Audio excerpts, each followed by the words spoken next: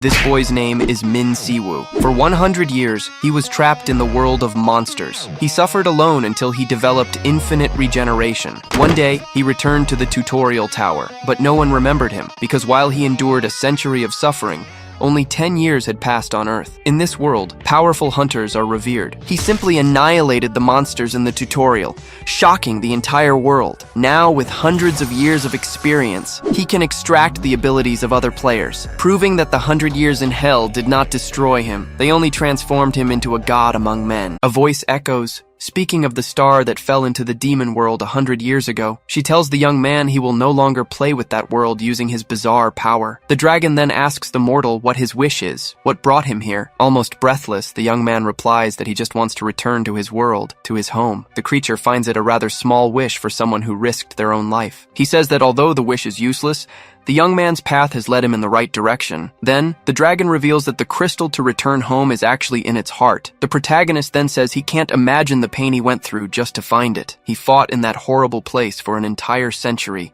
a century of pure suffering. With that, the dragon decides it will grant him a little mercy, and this mercy would be to simply end his pathetic life with a single, precise strike. But the young man smiles, agreeing it was about time to end it all. Suddenly, an immense light explodes from his body and rushes towards the giant creature. The dragon is hit head-on by the flash, reeling from the force of the impact. Startled, it wonders what kind of sinister and powerful light this is that envelops it. The young man notices his wounds are closing and wonders if this is healing power, but the dragon corrects him, saying it goes beyond that. It's actually regeneration. With his body healed, he dares the beast to rip out the heart, or he'll do it himself. He gives it 3 seconds, warning that he's not just some ordinary warrior. The creature is shocked by his healing power, trying to understand what's happening. Then, the protagonist mercilessly crushes the dragon's head in a swift, brutal blow. He counts to 1, saying he can't wait any longer to end this fight. And with a dull thud, the dragon's giant body finally falls to the ground, defeated. It's then revealed that his name is Xiu Min, a hunter of the healer class. He holds the crystal and complains, thinking it's a crappy reward for 100 years of fighting. A voice tells him to shut up, as it's a valuable item, and he tosses it into the air. Without a second thought, the guy simply swallows the dimensional crystal in one gulp. Right after, a magic circle appears beneath his feet, glowing with powerful energy. He smiles, satisfied, thinking that finally, after all this time, he's going back to Earth. The hero can't wait to see his disciples again, and most importantly, his brother. And with one last thought, he focuses on finally returning to his beloved home, Earth. In a flash of light, his body lands on the grass in the middle of an unknown forest. He starts to mumble, slowly waking up, still a bit dizzy from the journey. Then the guy sits up with a jolt, shouting in alarm as he finds himself in this strange place. A mysterious voice calls him a freeloader, asking if he's finally arrived. The same voice says it's food and tells him to hurry up because it needs to vomit in his guts. The young man comments on the portal sickness, hoping the disgusting parasite gets digested soon. Already annoyed, he tells the creature to shut up or he'll end up vomiting right there himself. The parasite asks if they're on Earth,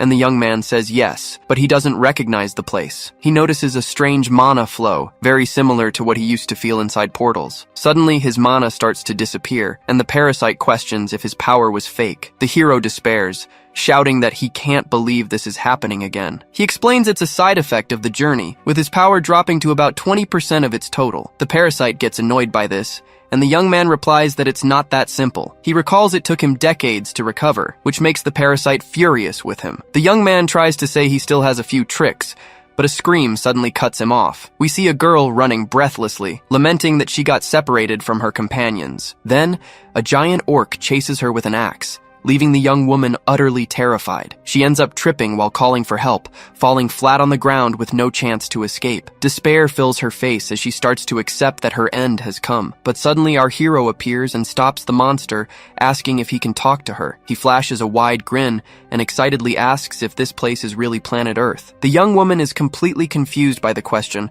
stammering a yes, still very frightened. He then asks the year, and she answers 2037, shocked that he killed the beast in a single blow. Xiu Min calculates that 10 years have passed on Earth while he lived 100 in the other world. Then he asks a key question, wanting to know who the current president of Korea is. The young man freaks out when he hears the name, yelling that he can't believe that guy became president. He's furious, thinking that bastard really managed to climb so high in life. The hunter wonders if Korea is out of heroes, or if he's just pretending to be someone. The hero notices the strange mana and questions her about it, and she explains they're in the tutorial tower. She says the tower is used to awaken hunters, but he finds this new, as it wasn't like that before. She says only the first generation didn't need to, and he asks how long it takes to get out. The young woman replies that the record is 3 weeks, leaving our hero thoughtful. Just then, a strange noise from the bushes catches their attention, putting them on alert. Suddenly, a giant tiger leaps out in front of them, startling the girl with its appearance. She screams in despair, recognizing the creature as a Trolliger, a very dangerous monster. The hunter suggests they run, but Seo-min thinks 3 weeks is too long. She insists they run, but he thinks his body is still weak from the journey. With the beast roaring, he decides he'll have to take it easy, sending the young woman into a panic. Then he pushes her out of the way and lands a devastating blow to the beast's face with full force. The girl is in shock as he says it will only take him 5 days to finish everything. Seo-min confidently states that this amount of time will be more than enough for him. The scene changes to an office where a man is informed about a group that has returned from the tower. He asks if it's the team that entered 8 weeks ago, finding their time quite reasonable. But the subordinate reveals that one of the members who came out wasn't one of the beginners. And to make matters worse, another employee reports that this person isn't even in their records. The employee adds that this unknown newcomer is causing a lot of confusion. Upon taking the report, the chief's eyes widen, showing genuine surprise. He sees the young man's photo and stammers his name, wondering if it's his brother. The scene returns to the tower, where Seo-min asks the young woman if she's going to follow him forever. The huntress can't believe what she's seeing, wondering if it's all a dream. She doesn't understand how someone cleared the tower in just 5 days, while he feels his strength returning. Just then, a voice announces the end of the tutorials and begins to calculate his attributes and skills. The system simply can't compute the data, and the hero gives a little smirk. With an intense flash of light, the exit gate finally opens right in front of them. The protagonist starts walking toward the light, leaving the girl behind for a moment. She asks him to wait, as he thinks to himself that he's finally made it to Seoul. Outside in the lobby, people watch as the portal opens with the two of them inside. One of the guards approaches, asking about the commotion, and a man tells him the gate opened. A nearby employee recognizes the girl from the entry list, but not our hero. The guard approaches, and the young man greets him, saying they are the leaders of Team 2. He explains that the problem is the guy's name wasn't on the entry list. The guard doubts that the scrawny guy cleared the tower and glares at him with contempt. With a smirk on his face, he pushes the other man aside and says he'll handle it. He asks why his name isn't on the register, and Seo-min says he didn't enter that way. The guard yells that it's a lie, since everyone enters through the gate, but the hero denies it. He gets irritated by the answer, and the parasite comments that this guy seems to enjoy trouble. Then, the brute gets in the rookie's face, getting ready to teach him a lesson. He pressures the young man to tell the truth, or things will get very ugly for him right there. The guard loses his patience, screaming for him to talk or he'll get the beating of a lifetime. But the protagonist just gives a mocking smirk. He tells the guard to shut up because his breath stinks, leaving the man in shock. Seo-min cracks his neck and asks if he really wants to get beaten up like that. He then challenges him to a fight, but tells him to close his mouth because it stinks like hell. The brute becomes enraged, his face red with fury. Then he lunges with a punch, cursing the hero with all his might. But the young man easily catches the punch, saying he warned him to shut his mouth.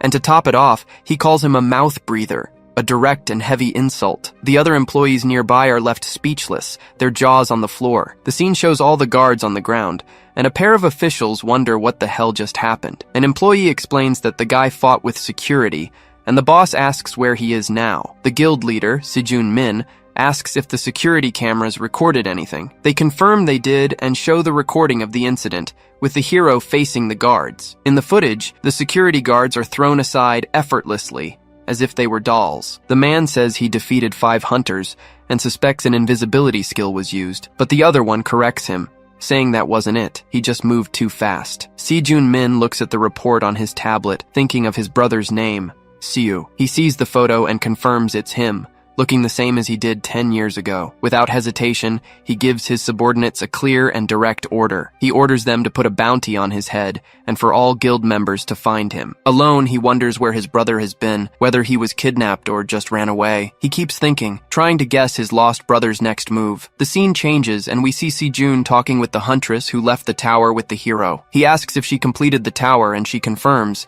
saying she basically piggybacked off the guy. He deduces she got a good skill, and she reveals she obtained a rank A1. Sejun Min thinks it's worth recruiting her and offers her a spot in the Imperium Guild. The girl gets super excited, barely able to believe the famous Imperium wants her on the team. She accepts immediately, but a mysterious voice says, "Imperium seems more like a street gang." Sejun turns around, annoyed, telling the guy to watch his mouth, which startles the young woman. Just then, a white-haired hunter arrives, offering a very sarcastic apology. He introduces himself as Jihuan Ryu, master of the Gunggang Guild, and calls the other man sensitive. Another guild master, Seong-il Choi, comments that they were all summoned by the association. They look at the security guards on the floor, wondering if it was the work of the mysterious awakened one. Jihuan crouches down, commenting that this person made quite an entrance, and a messy one at that. Seong-il agrees, saying they need to find the guy, as he must be very valuable. He admits he wants to recruit the man, and Jiwan laughs, proposing a race to see who finds him first. He suggests finders keepers, and that things might get a little rough in the contest. Sejun Min just watches the situation in silence, with a very unfriendly expression. Seong-il suggests they split up, and Jiwan hands his card to the girl, who looks surprised. He says goodbye with a wave, mentioning he'll be in touch with all of them soon. Sejun Min scoffs with contempt, doubting he'll actually do anything. Outside, a young man with blue hair waits for his master, who approaches shortly after. The young man asks if the talk went well, and Jiwan tells him to gather the hunters to find someone. He then asks who exactly they need to find, and his master gives a mysterious smile. With a dark look, he reveals that the true target of the search is Sejun Min's family. The scene then cuts to our hero, now walking alone through the bustling city streets. The parasite complains that after 100 years, the first thing he does is eat chicken, but the young man eats happily, telling it to shut up so he can recharge his humanity. Out on the street, the parasite asks what their next destination is, where they're going now. He answers seriously, saying the answer to that question is pretty obvious. With a distant look, the hero says there's only one place to go, his home. He stops in front of an old house, confirming that this was his former home. With some hesitation, he opens the wooden gate, which creaks as it moves. A voice then emerges in his mind, welcoming our hero back. In a flashback, he remembers his parents welcoming him home after a long day. He also remembers his younger brother running excitedly at their mother's call. It was a happy memory of a family dinner, with everyone gathered and joyful. But reality is very different, and he finds the house completely ransacked and abandoned. Empty bottles and spiderwebs everywhere show the place's depressing state. He remains silent, just observing the mess with a sad, lost look. Lying on the porch, he sighs, lamenting that he can't even remember their faces. He thinks about how they say the ability to forget is a blessing, but for him, it's a curse. For 100 years, he fought non-stop, his body ceasing to age and his senses fading. Afraid of having his identity erased, he desperately clung to his memories. He held on to the memories of his brother and all of his precious disciples. Instead of being the past, these memories became targets of obsession and regret. But he was okay, because those were the memories that kept him sane for an entire century. The parasite complains that the place is cold, but the hero reminds it that there's no chicken in the demon world. He then warns that he won't stay there long,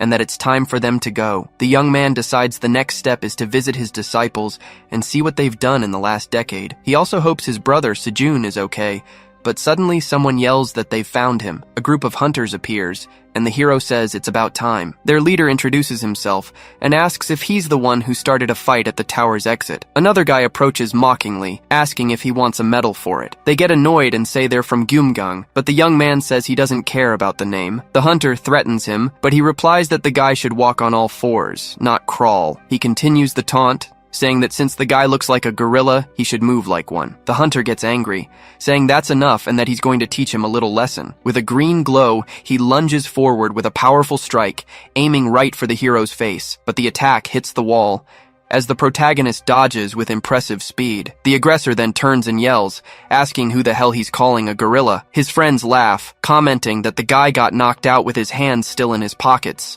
It's explained to us that his skill, Mercury, doubles the user's speed. The parasite asks if he wants to eat the skill, and the hero says yes, since it's the first one. At that, the protagonist jumps up, leaving the red-haired hunter quite confused. He appears behind the guy in the blink of an eye, who screams without understanding what happened, and with a precise strike, he hits the hunter with full force, throwing him violently to the ground. The man spits on the ground from the force of the attack, leaving his companions terrified. The hero then positions himself over the fallen body, preparing his next dark move. He extends his hand and commands his predator to consume the prey right in front of him. Suddenly, a dark magic circle appears, trapping all the hunters in place. The predator skill is activated, and he manages to extract the speed skill from the hunter. He's happy it works on Earth, but the parasite says the taste doesn't beat fried chicken. One of the hunters on the ground writhes in pain, showing the attack's power. One of them tells the rest of the group to attack, and the hero decides to use his new skill. He agrees with the parasite's suggestion,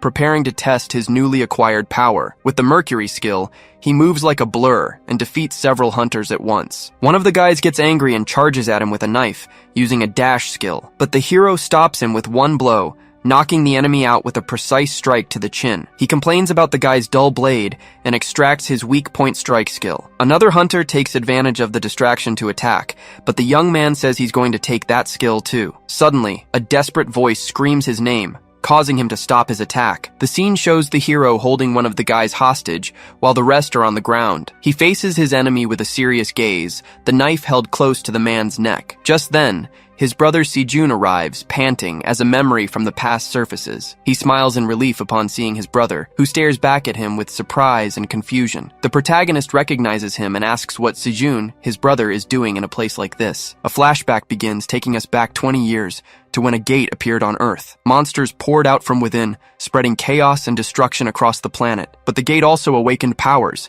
creating the first generation of hunters. With his parents dead, Seo became a hunter to take care of his brother. Little Sejun then asks his older brother why he isn't going to school today. Seo replies with a smile, saying that from that day on, he would start working. The little boy gets sad and asks if it's all his fault, feeling guilty. But his brother comforts him, saying he just chose his career a little earlier than others. Sejun then asks if he'll be late coming home that day. The hero says goodbye, promising he'll try to come back as soon as possible, so he shouldn't worry. The scene changes, and we see a memory of the protagonist complimenting his brother's fancy new house. He's amazed by the place, and Sejun says he just followed his teachings to live by. In his thoughts, Sejun reveals he bought the house for when his brother came home. Seo gets excited about having a room, and his brother thinks it must have been tough for him. Sejun gets emotional and says that from the way he talks, he really is the brother he once knew. Sejun gets closer and asks where his brother has been, wanting to know why he only came back now. With a smile, Seo invites him to sit, as he has 100 years of stories to tell. Now sitting in the living room, the older brother begins to summarize his long journey. He explains he was sent to another world,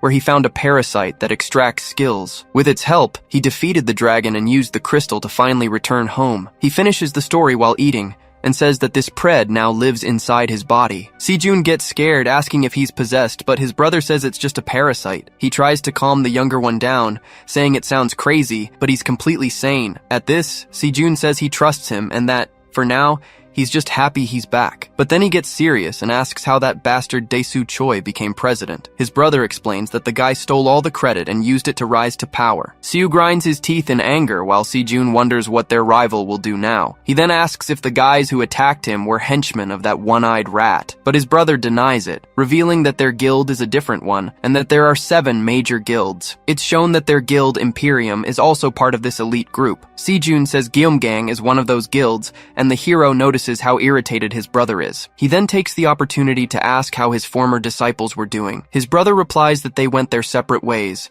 and that it's been a long time since he contacted them. He says one of them went back home, while the other allied with that bastard Dae-soo. The protagonist then asks about the last one, wanting to know what happened to Minjun. With a grim look, Sejun reveals the tragic news that the disciple was murdered. Seo is shocked by the revelation and asks who was responsible for it. His brother explains they never found the culprit, as their friend's body simply vanished. He suspects another hunter and says that even a special agency investigated, but with no success. The hero is confused by the agency's acronym, wondering what it was. Sejun explains it's an international organization that investigates crimes involving hunters. He continues, saying the employees there were always on the front lines. In short, that agency was basically a police force just for hunters and the awakened. With his eyes gleaming, Seo asks if his brother happens to have any contacts inside. Sejun says yes and offers to help, asking his brother not to risk going on a mission alone. The protagonist thanks him, but says he doesn't just need information, there's more to it. Sejun says that hunters fight, they don't investigate, and that his brother should get some rest. But Seo cuts him off, reminding him that he spent the last 100 years fighting to survive. With a dark look, he assures him there's nothing he can't or won't do. His brother swallows hard,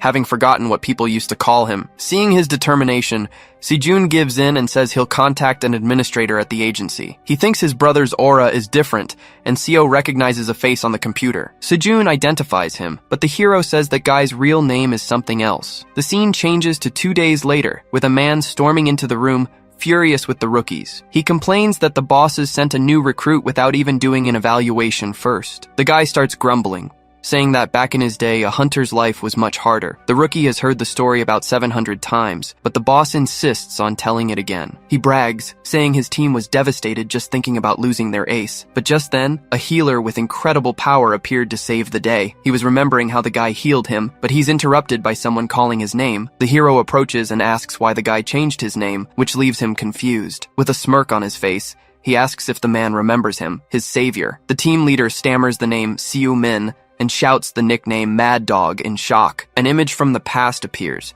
showing just how powerful he was with his healing magic. The team leader clears his throat and introduces Seo Min to the team as their newest talent. Awkwardly and sweating, he asks them to give the rookie any information he needs. 2 members find the boss's attitude strange, and one of them points out that the recruit is no ordinary guy. Just then, the boss yells at one of the girls and orders everyone into the conference room now. As they walk, the others wonder if the new guy is an S-rank hunter. The whole team tries to please him, offering coffee and even a uniform, while he just asks for a coffee. The data administrator asks the boss what kind of information she should give the rookie. The protagonist then asks her to organize and hand over all the data on dead hunters. The woman freaks out at the request, but the leader tells her to do as she's told without complaining. He assures her that she can handle it, and she thinks to herself that she doesn't even know who the leader is anymore. She then asks if he only wants the data related to hunter-on-hunter homicide cases. He confirms, and also asks for a list of the killer hunters who are still out there. He reflects, thinking that only a high-level awakened could have killed his disciple. The priority now is to find the killer, and the girl asks where she should send the data. The hero tells her to send it to his phone,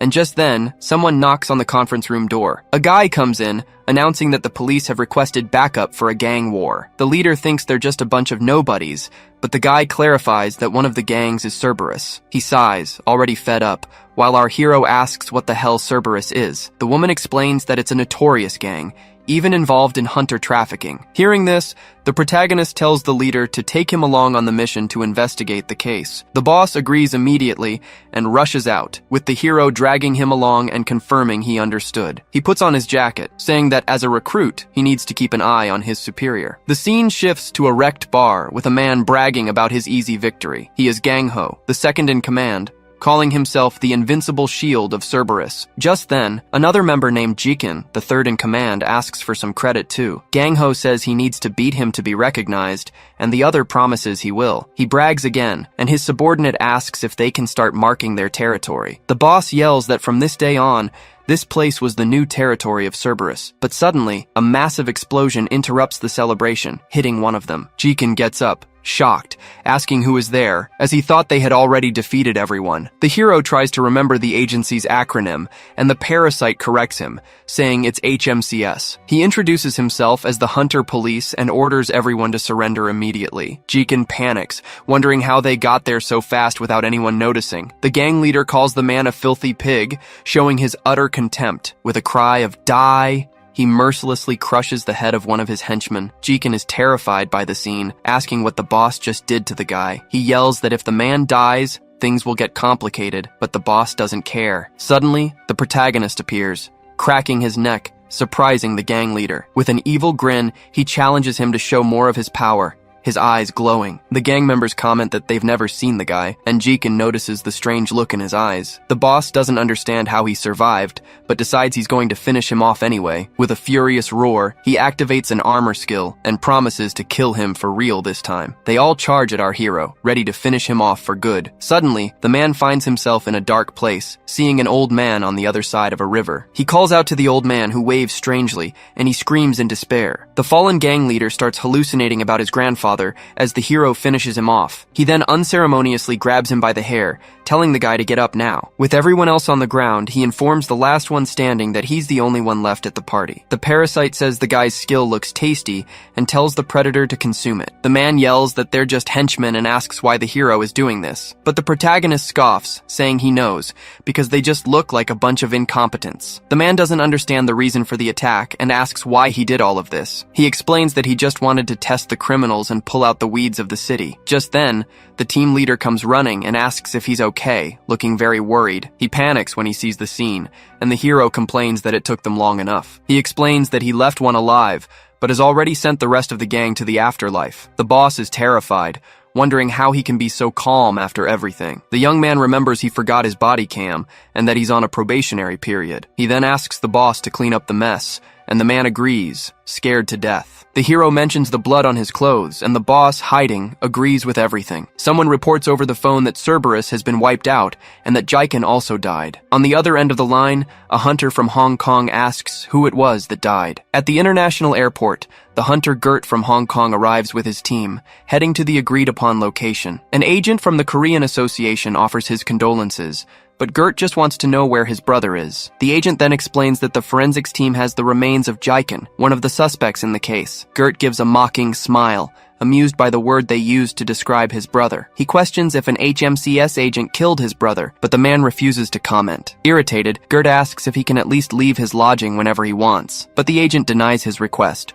warning that it would violate the law and could even lead to deportation and a fine. Gert gets the message. They just want him to pay his respects and leave as quickly as possible. Then, he calls for one of his men, Ryu, who promptly answers the call. The order is clear. He tells the hunter to find the person they're looking for. Gert walks with a look of hatred, vowing that he will rip out the heart of whoever killed his brother. The scene cuts to Seo Min, who asks Sejun if someone stole Minjun's things. Sejun confirms, explaining that they took everything from his house a couple of days after the murder. He says that a hunter's mana is unique, and the culprit did it to erase any traces. Since Minjun was an archaeologist, anything that could have contained his mana was simply taken. Seo Min questions if the killer really did this, thinking it was just a thief, and Sejun is shocked. He shows the list of missing items, which is full of valuables, and asks why someone would take such a risk. Seo says that if he were the killer and wanted to erase the mana, he would have just burned the whole house down. Sejun then asks if a thief broke into the empty house, and Seo says he's seen similar cases in the files. He decides he's going to check on some fences,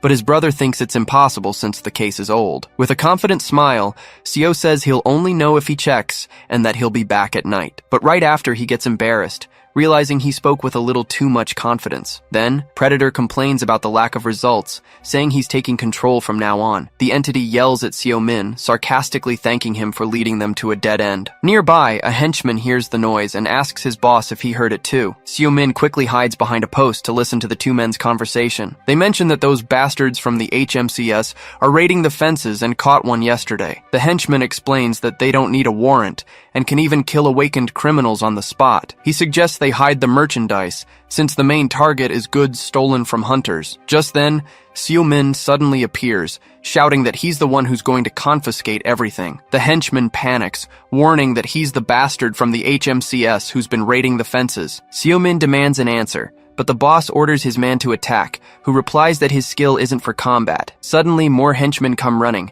asking if the boss is okay and wondering what's happening. The boss laughs, saying Seo Min made a mistake coming alone, and that his body will end up at the bottom of the sea. Surrounded in the alley, Seo Min just stares at the men with a calm and serious expression, unfazed. He thanks them for saving him the trouble of hunting them down one by one, as a golden energy emerges. Seo tells Predator that vacation's over, asking him to load up the strongest one, and the entity negotiates for food. With a magic circle on the ground, he accepts the deal as the energy grows around him. The thugs are startled by a flash of light, and Seo Min unleashes a powerful shockwave in their direction. An immense blast of golden energy surges forward, completely filling the narrow alley. The light from the explosion is so intense it blinds everything, showing only the raw power of the attack. With the impact, objects in the area fly, and the henchmen are electrocuted by the skill. Lying on the ground and shaking, the man stares at Seo Min, who asks if he's going to show him the way now. Utterly terrified, the henchman stammers and asks what kind of monster he is. With a sinister smile, Seo Min just replies,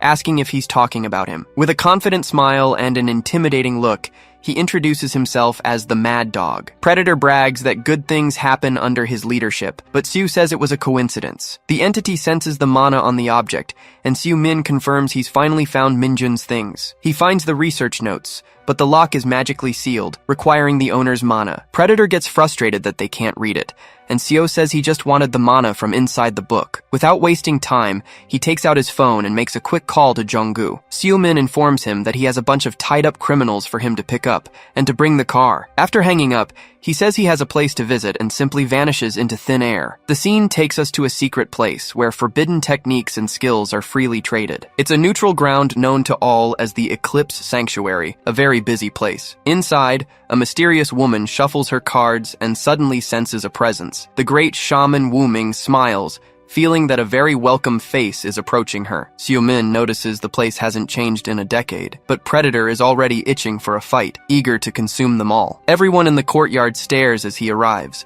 making it clear his presence hasn't gone unnoticed. He warns that this is a neutral zone and they can't fight, so Wu Ming greets him, saying it's been a while. With an inviting smile, she says she was waiting for him and invites him to her room. Once inside, she comments that he hasn't changed a bit in 10 years, and Seo-min says the same about her. Wu Ming then asks with a smile what kept him from coming back, curious about such a powerful reason. But he cuts her off, placing the journal on the table and asking her to extract the mana from the item. She finds his directness amusing and accepts the job on the spot, since it's something she loves to do. To begin the ritual, she places a chalice and a dagger on the table, telling him to do what he knows. Without a second's hesitation, Seo-min picks up the dagger, preparing for what needs to be done. Reverting mana to its original state is nearly impossible, so he cuts his hand and drips blood into the chalice. Her ability, Mana Rewind, can do the impossible, like separating the ingredients in a curry. As she holds the book, we learn that skills like these use forbidden methods and break natural laws. That's why they are highly sought after by criminals,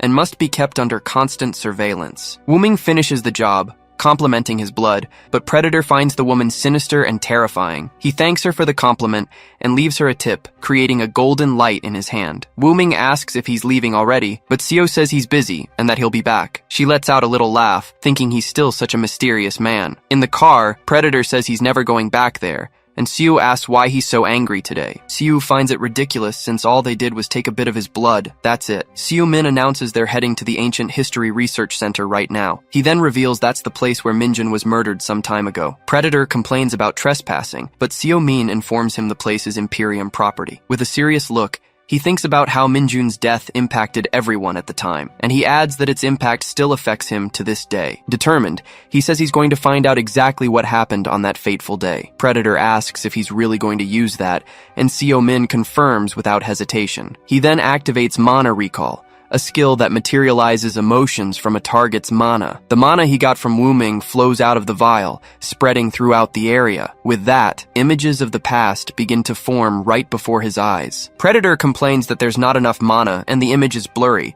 but Seo-min says the skill shows emotions, not memories. With a serious look, he analyzes the situation and states that Minjun was far from weak. This leads him to conclude that the attacker must have been highly skilled to defeat him alone, and so quickly. Suddenly, the image of the fallen Minjun begins to murmur something, catching Seo-min's attention. He manages to hear the words, "Order of V.I." and wonders if it was an order from a VIP. The scene then shows the image of a mysterious assailant, completely hidden by a dark hood. The projection reveals it wasn't a VIP, but orders from someone even higher up. Seo-min wonders if Minjun was working for another organization, and Predator asks if he's okay. The entity remembers he talked about his disciples for a century, and searched for them as soon as he returned. Predator finds it strange that he hasn't shed a single tear, and Seo-min jokes that he learned to be a poet on Netflix. But the entity senses his intense emotions and asks why he's hiding it all. Seo-min just says he's fine, and that maybe his mind broke after a century of fighting. Just then,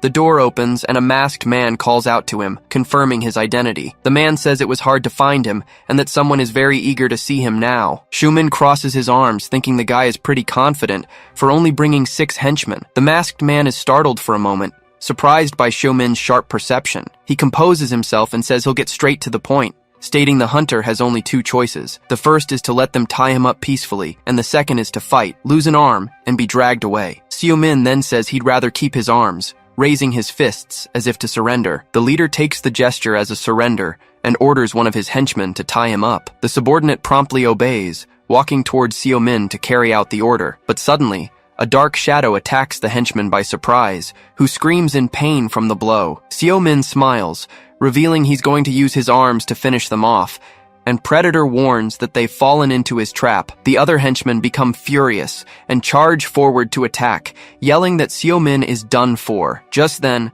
a powerful voice suddenly rings out, ordering them all to stop the attack immediately. Gert appears with a red aura, announcing he's taking over the fight because this prey is his. Seo Min just smirks, thinking the hunter's dramatic entrance is pretty stylish. Gert stares down Seo Min, asking if he's the famous hunter from the HMCS agency. He then gets straight to the point, wanting to know if Seo Min was the one who killed his brother, Jikin. Seo Min says he doesn't know anything, but he also doesn't ask for the trash's name before sweeping it up. With that response, Gert is completely consumed by hatred, losing all his patience. He stomps so hard the floor cracks, screaming that Seo Min is a bastard. At that, he charges forward with everything he's got, promising to rip out Seo Min's heart right now. The hunter lands a devastating blow dead on, with absurd, raw power. But Seo Min blocks the strike with a smile, complimenting him, saying he's at least an A rank. Gert is in shock, wondering if that's a healing skill and if Seo is a healer. Enraged, he attacks again with a barrage of blows, yelling for the bastard to just die already. The henchmen can't believe it, and one of them yells for the others not to just stand there and to attack together. But Seo Min appears in front of him, warning the small fry not to interfere in the fight. He then dodges every single blow, saying he won't let them ruin his fun. Gert is stunned. He had read all the trajectories and dodged with minimal movement. He realizes the bastard is strong and extremely perceptive, much more so than he had imagined. Gert decides to fight with his all, but Seo Min grabs a henchman and explains how things work. He squeezes the man and warns that those who commit a crime face the consequences, no exceptions. Seo Min confirms he killed his brother and says the ones who should be crying are the victims, not Gert. Gert is furious at the response and asks if he thinks every criminal just deserves to die. He yells that Jikin had no choice and became a criminal just to raise him when they were kids. With his arm glowing with rage, he swears he'll make Seo Min pay for destroying his brother's life. With that, he uses Rain of 1,000 Arrows, launching a massive attack with his concentrated mana. Seo sees there's no way to dodge and asks Pred for a skill, who complains about how much he's working. He then activates the Neutralize skill, creating a giant magic circle to nullify Gert's attack. Gert is completely shocked to see his arrows vanishing, wondering if that was a dispel. The henchman despairs at the sight and yells that it's better if they all attack at once, but Seo Min appears next to Gert, telling him to stop with the sad, repetitive story. With a bluish glow, he lands a powerful strike right in the middle of the hunter's chest. The impact is so strong it sends Gert flying, and his men scream for their boss in desperation. Even injured, he gets up and shouts that the fight is his, telling everyone to stay away. Gert thinks Seo Min is out of mana, and decides to attack up close to end the fight for good. With a war cry, he charges with a spinning energy attack, leaping at Seo Min. But Seo Min simply stops him with a punch to the face, telling him not to even try it. Then he follows up with a series of blows, preventing Gert from using any skills he wanted. Seo Min even complains about the old building, asking if the criminal trash is going to pay for the repairs. Gert is thrown back by the impact, while Seo Min does a backflip in mid-air. Seeing his chance, Gert yells for his henchman, Ryu, to bind Seo Min as quickly as possible. Ryu complains about them only asking for help now, but activates his containment chains anyway. The red chains fly out and bind Seo Min, immobilizing his arms and body. Trapped, he hears Ryu shout that he's going to tear him to pieces so he can't heal, but Seo Min congratulates Ryu for following in his brother's footsteps and becoming a criminal too. With a golden magic circle, he activates his lifesteal skill, which drains the target's life force. Gert screams in pain, feeling his life being sucked away as his body withers and ages instantly. The henchman panics, yelling that this can't be the ability of a simple healer. Seo Min then explains that this was the first skill he awakened and that he's no ordinary healer. He explains that he does more than heal, as he controls life force at its very essence. With a confident, power-filled smile, he reveals himself as a life mage. Seo Min then turns to the last henchman, who becomes desperate and begs not to be hurt. But he simply says no, and knocks the guy out with a single blow to the head. With everyone on the ground, Seo Min glances around, wondering if he got them all. Then he remembers something and adjusts a camera on his belt, hoping it's on. He speaks to Jong-gu through the camera, warning him that the criminals attacked first and it was self-defense. The scene cuts to Jong-gu's team, who are watching everything in shock, spitting out their food. The problem is, the agent points out that he hit the live button instead of record. Elsewhere, the ministry is discussing the video, questioning since when the HMCS has been doing live broadcasts. A man explains that it's part of a recruitment project from the agency's international headquarters. He says the project was a failure because they couldn't create videos that grabbed people's attention. An official wonders why such an incredible talent joined the HMCS, but is interrupted. A woman points out that the important thing is that the person who died on the live stream was Gert from Hong Kong. The door opens and everyone stands up as an important figure apologizes for the delay. It was Dae-soo Choi, the president of South Korea, who arrives wanting to know what the problem is. A few days later, the scene shifts to the bustling cafeteria of the Imperium Guild. Sejun sits down with his brother and asks if he can hear all the chatter around them. But Seo-min is more focused on his food, and Predator tells him to just ignore it and keep eating. He praises the cafeteria's food, asking if he can have lunch there every day. Sejun then explains that the video from his live stream dealing with Gert went viral online. He mentions that luckily the camera was shaking so much that his face was unrecognizable, but he worries what'll happen if Dae-soo Choi finds out, asking Seo-min to keep a low profile for now. Seo-min calmly nods, picking up a piece of omelet with his chopsticks. He says he'll do as his brother asks and feeds him a bite, surprising Sejun. Sejun gets embarrassed, but Seo-min says that no matter how old he gets, he'll always be his little brother. Suddenly, a group approaches their table, greeting the guildmaster. A hunter, Jisoo Shin, bows and thanks him, saying she awakened an A-rank skill because of him. Sejun notices the hunter Seok is with them and asks if they're heading to the rookie seminar. He takes the opportunity to introduce the other hunters,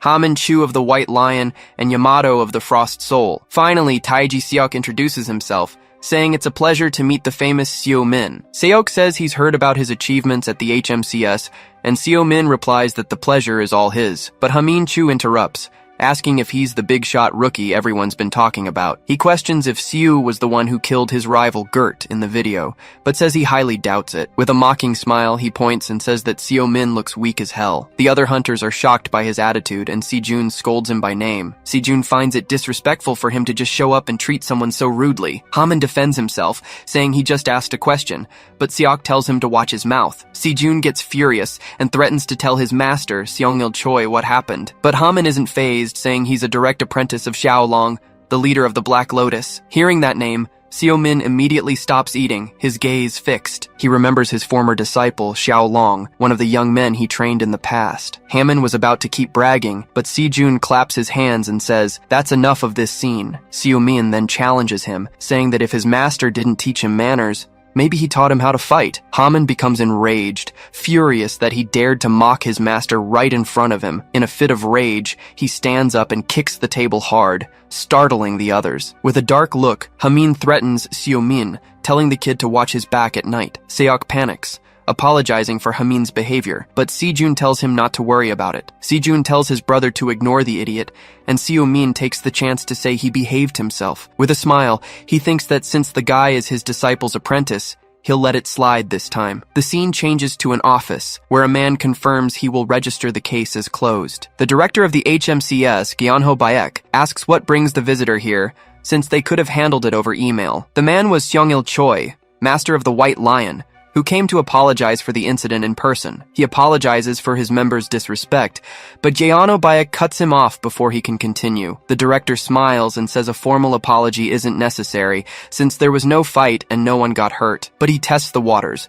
saying unless his real intention is to poach the new recruit. Gyeonho explains that the rookie is valuable and has already been sent to escort an awakened criminal. Seong-il finds that a shame, commenting that it's rare for a correctional facility to ask the HMCS for help. The director agrees, saying that until now, such tasks were always passed on to the major guilds. He glances at a report, thinking that perhaps the winds of change are finally blowing. Seong-il stands up and asks if he can send Hamin Chu to apologize in person instead. The director agrees immediately, saying that will give them a chance to sort things out. Seong-il says goodbye, thanking him for the visit, and the director wishes him a safe trip, but he's already seen through the attempt to hide the recruit and vows he'll find him no matter what. With that, He calls for Miss Seo and tells her to prepare Hamin Chu for a field mission. The assistant then asks to which location she should direct Hunter Hamin Chu. He reveals the mission's destination will be Incin City, where the prison is located. The scene shifts to a guard complaining about the heat, wondering why the HMCS hasn't sent anyone yet. Another guard assures him they'll be here soon,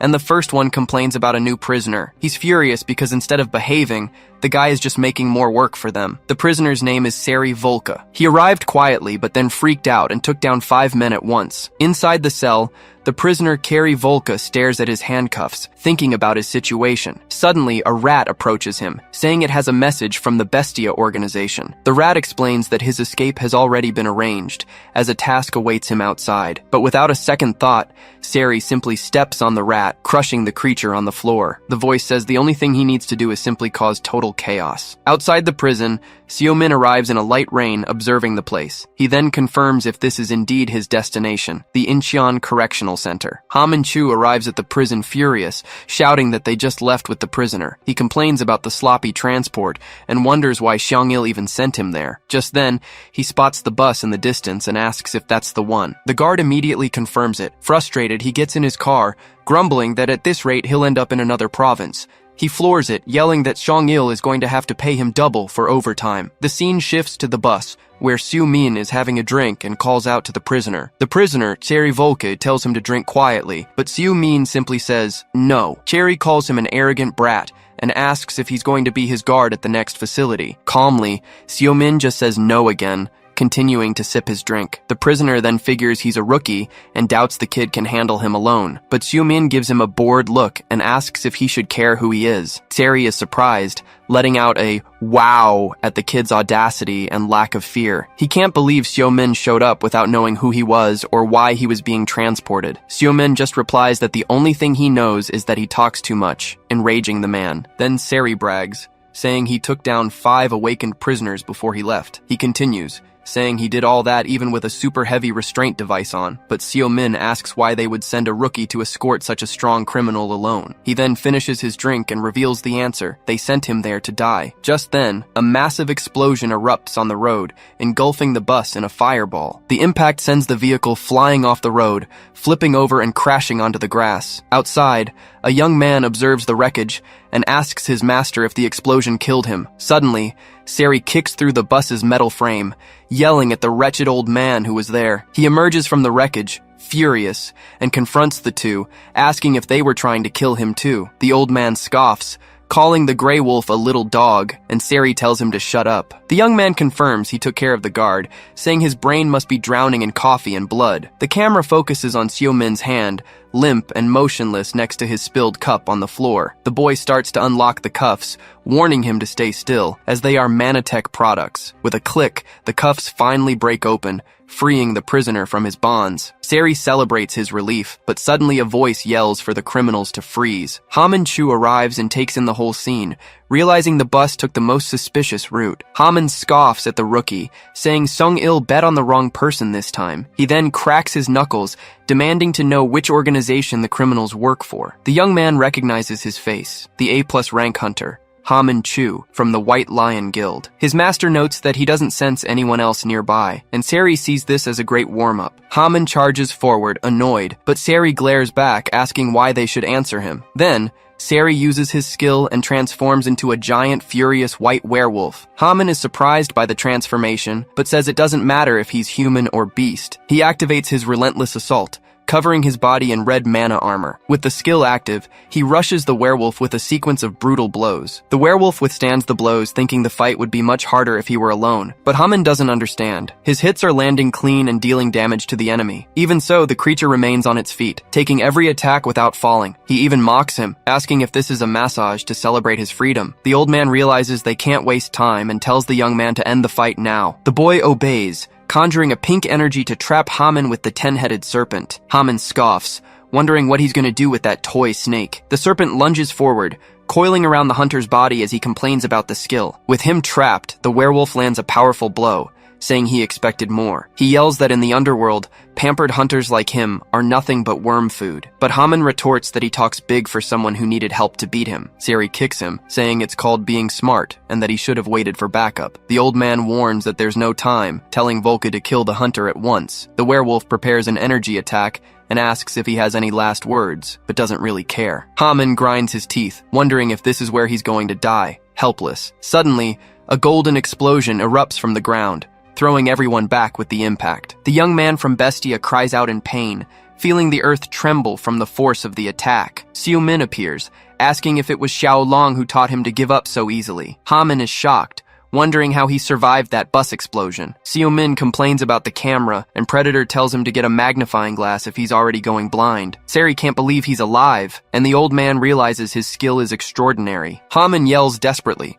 telling him to stay down and wait for backup to arrive. But Xiu Min lists their crimes and sentences them under the authority of an HMCS hunter. With a golden aura and a sinister smile, he reveals their sentence: summary execution. Xiu Min announces that the three of them are sentenced by his authority, and the penalty is execution. The scene changes, and a man tells Xiaolong's apprentice that the Asura skill isn't a striking move. He then clasps his hands, creating a red magic circle with a very intense glow. Furious, the creature charges forward screaming, but Xiu Min prepares to attack with his power. His fist lands squarely on the monster, shattering the beast's jaw with a crack. Then, he explains that this is an impaling skill, piercing the enemy with a red flash. The apprentice is shocked and yells that this is Master Xiaolong's special technique. The monster is thrown far away, and Xiu Min comments that he needs to drain its blood to tenderize the meat. Suddenly, another man launches a lightning attack, shouting the name of the skill, Mahoraga, but an old man dodges the blow, leaving the guy in complete disbelief at what he just saw. Xiu Min gets curious about the old man's power,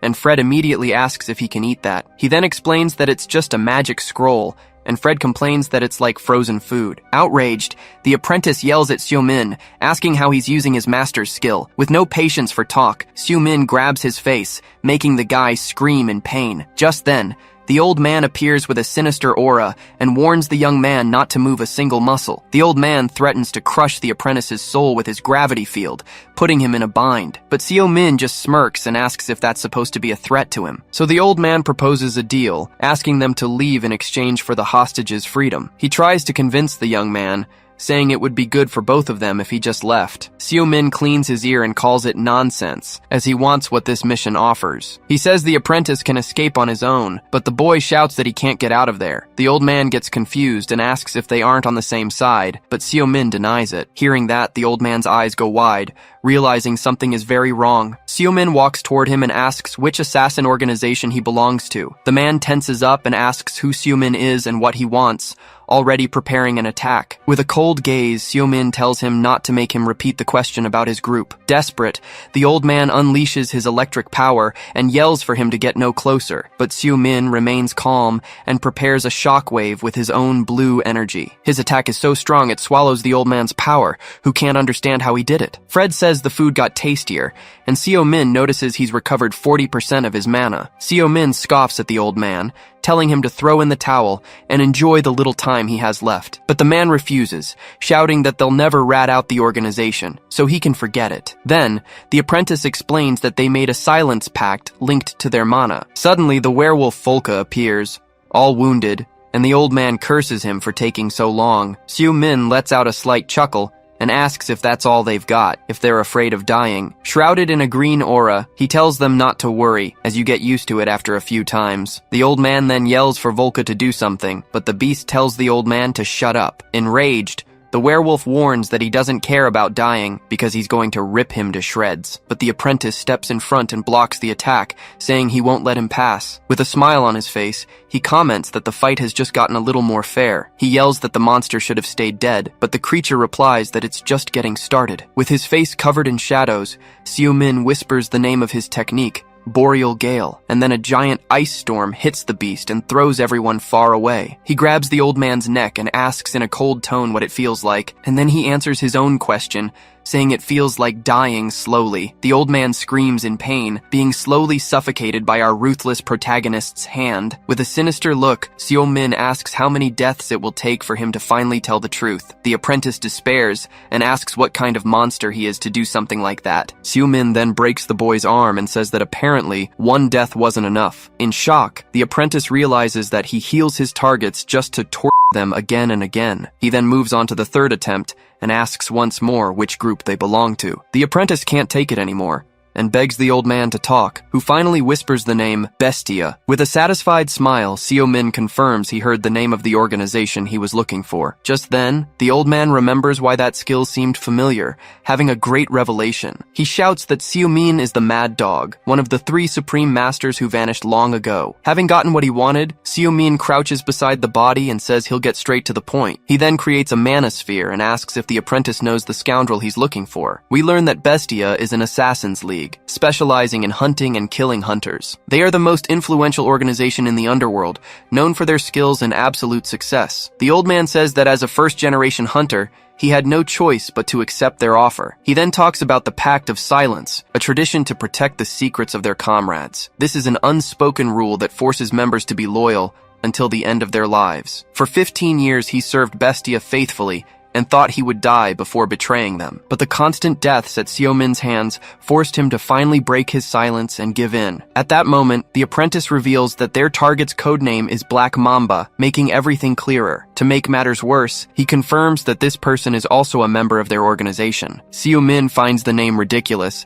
and asks if this is the scumbag who works for the organization. Then he asks the next question, wanting to know if they killed the hunter Min Junjong in the past. With an oppressive aura, he demands an answer, making the apprentice writhe in pain on the ground. The guy feels such a strong killing intent that he wonders what kind of monster Seo Min is. The old man explains that the members don't know each other, and his only mission was to free the hound from prison. He adds that Bestia expected him to bring the hound to the biennial meeting in a week. The assassin offers to give the meeting's coordinates, begging for his life in the process. Then the old man bows to the ground and asks the master to accept them both as his new servants. Xiaolong's apprentice is disgusted by the scene and shouts that there's no way. He begs Seo not to accept the offer, but the protagonist finds it strange that he's suddenly calling him brother. The apprentice explains that by using Asura, Seo Min met his master, which makes them close. The guy offers to be his apprentice, but an impatient Seo Min tells him to shut up. With a thoughtful look, he focuses on his goal, which is just to get information on Black Mamba, but he realizes that if he lets them go, Bestia might find out about him, which would be a huge problem. Suddenly, he changes his mind and says they have a deal, leaving the apprentice shocked. The old man thanks him happily, but Seo Min warns that there's a condition for this to happen. He says that to ensure their loyalty, they both have to take the Mana Oath. Volky complains that it's a slave contract, but the old man tells him to keep quiet if he wants to live. With little choice, they step into the magic circle glowing brightly on the forest floor. Seo Min then creates a mana disc and tells them to pool their energy and state their names. The old man introduces himself as Crimson Spectre, and the other says he is Carrie Volke, sealing the pact. Fred celebrates that the food servants are now his, and Seo Min names them his subordinates. In return, he promises total protection, and their contract glows brightly on a scroll. With little choice, the two accept the offer and bow before their new master. But Xiaolong's apprentice throws a tantrum, threatening to report Seo Min to the association. With a very sinister look, the protagonist asks what he just said, and the boy immediately freezes. He then picks up the scroll, confirming that Bestia's meeting will be next week. At that, Seo Min turns to the boy and invites him to be his new direct disciple. The apprentice is overjoyed and already calls him master, leaving Seo Min quite satisfied. Now, with his new team, he thinks 4 people are enough to turn everything upside down. But he smiles, thinking he'll need 1 more member to help with the cleanup after the mess. The scene shifts to a prison, where a guard yells that the prisoner has escaped from transport. An important man is furious, asking if HMCS's enhanced security was just for show. The hunter defends himself, saying Seo Min was so fast he couldn't even react in time. The director doesn't want to hear it, and yells that the HMCS recruit should come and apologize in person. But the hunter reveals there were 5 to 10 guards in the convoy, leaving the man shocked. He points out that for this transport, only 1 guard was requested, which is very suspicious. The director stands up, annoyed, but the hunter interrupts him with a bombshell. He reveals that the prisoner confessed to bribing someone high up within the prison itself, so he announces that HMCS will start a full investigation into both the fugitive and the facility. With a firm gaze, he asks for the director's cooperation, who is left with no choice but to comply. The scene changes, and we see a man with a forced smile, looking completely exhausted by the situation. Elsewhere, Seo-min hears that the investigation into the bribery case has already begun. Just then, Hunter Hammond-Chu from the White Lion Guild appears, surprising everyone in the room. He also asks who the mysterious old man is, who's just sitting there drinking calmly from a mug. Then he points to the hooded Volca, who's in the corner sweating bullets from nervousness. But Seo-min smacks Jong-gu and tells him to sit down, warning that it's a long story. Now with the team assembled, he sits and announces he will go over the operation details. He explains they will infiltrate Bestia's meeting, an event with 8 elite assassins. Jong-gu is shocked and asks what the point is of invading the place with so few people. With a sinister smile on his face, Seo-min replies that the objective is actually quite simple. He wants the group's total annihilation, making it clear he's not here to play games. At the Bestia meeting, one of the members notes with surprise that the turnout is pretty good today. But a young woman complains that Spectre and Volca have disappeared, and he says he doesn't count traitors. Then, a guy with blue hair announces he'd love the pleasure of hunting them both down. Another girl gets upset, saying Volca promised to take her to the amusement park. How ridiculous. Losing his patience, another member with scars on his face tells everyone to cut the chatter. He warns that the traitors' punishment will be decided by their leader, who watches from the shadows. The leader says he's enjoying the commotion, but admits he's shocked that 3 of them are missing. He then asks if anyone has anything to say on the matter, but no one speaks up. With his hands together, he thinks of a way to resolve this little problem among them, so he suggests a death match to decide who will have the honor of punishing the traitors. A heavy silence fills the room, sending a chill down every assassin's spine. One of the members turns to the leader and says his joke wasn't funny at all. Another guy explains that the real problem is that the traitors know the location and time of the meeting. One of the assassins doubts the 2 weaklings would have the guts to attack, but an alarm goes off. The system announces an intruder in the area, putting all members on high alert. The leader of Bestia asks them to repeat what they said,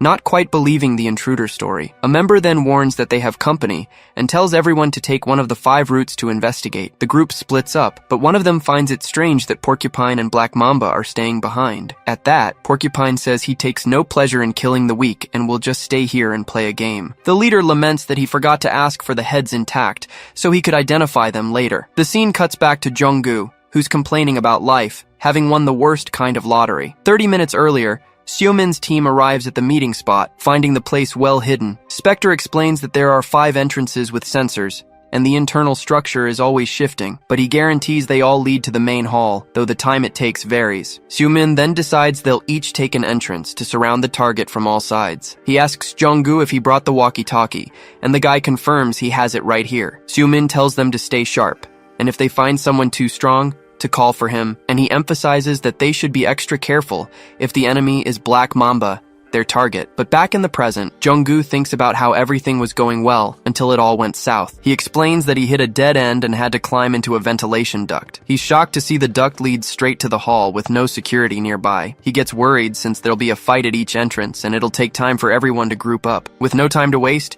he decides he needs to thin their numbers right now, while he has the chance. Suddenly, a small marble starts rolling across the floor, making a strange noise. One of the assassins sees the marble and bends down, asking Porcupine if he's into slot machines. She says she is, and that she even hit the jackpot yesterday, as she gets closer to the shiny object. But the marble explodes, sending the assassin flying and kicking up a cloud of dust. One of them comments that she's done for, while Porcupine announces that a rat has managed to get in. Jong-gu then throws another grenade, but Porcupine catches it mid-air and praises the ambush. The grenade explodes in his hand, but the villain says he'd rather be attacked head-on. The impact of the explosion is so strong that Jong-gu falls out of the ventilation duct. Without even a moment to breathe, the villain lands a blow and recognizes him as a hunter from the HMCS. He slides back from the force of the blow, trying to quickly recover from the hit he took. With great frustration, he realizes that in the end, he only managed to take down one of the assassins. He analyzes the situation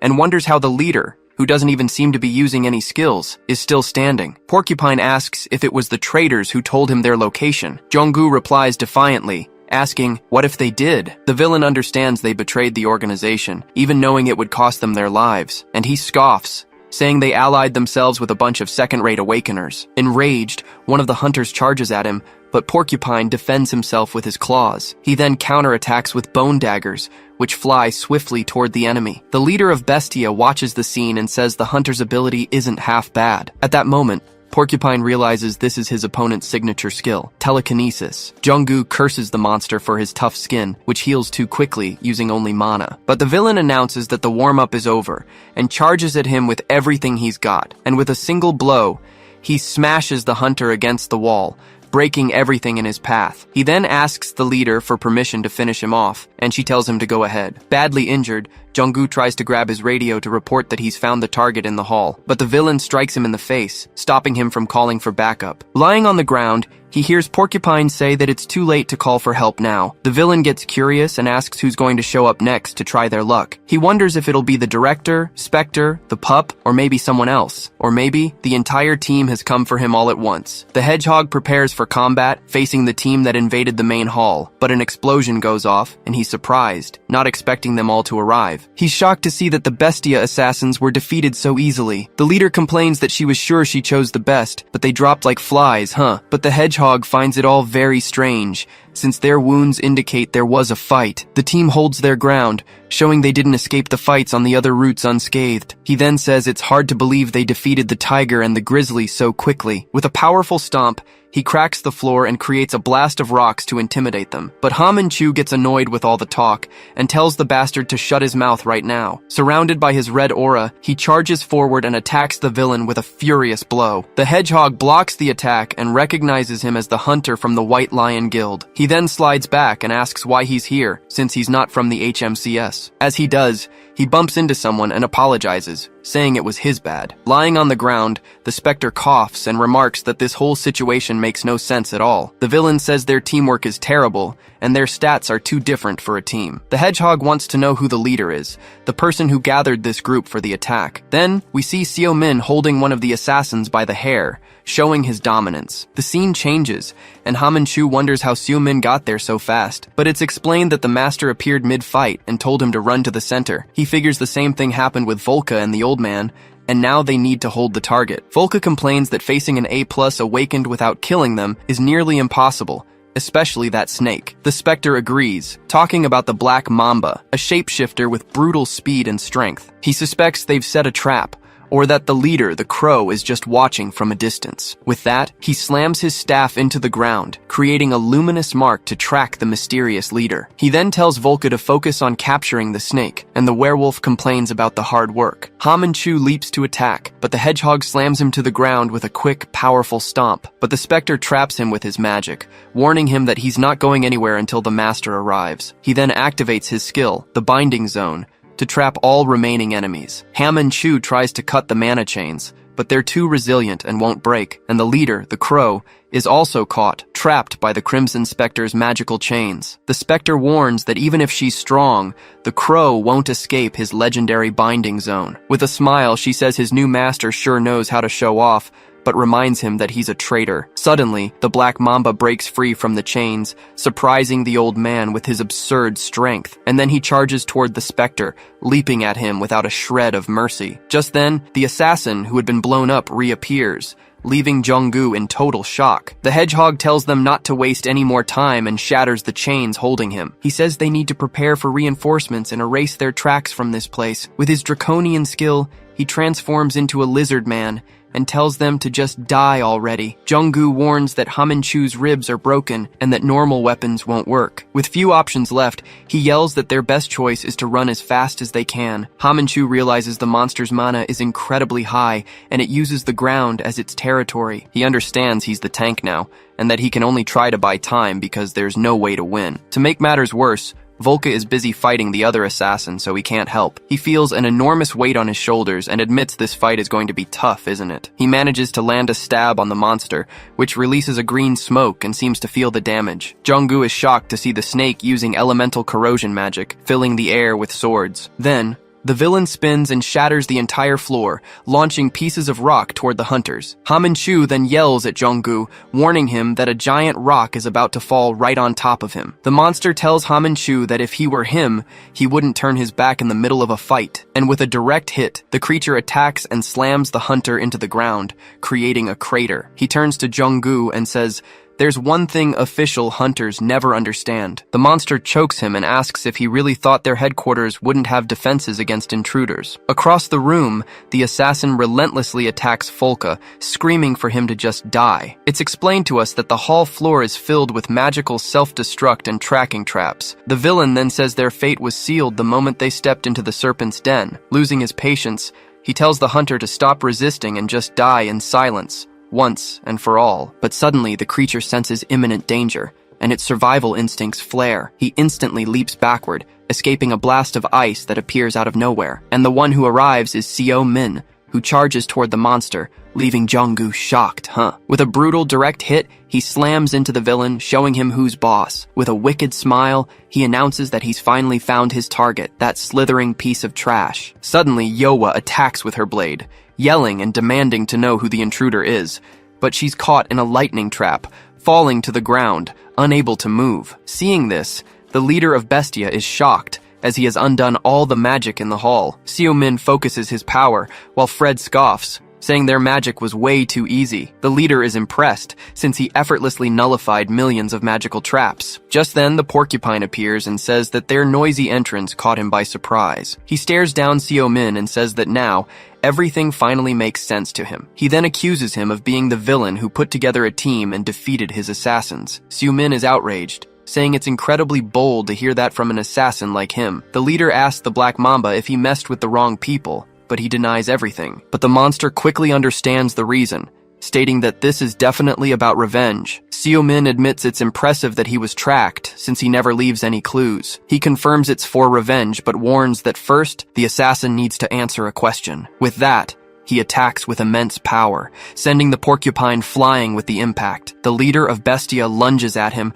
starting to realize who he truly is. Even from the ground, Yowa tells the leader to be quiet, warning that the Supreme Master is about to speak. The leader of Bestia starts to laugh, saying she wouldn't dare interrupt and question such fierce loyalty. From a distance, an assassin watches the fight, wondering what kind of monster Seo-min is. The porcupine is in shock, having never expected someone to use his own magic against him. He doesn't understand how Seo found him, nor how he can use magic and move so fast. With a powerful blow, Seo-min hurls the porcupine straight into the wall. The assassin spits blood on the floor, admitting he's never met anyone like him before. He says he prided himself on knowing every elite hunter, but he has no idea who Seo is. Then, he unleashes a dark energy and screams, demanding to know what Seo-min wants with him. Seo-min simply jumps and stomps on his back, saying he still doesn't get it. He smashes the assassin's face into the ground, warning that he's the one asking the questions. With another stomp, he tells the guy to stay quiet so he doesn't end up dying by accident. The assassin gasps for air on the floor, desperately begging for Seo-min to stop. Seo then grabs his face and asks who is above the so-called VIP. With a furious look, he demands to know which bastard ordered Min-jun's death. The assassin panics upon hearing the name, remembering the face of Min-jun, the historian. He lets out a nervous laugh and realizes Seo-min must have some connection to the boy. Seo-min tells him to speak, unless his loyalty to the contract is worth more than his own life. With a final ounce of courage, the assassin confirms that his loyalty is worth much more. He reveals a magic seal on his tongue and says that even if he told the truth, Seo-min wouldn't hear it, as his ears would melt. Then he spits something at him. The assassin gives a sick smile, saying that a professional never gives up a client. Seo-min gets angry, wiping his face and yelling that the guy spat right in his face. He then says that if he won't talk, he'll be forced to, releasing a golden aura. Seeing this, the assassin is shocked, wondering if Seo-min is also a healer. He starts to panic and screams for help from his leader, but she's also surrounded. With no way out, the assassin gives in and promises to tell everything, starting to reveal the client's name. But suddenly his head explodes, and Seo-min is left shocked by the word Pandemonium. From afar, the leader of Bestia gives an evil smile, as if everything went according to plan. With a single blow, she attacks and creates a shockwave, pushing everyone around her away. The leader of Bestia faces him with a smile, saying she already knows who he is. She reveals his identity, calling him Seo Min, the mad dog who vanished 10 years ago. Seo Min then asks directly if she is also part of this pandemonium, but she denies it, explaining that they are freelance assassins and don't work for just one client. She says she figured it all out from his power and the way he recognized the name. He insists, asking if she truly knows nothing, and warns that he'll know if she's lying. The leader confirms she doesn't know and says she's sure he's already realized it's the truth. She wonders why everyone forgot about him, and with a snap of her fingers, she revives the fallen. Just then, a huge explosion occurs, revealing it was a self-destruct trap. In the sky, she and Yowa float and ask if the mad dog isn't coming with them. Seo Min refuses, saying it's fine since he already got the clue he needed. Seeing his refusal, the leader smiles, understanding the situation completely. Then she says goodbye, stating they'll see each other soon, and disappears into a magic portal. Junggu gets worried, but Seo Min explains that she would have activated a self-destruct spell. He then asks Junggu to clean up the mess, since they got what they came for. Stepping on the debris, Seo Min can now only think of the name Pandemonium. He stands there wondering what the hell Minjun could have discovered. In his room, Seo Min researches on his computer, while the name Pandemonium echoes in his mind. It's explained that when the first gate appeared 20 years ago, many things came out of it. Besides monsters and rare stones, mana, the source of all power, also appeared. And finally, the demons, beings from other dimensions who knew how to use mana and skills. They took the chance to invade Earth, which was in complete chaos at the time. With that, they declared themselves supervisors, took control of the gates, and treated us like trash. And in the midst of all this, some humans created a group to worship the demon lord. This organization was called Pandemonium, a cult dedicated to serving the invaders. But fortunately, the first generation of hunters learned to use mana and put an end to this tyranny. With that, humanity finally won the war and restored peace on Earth. Seo Min remembers that Pandemonium was disbanded even before he defeated the Demon Lord. That was 10 years ago, so he wonders why that name has reappeared now. He then closes his eyes and calls for Pred, wanting to ask him a question. Seo Min asks if he remembers the demons from another world, and Pred says yes because they were different. Pred explains that they enslaved dragons and other races, and that he feels they stole something from him. Pred continues, explaining that based on what he saw, he wouldn't be surprised if the demons did the same in other worlds. Seo Min scratches his head, frustrated that he needs more information about them, since before he only focused on hunting them. The only thing he knows is that their mana pattern is different, and that they now imitate humans much better. At this, Pred yells for him to just kill them all at once, but Seo Min knows it's not that simple. The office door opens and his brother, Sejun Min, enters, with Seo Min commenting that he arrived early. Sejun doesn't waste time and immediately asks what exactly his brother did in the office he lent him. Seo Min replies that he just used it as a base to investigate Minjun, but Sejun already knows everything. He questions him about the team he assembled and why he's hiding it from the Hunters Association. Worried, Sejun reminds him that if President Daesu finds out about him, the situation will get ugly. But Seo Min doesn't seem to care and says that Jonggu covered for him and that he's not afraid of Daesu. He even reveals that he was already planning to pay him a visit, making his brother even more tense. Sejun is shocked by the idea, but Seo explains that he wants to avoid playing games and has questions to ask. His brother sighs, reminding him that he hasn't even recovered all his mana and asks him not to be reckless. Seo Min stands up as Sejun says the world has changed a lot and that he doesn't want to see him in danger again. To break the tension, he grabs him and ruffles his hair, telling him to relax because everything will be fine. Sejun gets annoyed and asks him to just keep his promise to train the new hunter. He then mentions Jisoo Shin,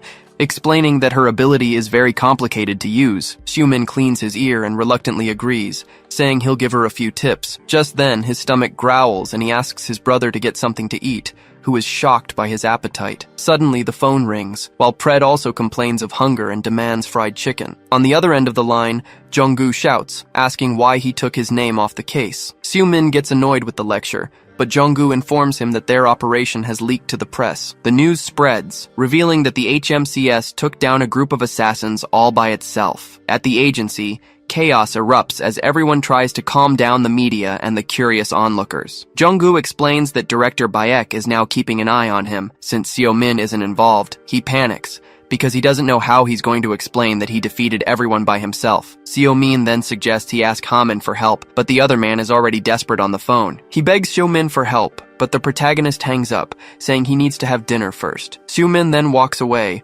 muttering and asking for a minute of peace after everything. He throws himself on the couch and tells his brother that Jung-gu is super happy with the job. Changing the subject, Seo-min settles on the couch, wanting to know something. He asks his brother how the demons are doing, if they are still the same as 10 years ago. Sejun replies that they aren't, and explains that they asked for a peace treaty right after their great defeat. Since then, they've moved to Antarctica, setting up a base to research mana. He continues, saying they don't cause any trouble and hardly ever appear in public these days. Because of this, many children now think that demons are just a legend. Seo-min becomes suspicious, finding this whole peace treaty story very strange. At that, Pred shouts that it's a sham, and Seo-min agrees that he thinks so too, but he gets up, thinking that maybe there are some decent demons out there, right? He then remembers Crow's mana, which seemed like a mix of demon and human. Looking at the photo, he says that at first, all he wanted was to avenge his disciple, Min-jun. But as he followed the clues he left behind, he started to realize something else. The scene changes, showing a young Min-jun heading towards that same base in Antarctica. Seo-min then understands that his battle would be much longer than he had imagined. In a flashback, Seo-min tries to teach his disciples, telling them to focus their mana on their center. Hakman is completely confused, not understanding what it means to cycle mana. He then complains to his master, saying that skills are just adrenaline and that meditating is a waste of time. Seo-min smacks the other guy on the head, annoyed that they asked for help only to get lazy. He explains that using skills is like running, and that hunters today don't learn the basics. Sue says he'll teach them what the Tower of Tutorials didn't, and tells them to pay attention. He says mana is fuel, and that Hakmun can't feel his center because he doesn't know the basics. Siu begins to explain about the mana reservoir, which is called the center, or the core. This is where mana gathers to generate power, which then manifests as a skill. He touches Hakmun's chest, showing that the strength of a skill depends on controlling this flow. Siu Min continues the lesson, saying that with training, it's possible to open even more power centers. Hakman gets very curious about the term Earth Time as his hand begins to glow. Siu tells them to stop asking questions, but Pred scoffs, reminding him it took him a century to learn. He warns them that tomorrow's training will be very physical, but suddenly the bedroom door opens. Jung-gu appears looking desperate, shouting that he's been looking for him everywhere. Seo-min complains that the guy wouldn't stop calling, and Jung-gu tells him they need to go to HQ right now. As they walk, he gets curious and asks what the regional director wants with him. Seo-min suspects he's been ratted out, but Jung-gu denies it and says it's about the prison case. On the way, two guys stop in front of them, and one of them taunts Jung-gu Huang. Chang Won-seong continues the taunt, mocking Jung-gu for being a desk jockey. Jung-gu gets annoyed, as he doesn't understand how the man returned from his mission so quickly. He tells the two to stop bothering them, but the guy says he just wanted to say hi. Then he points at Seo-min and mocks him, saying he heard he'd caused a huge mess. Seo-min is already losing patience with the conversation, showing his boredom with the situation. Jung-gu loses his cool and tells the guy to get out of the way, telling him to stop provoking them. His partner scoffs again, saying they wouldn't understand since they've never left the country. Seo-min grits his teeth, listening to the two mock his team for doing the dirty work. He then turns and gets the recruit's attention, with a less than friendly look on his face. The rookie adjusts his glasses and scolds him, saying he should introduce himself to the veterans. But Seo-min snaps back immediately, telling Four Eyes to buy new glasses and get out of the way. Seeing his response, the two taunters give a sinister smile, ready to start a fight. With that, Yunta's hand begins to tremble with pure rage at Seo-min's audacity. He then releases his mana, asking for permission to educate the insolent rookie right then and there. But Jung-gu stops him immediately, telling him to cut it out since they're inside the main building. Changwon gets angry and yells, saying Jung-gu has no right to order his team around. Jung-gu pretends not to hear, and Seo-min jokes that his ego is so big he's hearing things. Furious, Changwon loses his patience and swears he'll crush them both to show who's in charge. The shouting ends up drawing everyone's attention, and they start whispering about the conflict. He prepares to attack, but a voice interrupts him, saying that everyone already knows who's in charge. Just then, Regional Director Gyeonho Bayek grabs him and says that the answer to that question is him. Upon seeing their boss, Changwon and his partner turn pale, completely shocked by the scene. The director then walks over to Seo-min, scolding Jung-gu for not handling the situation. He puts his arm around Seo-min, inviting him for a rare tea he prepared for him. Changwon tries to protest, but the director calls him by name, cutting him off immediately. With a smile, he reminds him of the privileges he requested in Japan and tells him to focus on his work. With nothing to say, the two swallow the director's scolding and stand there in silence. From a distance, Changwon wonders what the deal is with that rookie and why Director Bayek seemed so excited. Now in his office, the The director says it's a pleasure to finally meet Hunter Min in person. Seo-min says the pleasure is his and asks what he wants, making Jong-gu break out in a cold sweat. The director laughs, liking his attitude of getting straight to the point. He then reveals he called him in to talk about the escort mission at Incin prison. Thanks to the incident with Bestia, they now have the authority to investigate the corruption in the prison. He continues, saying they now need to focus their resources on finding the escaped prisoner. Then, he questions Seo-min, finding it hard to believe that someone like him lost the criminal. The director then asks Jong-gu to give them some privacy, and he stands up immediately. Before leaving, he mentally apologizes to Shu for having to leave him alone in that situation. Alone with him, Director Bayek says he's a man of reason and that he knows the truth. He reveals that he believes Seo-min is connected to Bestia's elimination and the fugitive. Seo-min just listens as the director says they can't let an awakened criminal run loose. Suddenly, he says he's invited a hunter friend who knows him and was eager to meet him. Seo-min is surprised by the news and slowly turns toward the door. The director then introduces him to a first-generation legend, one of the 3 supreme masters, and in the room appears Gyeong-hoo Do, the master of the Saolabi Guild, with an imposing presence. Gyeong-hoo Do pours a drink, commenting, "It's been a long time since they last saw each other." He confesses he thought it was a joke, since all their friends believed Seo was dead. Seo-min says it's a long story, while Pred wonders who this friendly man is. We're told that he is Gyeong-hoo Do, an old battle companion of Seo's. The guild master is impressed, as Seo-min hasn't aged a single day. He then asks where his friend has been, since his disciples searched everywhere for him. With a smile, Seo-min just suggests they get another drink to continue the conversation. He warns that it's going to be a long night, preparing to tell his whole story. After hearing everything, Gyeong-hoo understands that he was trapped for 100 years in another world. Seo explains it was due to the Demon Lord's magic, but he's interrupted by some shocking news. The hunter is stunned, unable to believe what his friend just revealed. He slams his fist on the table furiously,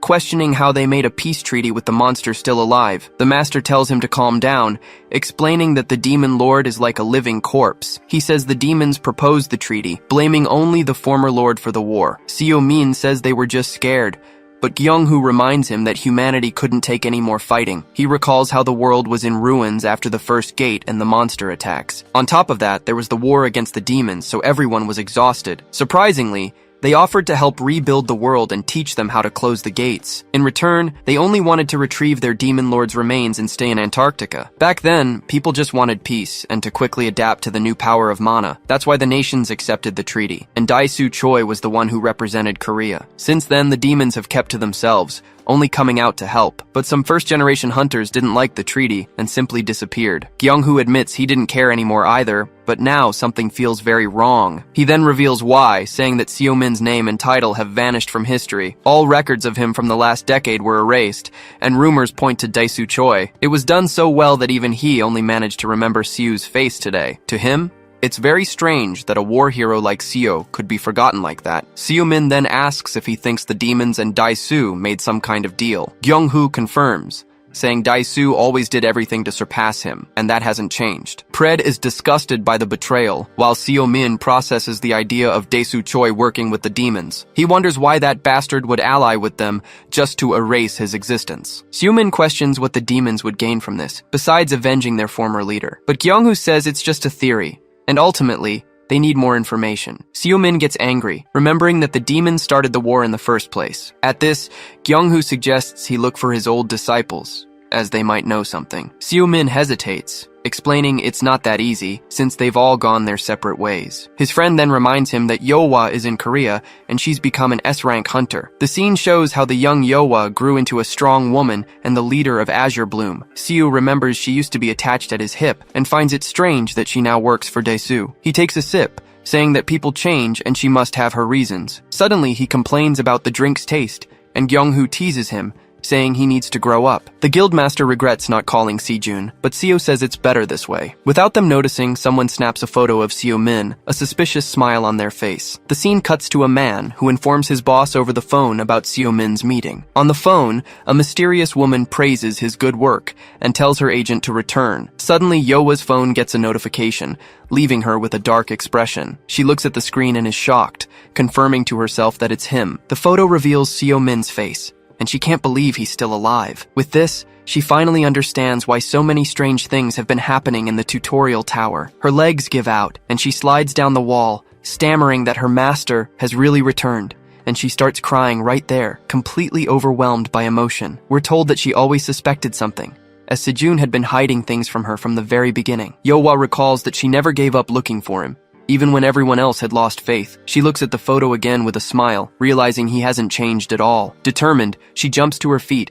saying she needs to go find him right now. But suddenly, Daesu Choi appears in the hallway and calls out to her, terrifying the hunter. The president approaches her with his imposing presence, staring at the young woman seriously. He asks why she's in such a hurry and reminds her to call him uncle. Yeohwa grips her phone tightly, trying to play it cool and saying it's nothing important, but he touches her shoulder, telling her that her face says otherwise and that it's something serious. The president looks deep into her eyes and realizes the reason for her desperation. With a sinister smile, he confirms that the rumors are true and that Seo-min has returned. Daesu teases her, saying her excitement is like a puppy waiting for its master. He then pets her, calling her foolish and naive for thinking that way. The president reminds her that she's his only niece and that he wouldn't let her go so easily. Enraged, she slaps his hand away and yells that she only joined him to find Master Seo. Daesu reveals he knew everything, but let her investigate because she had become more valuable. She's shocked by the revelation, while he says hunters are precious assets. Yeohwa explodes with rage, yelling that he was never her family and that Seo-min saved her, but he blackmails her, asking what the master will think when he discovers her past. He warns her to choose carefully, as Seo-min doesn't forgive criminals like her family. As he walks away, he says she can try, but she'll never change her rotten origins. Alone in the hallway, she clenches her fist and curses at him, feeling completely trapped. The scene changes to a hangar, where Jisoo Shin and other hunters are gathered for training. She seems to be looking for someone, while another hunter tries to get her attention. Jisoo speaks with Seo-min, saying she knows the guild master chose him to lead, but she asks who the other two are, who appear with unfriendly faces. Seo-min explains they are his associates, and that they're like the rookies, only more experienced. With that, Jisoo Shin and her partner, Byung-guk Kim, formally introduce themselves to the group. The huntress is impressed by the older man's presence, a very rare sight. But suddenly the old hunter breaks into a super friendly smile, leaving the girl confused. He praises her manners, and a very excited Jisoo guarantees she'll give it her 100%. Seo-min then scolds him, reminding Hakmun that this is his second chance at life. With everything settled, the group starts walking toward the entrance of Gate F5. The rookies confess they're nervous, but Seo-min explains it's just a passage between dimensions.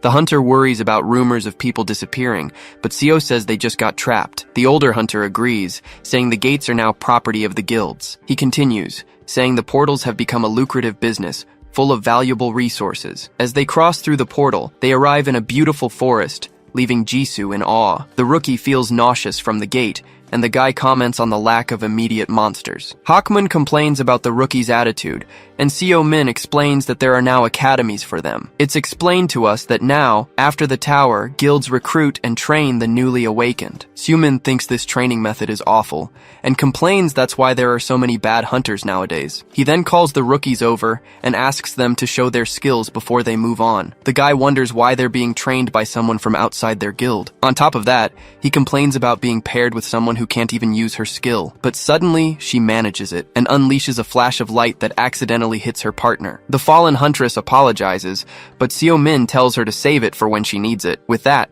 he throws an object in her direction, telling the girl to catch it mid-air. She catches the item and is confused, as she realizes it's a riding crop. Seo-min explains it's a tool to help with spells, and that Minjin told him about it. She then grips the crop tightly and tries again, releasing a much more stable magic. Seeing this, her partner's jaw drops, unable to believe it. Suddenly, a group of goblins appears on a rock, and the hunter shouts a warning. Seo-min orders just the two of them to fight, which leaves the guy completely terrified. He even mocks them, saying it's their job, and wishes them good luck not to die. From a distance, Pred comments that the guy's skill is flashy, but doesn't seem very useful. The older hunter watches the fight and comments that at this rate, his mana will run out quickly. Even though they're easy monsters, the guy panics at the number of goblins charging at him. He then screams, desperately asking Huntress Shin for help to get out of this mess.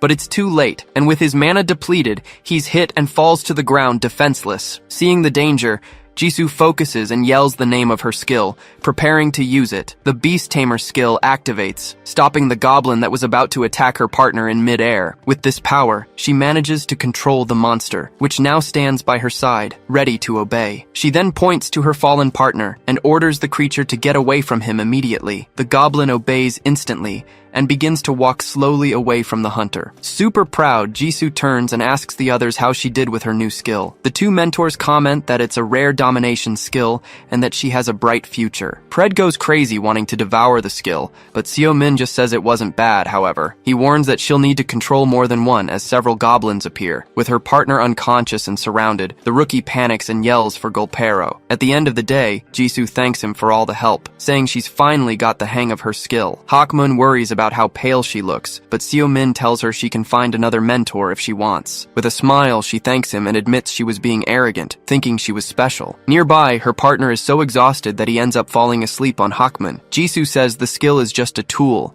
and that what's really important is mastering the flow of mana. Seo-min says it's good that she learned her lesson and announces that training is over for the day. Suddenly, the group notices a crowd of people approaching and wonders who they are. Jisoo explains that her guild is negotiating with Azure Bloom over a new gate. Hearing the guild's name, Seo-min becomes curious, leaving the rookie very confused. Then, he starts walking toward the other group, and the hunter doesn't understand what's happening. One of the members reports to Yeowa that they found the bodies of other hunters at the gate. He explains that the victims' internal organs were all ruptured, making the leader tense. She starts to wonder if something was inserted into the bodies to attack from the inside. Suddenly, she senses a familiar presence, and, with a faint smile, says the word finally. Seo-min then appears before her and greets her, saying it's been a long time. With a smirk, Seo-min says he expected her to visit him first, not the other way around. Yeowa is speechless, but with a slight smile, she manages to say that he has finally returned. Seo invites her to catch up, but she coldly refuses and turns to leave. Her guild's hunters are confused, not understanding why their boss is acting this way. Pred scoffs at the situation, while the older hunter asks if that's his disciple. Seo-min confirms it, but something bothers him and he starts to wonder. He notices her eyes were watery and asks himself if she cried. In a flashback, we see a young Yeowa crying and hiding as Seo-min finds her. He sits next to her and asks why she's crying, teasing her about her defeat. Seo-min gently strokes her hair and tells her that if she's going to cry, she should just cry openly. She gets angry, complaining that he teaches Sejun better things just because he's his brother. The young girl says she's just a nobody he picked up off the street and that she's not important. She thanks him for saving her, but asks him to leave her alone to cry. But he ignores her request and starts ruffling her hair to cheer her up. With a smile, Seo-min says they can at least decide who to call family. He says that from that day on, she would be his little sister, and he, her big brother. Embarrassed, young Yeowa refuses the offer, saying she doesn't need a brother like him. Seo-min then threatens her, saying that the next day's training will be even worse. We're told that back then, she didn't want to be seen as just a little sister. She wanted to become his partner, his equal, and help him build the world he dreamed of. But she knows that's impossible, being the daughter of a criminal with a dark past. Even with a broken heart, she decides to fight for him, the man who gave her a new life. The scene changes, and we see Yeowa entering Sejun's office, who is surprised by her visit. She calls him by his name, and the young man, a bit nervous, asks what brings her there. With a serious expression, Yeowa says she needs to talk to him, as the matter is very important. Elsewhere, Gyeonghu tells Dae-soo that, despite everything, he still has faith in him. He recalls that the three supreme masters always fought together to maintain order in the world, but Dae-soo cuts him off and tells the old hunter to get straight to the point. Without hesitation, Gyeonghu faces him and asks if he has met with Seo-min. The guildmaster scoffs, saying a decade was enough to tame the mad dog. Dae-soo reveals that everyone misjudges him, as he doesn't work for the peace of humanity. He grinds his teeth in anger and calls the title of Three Supreme Masters a joke. With a shout, Dae-soo reveals his ambition, saying there can only be one supreme master. He explains that he seeks absolute power, and mana is the path to it. With that, he confesses that his interests align with those of the demons themselves. It's explained that the nations formed alliances for their own benefit, but this ultimately helped humanity. Dae-soo then challenges him, asking if he only came there to blame him for a past decision. Without hesitation, Gyeonghu accuses him of making a pact and being responsible for Seo's disappearance. But Dae-soo just laughs and denies everything, even offering a three-way meeting to prove it. Suddenly, a voice agrees with the idea, leaving the president shocked by the surprise. The voice continues, saying he has nothing to hide and has questions to ask. Just then, Seo-min appears on the terrace, materializing in a magic circle right in front of them. With a serious look, he greets him coldly calling him Mr. President. Seo Min appears floating outside, telling President Daisu it's been a while. With a single gesture, he uses his power and simply shatters the building's entire window. Amidst the shards, Daisu smiles and calls out Seo Min's name, completely unimpressed. He lands calmly and apologizes for his entrance, explaining it was to avoid the elevator. Then, Seo Min walks forward and says he has a question before help arrives. He asks if, 10 years ago, Daisu allied with the demon and sent him to the other world. The president scoffs, saying he's lost his touch asking such a foolish question. But Seo Min is dead serious and demands that the one-eyed freak answer him now. Daisu starts to laugh, asking if he enjoyed his vacation since he hasn't aged a day. Suddenly, an object flies through the air and shatters violently right next to the president. Seo gets angry and threatens to tear Daisu to pieces, asking if he wants to live long enough to answer. He asks if the president allied with the traitors or if he took part in Minjun's death. A dark aura surrounds him as he warns them not to threaten Yowa and her disciples. With a sinister smile, the president just lets out an "aha," not looking scared in the slightest. He bursts out laughing and yells that now, this is the mad dog he knows. Seo Min powers up, saying he's missed the thrill of the battlefield. At that, Daisu unleashes a red aura, explaining he used his power to get stronger. He then challenges his old rival, saying that if Seo Min wants answers, he'll have to fight for them. With a smile, the hero accepts the fight, knowing it's the only way to make him talk. But suddenly, Jung-Hoo-do appears between them, and the president yells for him to stop. He tells them both to calm down, saying they can't have a serious fight in a place like this. In the background, Ji-Hwan Ryu is completely confused, while his guards are in position. Kyung-Hoo scolds Seo, reminding him that a fight here would attract too much attention. Seo Min clicks his tongue in annoyance, but the master tells him to back down for Sejun's sake. Seeing this, Daisu gets bored and complains that, as expected, this whole thing is a buzzkill. He remembers the past, when they used to fight and compete without any remorse. To him, that was a glorious era, much better than these boring times. With that, he decides to answer, stating that he had nothing to do with Minjun's death. Daisu also explains that Yowa joined him of her own free will, and it's not his fault. He then turns his back and tells Seo Min to schedule an appointment if he has more questions. Seo Min remains silent, processing the answers he just received from the president. Beside him, Jung-Hoo-do breathes a sigh of relief, as the fight was finally avoided. The scene changes and Daisu gets on the elevator,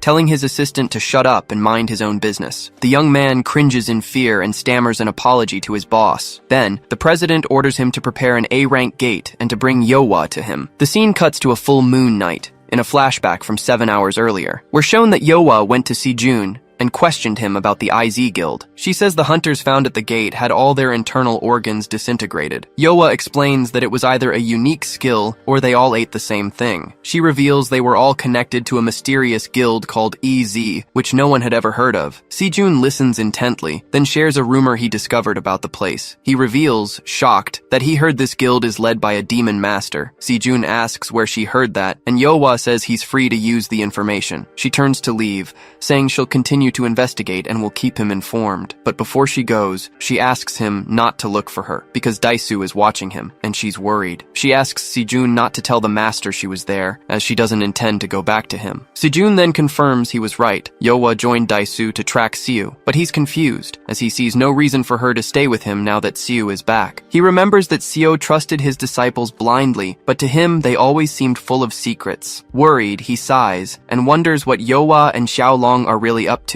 Suddenly, Seo Min enters the room and Sejun jumps out of his chair, startled. The younger brother is speechless, stammering out an, without knowing what to say. With a serious look, Seo tells him to spit it out and asks if something is going on with Yowa. The scene changes to show Yowa on the street, near a black car, waiting for someone. Just then, some agents arrive and inform her that the president has requested her presence urgently. She mutters, "That bastard," under her breath, but in the end, tells the men to take her. In a flashback, we see Daisu 10 years ago, right after Seo Min disappeared. A demon named Hikatan explains that Seo is very dangerous for nearly killing a lord. He says that a lord almost losing to a human is a threat, and proposes a good relationship, but Daisu isn't impressed, recalling that despite the treaty, it was the humans who won the war. He questions why he would help demons who would soon be banished to Antarctica. The demon then reveals they've been watching Daisu and know he's disheartened by the end of the war. He continues, saying that Daisu wants to test his strength without any restrictions. Hikatan hits the nail on on the head,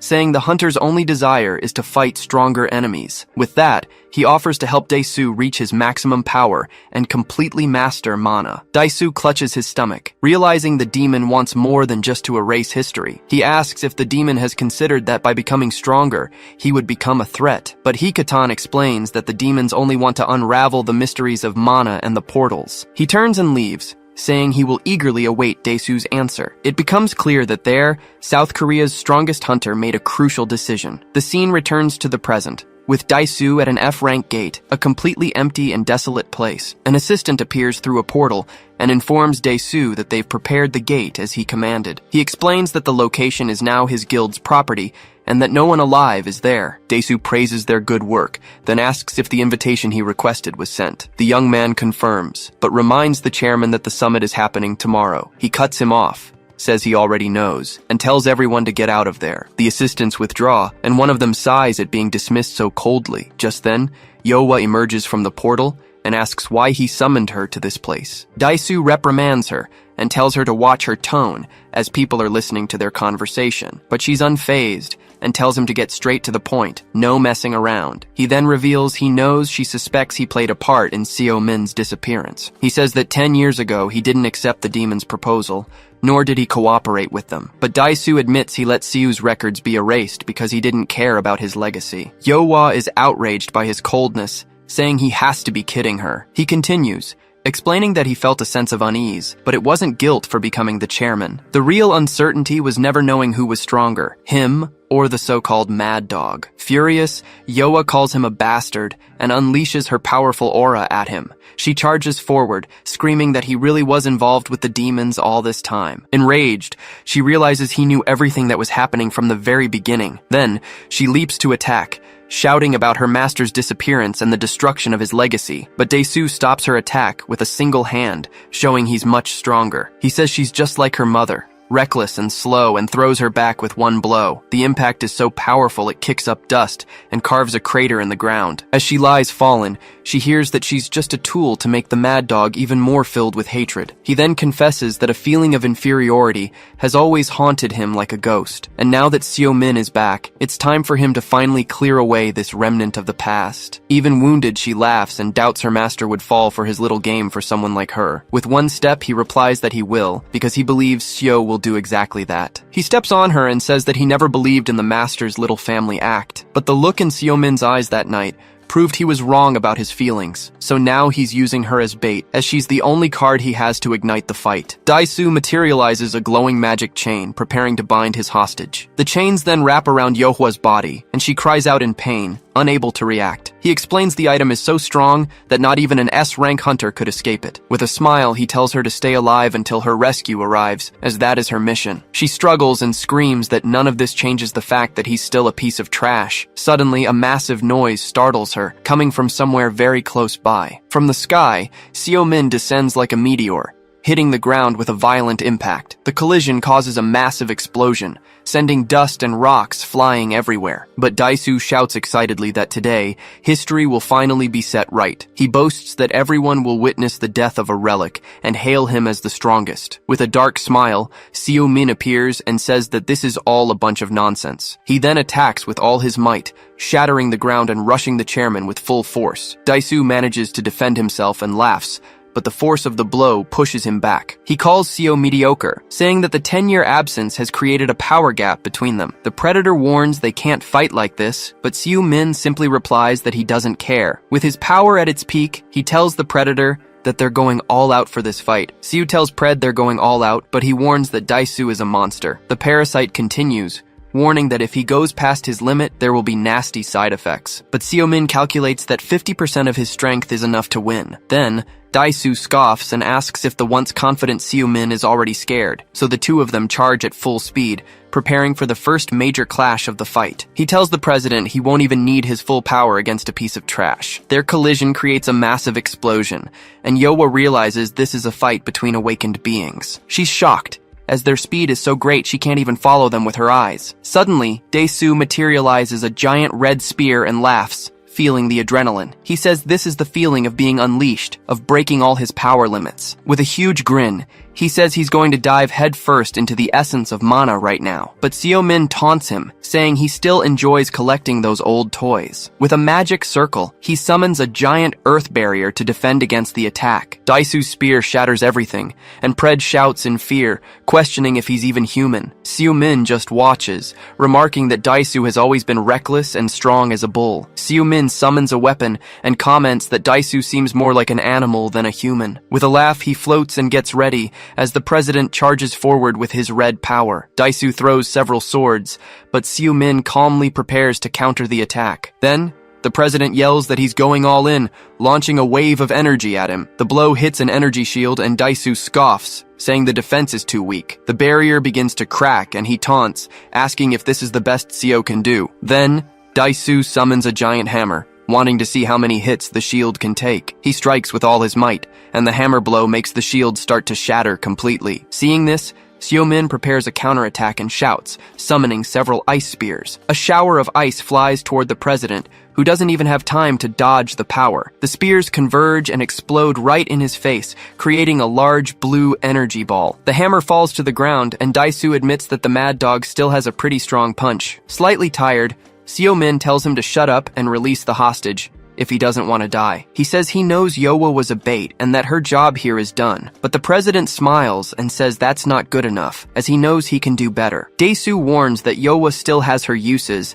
and so he'll keep her on a leash. He yells at her to be grateful for having a purpose, calling her a murderer's daughter. Outraged by what she heard, Yohua simply tells the president to shut his mouth. With tears in her eyes, she begs him not to dare do anything stupid. But Seo-min turns and calmly asks Yowa to stay right where she is. He then unleashes his power, warning that he doesn't want her to get hurt in this fight. The president is surprised by his opponent's sudden change in attitude, but he breaks into a smile and shouts that he missed that dark and terrifying presence. With the spear in his hands, he declares that now, it's time for a real fight. Seo-min charges with full force and tells the president to shut up, starting his attack. He defends himself with a shield, realizing that the density of Seo's mana has completely changed. The force of the blow is so immense that Daisu is dragged backward across the ground. He then taunts him, saying Seo hasn't changed a bit and is still holding back in the fight. But Seo replies that he's still just as reckless, creating a blast of energy. Daisu gets angry and shouts that he's not the same man he was in the past. Seo-min stomps firmly on the ground,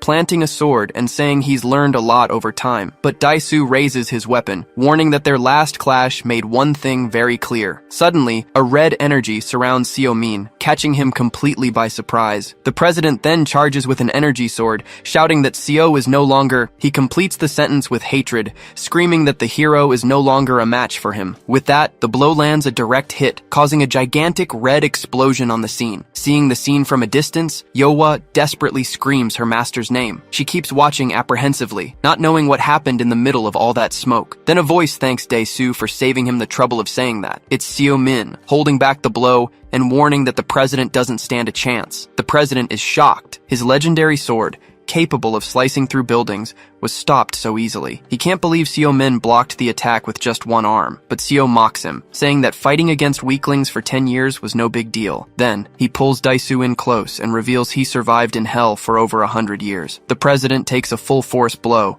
feeling the absurd power of the impact on his face. The blow is so powerful it sends him flying, creating a wave of energy. He slams violently into a stone wall, shattering everything around him. Even while bleeding, he starts to laugh, finding it interesting that someone has finally injured him. He then gets up and presses his watch, saying he'll have to take the fight to the next level. We're told that a law forced SS rank hunters to wear a special bracelet. This item suppresses their mana and abilities, so they aren't a threat to society. So, Daisu throws the device on the ground, getting rid of the problem that had tired him out for so long. With a smile, Seo-min taunts him, saying the collar suits an animal like him. He calls him pathetic, asking if he became president just to take off the bracelet. But the president replies it wasn't just for that, and that this is the perfect opportunity. He yells that this is the perfect chance to test his strength against a worthy opponent. Seo-min clenches his fist and remarks with disdain that Daisu was always the loudest one. With his energy flowing, he prepares for battle and challenges the president to bring it on. Then, a giant flash of light fills the scene, and the impact of the energy shakes the ground. The two collide with absurd power, creating a violent shockwave at the gate. The pressure is so intense that Yowa is thrown hard to the ground, unable to even react. She realizes their mana is damaging the gate, which could collapse at any moment. Worried, she fears her master's power will harm innocent people outside the portal. With this in mind, she struggles with all her might and manages to break her chains to intervene. But the exchange of blows continues frantically, with both of them moving at an incredible speed. Dae-soo summons a giant hammer and smashes it into the ground, kicking up several rocks with his fury. In response, Seo-min uses a skill and creates several clones who charge the enemy together. The clones' combined attack makes Dae-soo's shield begin to crack under the blows. He's shocked by the power difference, as he didn't expect this to happen without the limiter. But even wounded, he starts laughing like a madman and summons a rain of swords to attack. Dae-soo grips the handle of his spear tightly, preparing to use a secret technique. He then hurls the weapon with all his might towards Seo-min, releasing a red energy. The spear then transforms into a giant energy tiger, which roars loudly in the arena. But Seo-min grabs the monster by its mouth, realizing it's the artifact's sealed power. He then yells for Pred to use his tamer ability and control the beast for him. Dae-soo is shocked and asks what kind of power Seo obtained in the last decade. With the skill, the energy tiger is now on Seo's side, completely under his control. With a smile, he announces that he's the new master and orders the beast to bite his enemy. The president is furious at Seo-min's audacity and curses him with pure hatred. Suddenly, Yohwa runs toward them, desperately screaming for them to stop. She begs Seo-min to look around, trying to show him the danger they've caused. It's explained that the gate is collapsing and the magic could leak to the other side. She warns that even though Dae-soo is the president, he'll have to answer to the international court, but he ignores her warning, calling her an insolent brat with a mocking smile. Then, she reveals that she's already contacted the association and the gate will reopen soon. Yohwa gets closer and, with a tired voice,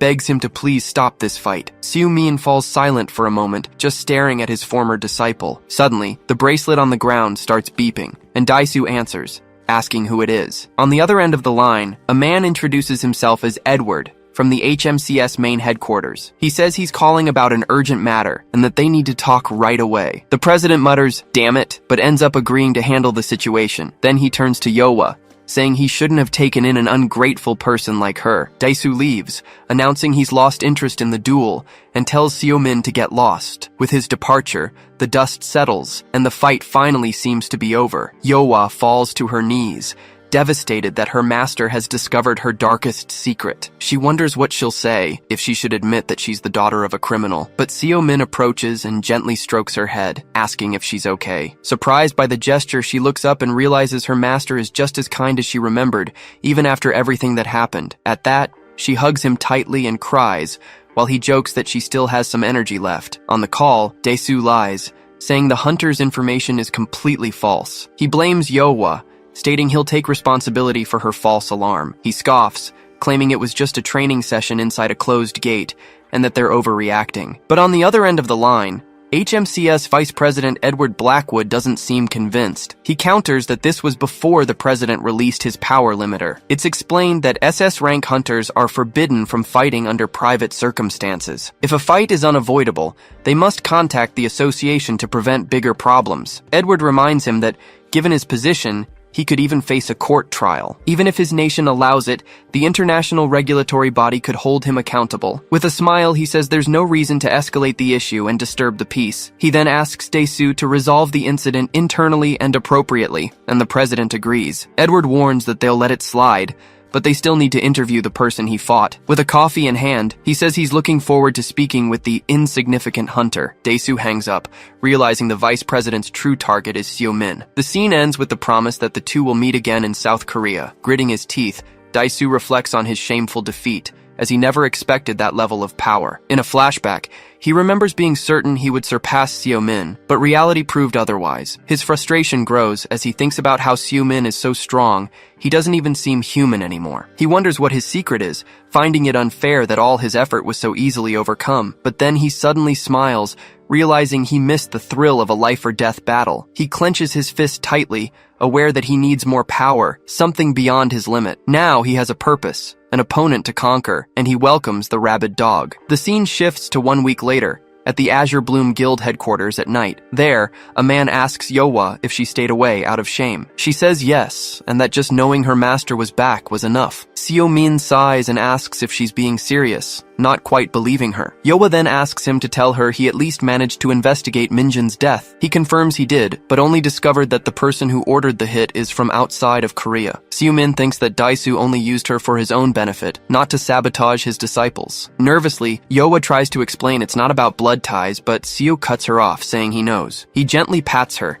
saying he wouldn't defend anyone who treats him like trash, even if they're family. With a smile, Yoa thanks her master, saying he helped her get back on her feet. But Seo-min says it's not alright, and that she needs to cut those family ties. He advises her to do good and be proud, because she did nothing wrong. In a memory, we see him promising to help her overcome all her problems. She then smiles, realizing she was never alone and always had people helping her. At that, Yoa picks up her phone, determined to apologize to Sejun for everything. She knows rebuilding trust will take time, but that the fault is hers alone. Seo-min scratches the back of his neck and agrees that she should meet with him tomorrow. The idea startles her, but he informs her that he's already spoken to Sejun about it. He looks at his phone and sees 9 missed calls, when suddenly someone calls his name. Jung-gu appears and explains that it's an urgent matter, which is why he sought him out. He then reveals that he just received a call from the HMCS International Headquarters. Jung-gu says that Vice President Blackwood is coming to Korea to meet with him in person. Seo-min gets annoyed, grumbling that this Edwin guy found out about the fight and what a pain. Seo-min asks what on earth the HMCS Vice President could possibly want with him. The agent explains that they didn't give any details, and Jung-gu is shocked that he knows this Edwin. Jung-gu says he came looking for answers, as Seo-min's name came up in connection with this important visit. Seo-min then stands up and says he'll spare him the details, since he's under a gag order. The man asks him to wait in the office, as they will call with the visit's schedule. Meanwhile, their boss is freaking out on the phone, telling Jung-gu to drag the information out of him. Yoa advises him to do as he was told and stay off the radar until the dust settles. Later, he's surprised that she's walking with him, but she says it's her way home. He takes the chance to ask her what her next step will be from now on. Yoa offers to help with the investigation, promising to use her guild's resources. But suddenly, a black car screeches to a halt in front of them, honking loudly. The two are confused by the situation, but Yoa immediately recognizes the car. A voice from inside mocks him, finding it annoying that he took her in even after knowing the truth. The window rolls down to reveal Daisu, who stares at them with a very serious expression. Inside a car, President Daisu Choi calls for Seo-min, the mad dog, to get in. Yoa is outraged by his audacity and asks why Seo should obey. The president then threatens him, saying he'd better listen if he wants to stay with his disciple. She prepares to attack, calling him a scoundrel, but Seo stops her, calling her name. With a smile, he asks her to go home, telling her he'll contact her when he's done. Worried, Yoa watches her master open the car door and get inside. The car drives off, leaving the girl alone on the sidewalk, speechless. As the vehicle speeds down the street, Seo-min thinks to himself that she was right. Inside the car, the president makes fun of him for showing up after taking such a beating. But Daisu admits his schedule is getting busy and proposes an official fight to the death. Seo tells him to shut up, saying he can't believe a piece of trash like him is the president. With his arms crossed, he then says the name of the organization that worries him, Pandemonium. The president explains that remnants of that old group are still active around the world. We are shown that demons contacted them 10 years ago, right after Seo-min's disappearance. Seo grows thoughtful, wondering if they're just a cult or agents of the demons. The president adjusts his seat and explains that tracking demons has become difficult since the peace treaty. He says that although important figures are watching them, no one has seen anything significant happen. But then he drops a bombshell, revealing rumors of half-demons in the Middle East. Seo-min is intrigued by this information, questioning him about this group of half-demons. The scene shifts to a desert city, explaining that they are the children of demons and humans. We're told they look like normal people, but the big difference is that they use dark mana. Daisu admits he hasn't seen it with his own eyes, as foreigners aren't allowed in high-risk areas. At this, he accuses Seo of using dark mana in the fight and asks if he's allied himself with the demons. The president smiles, saying he assumed Seo sold himself for power to the very creatures he hates. Disgusted, Seo states that he's different, and fed up, tells him to pull the car over. The car screeches to a halt, and Seo gets out, warning that he'll only say this once. Outside, he makes it clear that he's not with the demons, nor with a scoundrel like him. Seo ends the conversation by telling him to apologize to Yowa and to only look for him when he wants to die. Daisu finds this fascinating and asks why he protects people who are so weak compared to him, but Seo simply replies that he'll regret it one day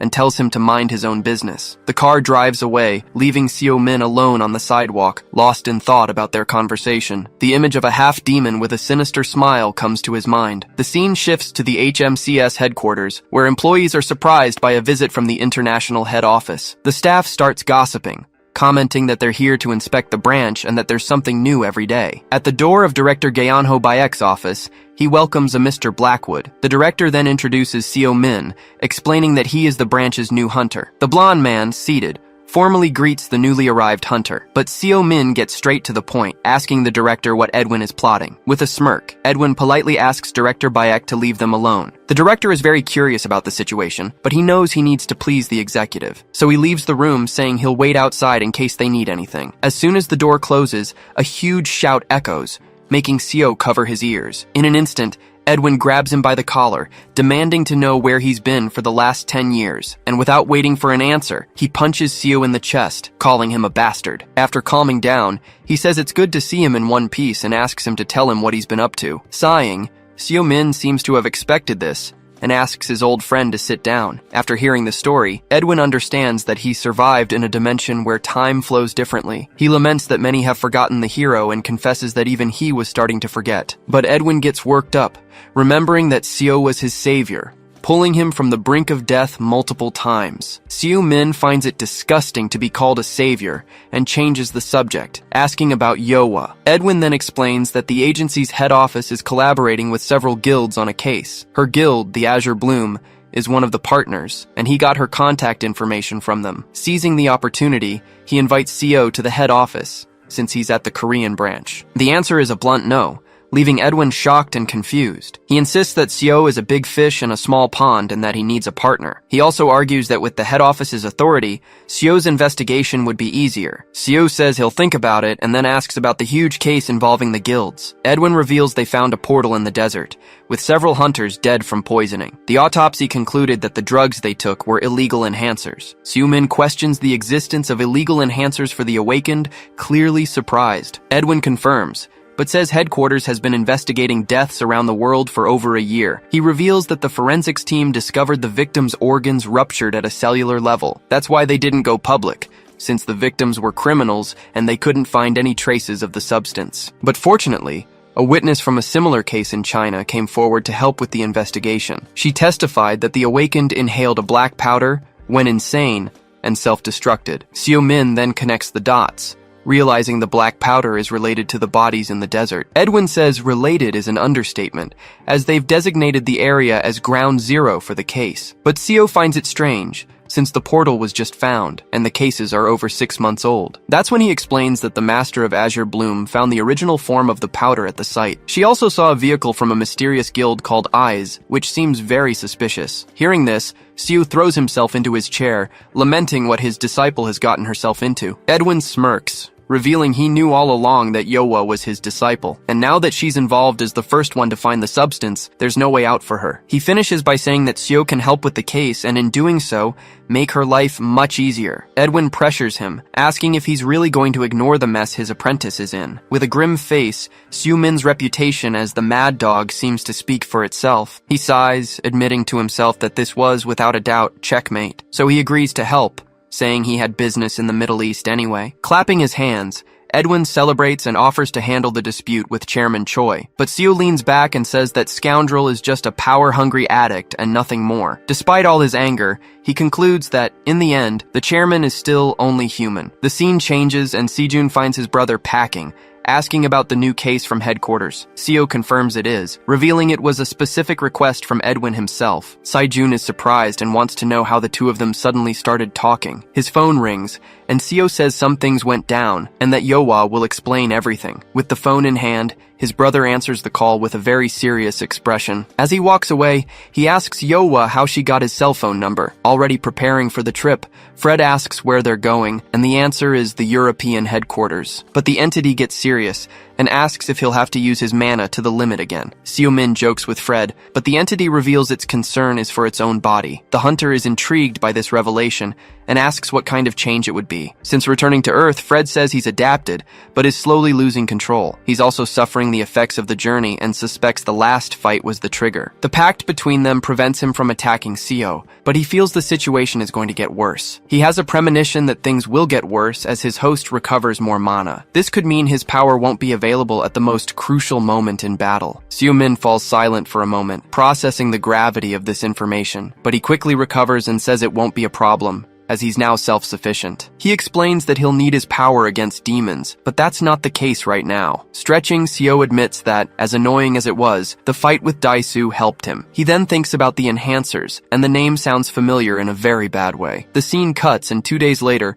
we're taken to the international headquarters of HMCS. There, 2 hunters are talking about Blackwood bringing someone new for a classified investigation. One of them says he just needs someone from Asia and asks for Hikari Hayakawa's opinion. A hunter starts praising Hikari, saying she's the most beautiful and competent leader of them all. But out of nowhere, Lila, the leader of Team 1, appears, saying she'd rather work with the Korean Yohwa Kang. Hikari gets furious and warns that she heard everything, telling Lila to say it to her face. Just then, a man enters, apologizing for being late, and announces that the director wants everyone in the meeting room. With her arms crossed, Hikari mockingly comments that the nepotism hire has finally arrived. The young man looks embarrassed and asks them to hurry as he just landed at the airport. Lila reflects that this hunter must be very special for the vice president to pick him up personally. And then he reveals his name is Seo-min, as we see him walking through the airport with Blackwood. In the meeting room, Blackwood thanks everyone for coming and gets ready to introduce the new guy. He then introduces Seo-min from the Korean branch,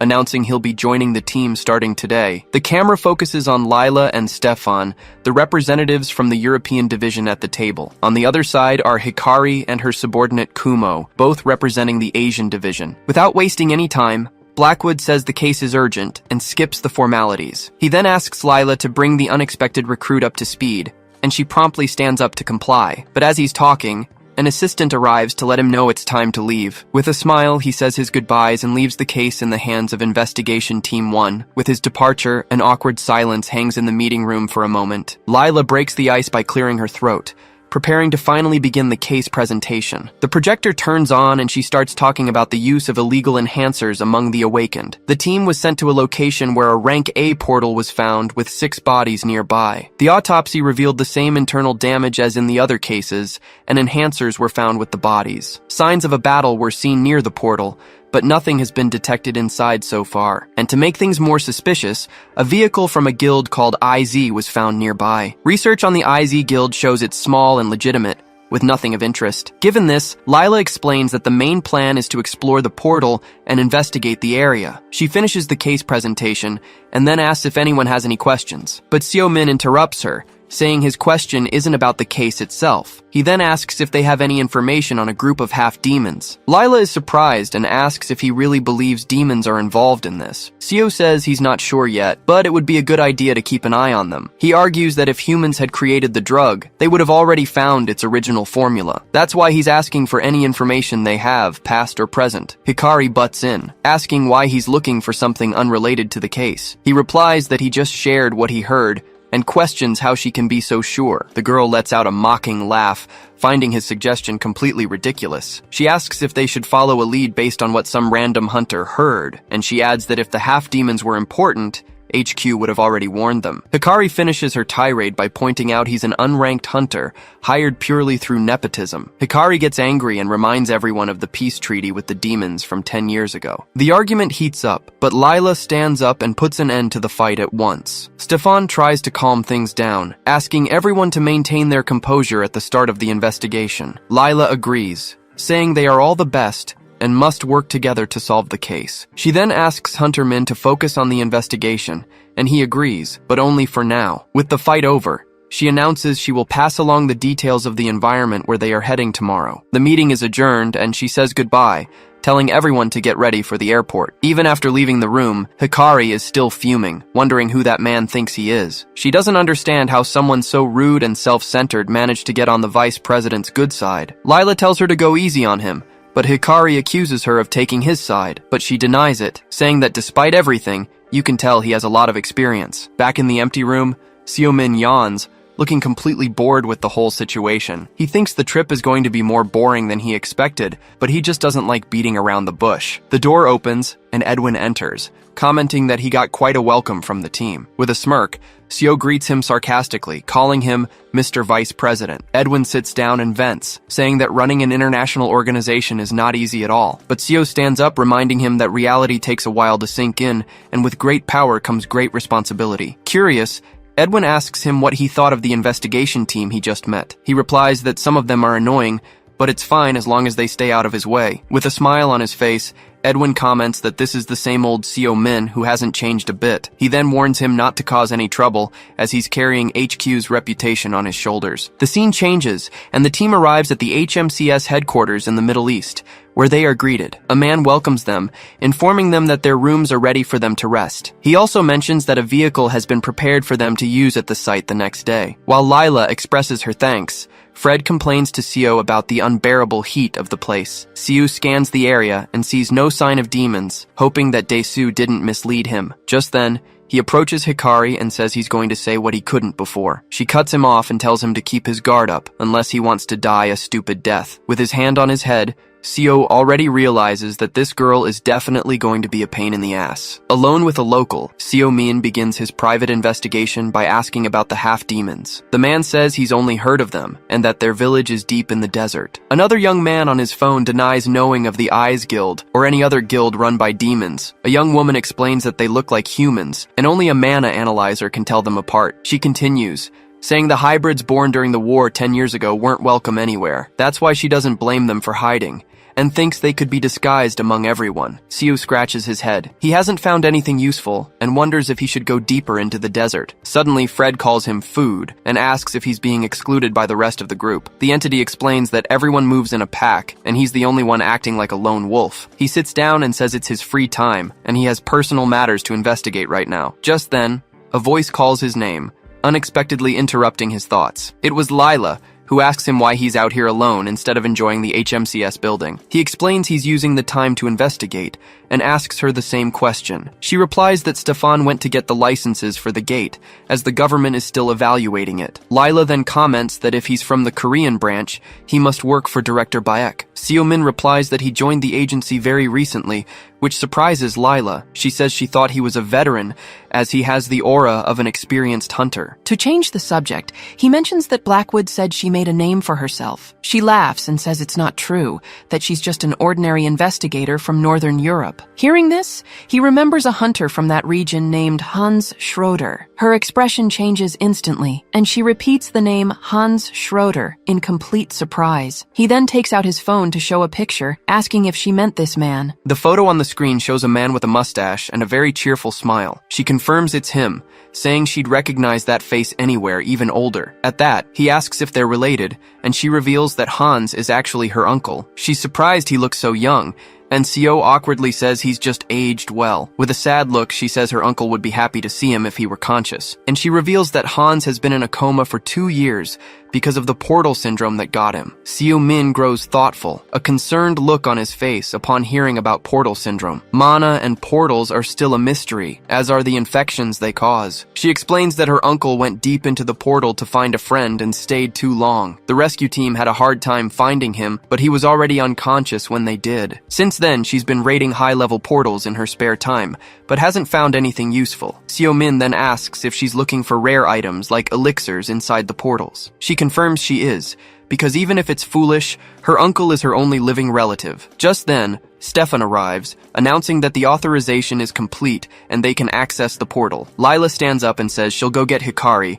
arranging to meet them outside. Watching her leave, Seo thinks to himself that he should visit Han soon. The scene changes, and now the whole team is in a car, driving through the middle of the desert. Inside the vehicle, Hikari complains about the sand and asks how much longer until they arrive. Stefan explains that the weak GPS signal delayed them, but they're almost there. Sitting in the back seat, Seo comments that preparing for a night attack is already a challenge, but he quickly corrects himself, saying that a portal connects two very different dimensions. Inside, they could find a paradise where the sun never sets, or a lightless hell, and he finishes his thought by saying they'll only know once they're finally inside. Hikari says everyone knows that, but Seo interrupts her, saying it's not true. He explains that portals affect humans, which makes Lila very worried. Hikari then mocks him, asking if he's going to talk about portal syndrome now, but Seo retorts that they're all veterans, and that only happens to real rookies. At that, Lila steps in and firmly tells everyone to calm down. The car finally reaches its destination, stopping in front of the portal in the middle of the desert. Hikari comments on the portal's size, and her partner confirms it's estimated to be rank A. Stefan observes the area and comments that it looks like they've already cleared the entire scene outside. The marks in the sand show that the local mana pattern disappeared a long time ago. Seo doesn't sense anything strange, but he gets the feeling that someone erased the tracks. Lila asks Hikari to stay with the team, but she ignores her and says there's nothing to see. Without waiting for anyone, the two from the Asian team announce they're already entering the portal. Seeing this, Lila gets very irritated with their attitude and asks what the hurry is. So the rest of the team has no choice, and they all head towards the orange portal. But from a distance, three mysterious figures watch the hunter group's every move. One of them, his face covered in scars, smirks and says, "This is going to be too easy." He's happy to see them throwing themselves into the death pit, making his whole plan easier. The clock shows it's 5:40 p.m., right on time for the mission. The portal is estimated to be rank A, and 6 elite hunters have been summoned. Inside the portal, the investigation in the northern desert is announced, and is finally about to begin. Stefan admits he feels pretty anxious, since his specialty isn't raids. But Lila calms him down, activating her ability with a glowing green magic circle on the ground. Her secret garden skill creates roots in the ground that can detect mana and life forms. She reminds everyone that their main objective is to find clues about the illegal optimizers. The roots spread out over a huge area, and the others are surprised by her power. After a while, she stands up and reports that she hasn't detected any monsters nearby. Still, she tells them to stay alert, as her detection ability weakens with distance. Her recommendation is for the team to split up and investigate calmly for today. She asks them not to start any fights or do anything rash, which annoys the Asian duo, but Hikari ignores her and sends Kumo ahead to scout the entire area. Seo-min makes fun of her for just giving orders, and she yells that she's too valuable for manual labor. Seeing the mess, Lila decides to start the investigation and expand the search areas. The team spreads out, and Kumo sarcastically responds to Lila's request to stay in touch. Seo-min stands there, wondering what the point of forming a team was. At that moment, Fred provokes him, saying he's being left out, but Sue tells him to shut up. Suddenly, he stops walking abruptly, as if he noticed something on the ground. He crouches down and analyzes a dark stain on the dirt, a clear sign that something is wrong. Fred complains about the filth, and Seo agrees that someone brought it from outside the portal. Taking a bit of the dirt in his hand, he wonders if the energy he feels is demonic. Without wasting a moment, he shoves his hand into his pocket to quickly grab something. The scene changes, and an old man answers his cell phone, taking a call from his master. The master, a bald man, asks from outside the portal if there's any news. He replies that he saw a suspicious group near the portal, and the master asks how many there are. The servant confirms there are 5 people, as we see the team entering the orange portal. The master is revealed to be Seo, and his servant offers to come in and help with the mission, but Seo tells him to stand guard to prevent them from calling for reinforcements or blocking the exit. Fred is shocked to learn the old man is here, and Seo says he arrived with them. Seo recalls telling his servant to keep his distance, and he was very discreet at the airport. Fred accuses him of bossing people around, but Seo says that if someone commits a crime, they must pay. He scuffs the dirt with his foot, trying to find what was planted with that tainted mana. Seeing the sun set, he realizes the night will make everything much harder. In another part of the desert, Kumo returns to Hikari to give his report on the search. He says, out of breath, that he didn't find anything, no monster tracks, and definitely no optimizer. Hikari is outraged,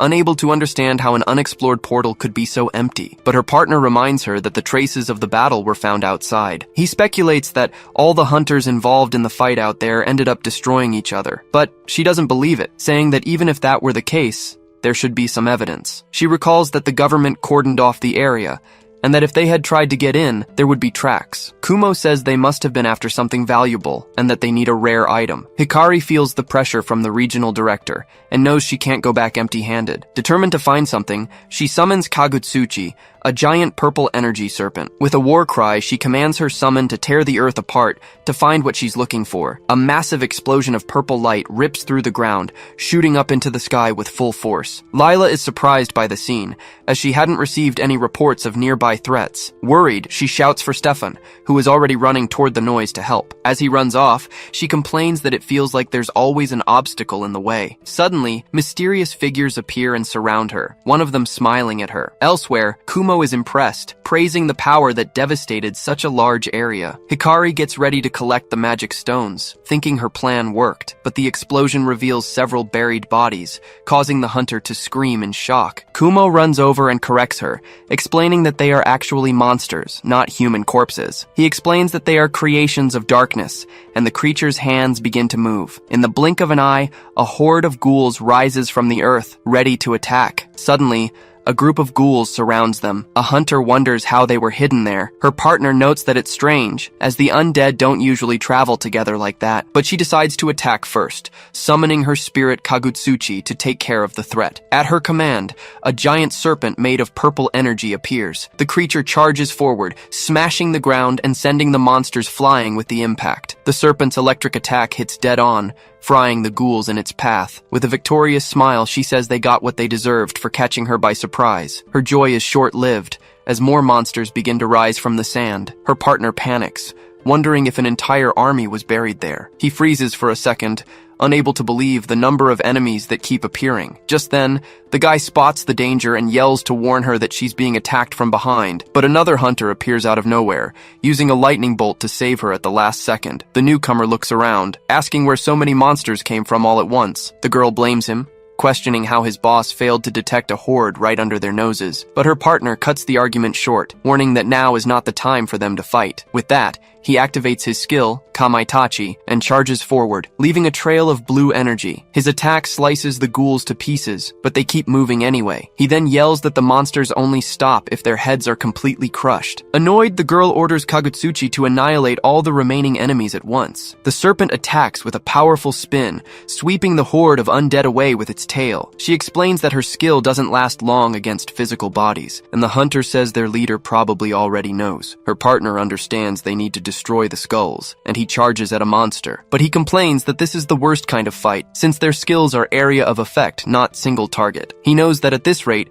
the sheer number of enemies will soon overwhelm them. From the shadows, a mysterious voice conjures a storm of arrows. Red energy arrows rain down from the sky, piercing the ghouls' heads with precision. The girl is shocked, wondering how he can hit every target so perfectly. Across the entire battlefield, the mysterious attack eliminates the horde of monsters without a single miss. Xiu Min appears amidst the chaos, sizing up the situation with a cold, calculating gaze. Impressed by his power, the hunter wonders what kind of hunter he is. Tired, Stefan remarks that he understands why Lila didn't detect them, since they don't emit any life signs. He then suggests they leave the portal, prepare better, and return at sunrise. The girl's partner agrees with the idea, but she still seems a bit reluctant to retreat. Xiu Min tells her to stop being stubborn, as continuing will only damage the mission site. With a flushed face, she silently agrees, knowing they're just wasting mana and time. But suddenly her companion yells, pointing fearfully at a nearby ditch. Another horde of ghouls emerges from the hole, rushing toward them at high speed. She then turns to Stefan, asking if his superior is coming or if he even called her. Worried, he replies that he tried to make contact, but his boss isn't answering his calls. Xiu Min glares at him with contempt, questioning if he just left their leader alone outside. Before anyone can answer, he announces he's leaving the monsters to them and bolts. The hunter dashes through the desert, leaving the group behind to deal with the new threat. As he runs, he pulls out his phone and tells someone he needs help inside the portal. He orders the person to follow the other group's tracks and update him on their location. After hanging up, Xiu Min stops and observes the canyon, considering his next move. He concludes to himself that the enemies have likely kidnapped one of his companions. The scene changes to show Lila tied up, thinking she never stood a chance against them. She wonders how the bandits got in, since the location's security was so tight. One of the thugs gets angry at her stare, but the boss tells him to hold back. The leader explains they need her as bait to lure the others and finish them all off. He says the plan is to take over the black market,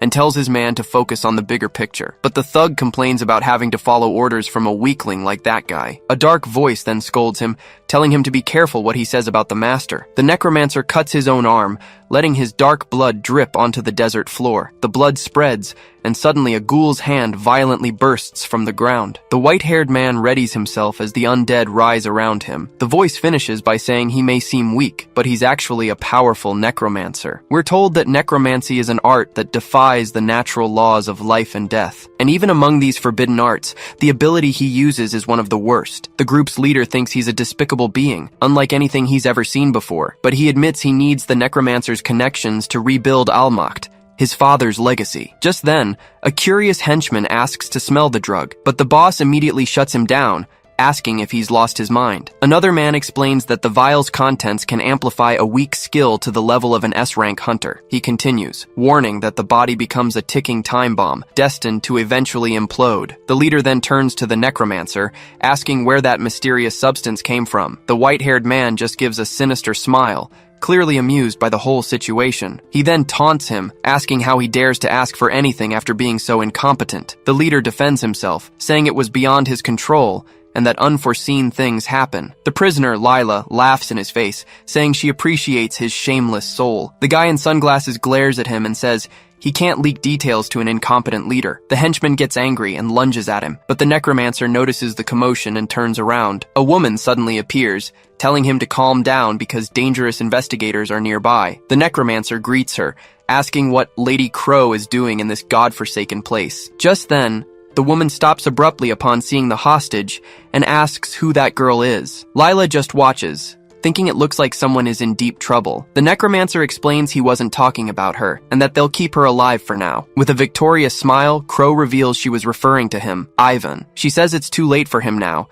and then begins to slowly fade away. Before vanishing, the woman asks him if he truly believes they are on his side. Filled with hatred, the necromancer grinds his teeth and curses her for only knowing how to hide in the shadows. The henchman asks who they were, but the boss tells him to shut up and pretend he saw nothing. With a serious look, the leader declares that neither the woman nor the investigators will see the sunrise. The trio comes across a trail of bodies, and Stefan comments that Hunter Min's path is filled with ghouls. He says that if it weren't for Seo Min, they'd be in serious trouble and suggests calling for backup. But the huntress refuses to give up, saying they must follow him, though she nearly collapses from weakness. Her partner catches her immediately, worried about her condition. Suddenly, she's surprised to see Seo Min has returned and asks why he's there. The hunter just stares at the group in silence, with his usual cold expression. Stefan asks if something happened to their leader, Lila, but the girl cuts him off, annoyed. Seo Min explains he found signs of a battle and can sense her mana in that direction. Her partner then asks if she was kidnapped by whoever summoned the ghouls. Desperate, Stefan says that can't be, as Lila wouldn't be defeated so easily. Seo Min ignores him and says he can stay and fight the monsters if he's scared. Watching him leave,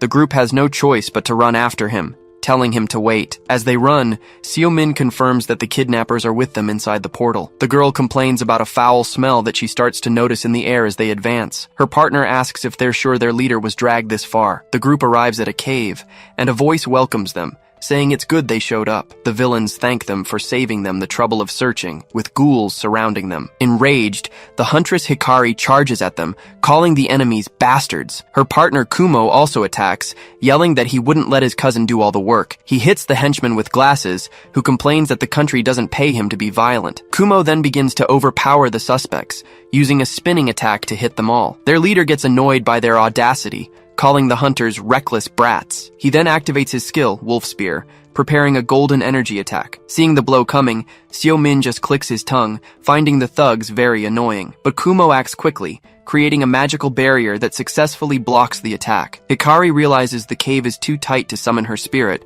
without risking everyone's lives, so she decides to use the chaos to search for the missing hunter, Lila. But the necromancer appears out of nowhere, saying he knew a rat would try to flee during the fight. Angrily, she tells the scum to get out of her way as her body becomes covered in lightning. The white-haired man calls her unbearable and strikes her with a powerful attack. Kumo falls into despair and screams, "No!" as he sees his cousin thrown far away. With a serious and worried look, Seo Min shouts his companion's name, Hikari! Amid the chaos of battle, Seomin screams Hikari's name as he sees her get hit. He then reaches out his hand, and a golden magic circle appears to try and save her. The light envelops the hunter's body, swirling around her with a mysterious energy. Surprised, Hikari feels the light and says she's never seen anything like it before. The necromancer, Ivan, notices the scene and identifies it as a life manipulation skill. He finds it interesting, as he's never seen anyone use this technique, which is ironic coming from him. Furious, Kumo charges at the necromancer, shouting and calling him a bastard, but the henchman with glasses stops him, telling him not to be so hasty with his attack. The villain blocks the strike and warns that their fight isn't over yet, kid. Meanwhile, Fred warns that the man's power is on another level,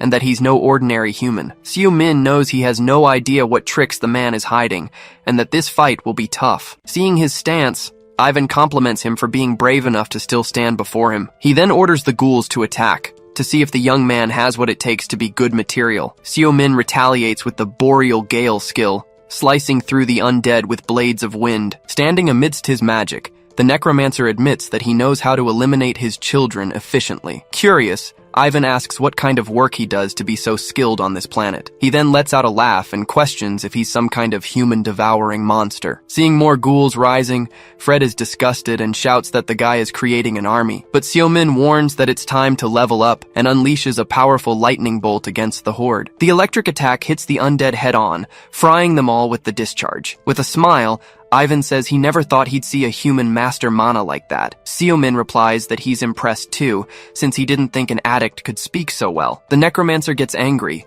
repeating the word addict with a look of pure hatred. He then denies using the powder, calling humans wretches who can't live without the portals. Mockingly, the villain reveals that the client for the mission is human, and that the species devours itself. He explains that he took the job to give the useless a chance at a glorious rebirth. With a malicious smile, he says that humans look elegant when dead, and they make for great material. Seo-min realizes he's not lying, and wonders if he was the one who created the enhancers. He then calls him disgusting, saying that raising corpses is a revolting and shameful act. But Ivan doesn't care, and says he can create more children as long as the moon gives him mana. While the brawl rages on, the rest of the group turns to fight the henchman. A ghoul attacks Stefan, who realizes he's overwhelmed, having to fight and protect the others. But Seo-min effortlessly crushes a monster, wanting to see how long the enemy can last. With a smile, he reveals that he knows half demons use demonic energy, not mana. The necromancer Ivan is shocked, and asks how he could possibly know something like that. Seo-min then confirms that he knows he's a half-demon, a creature of cursed blood. Ivan is a being shunned by both demons and humans,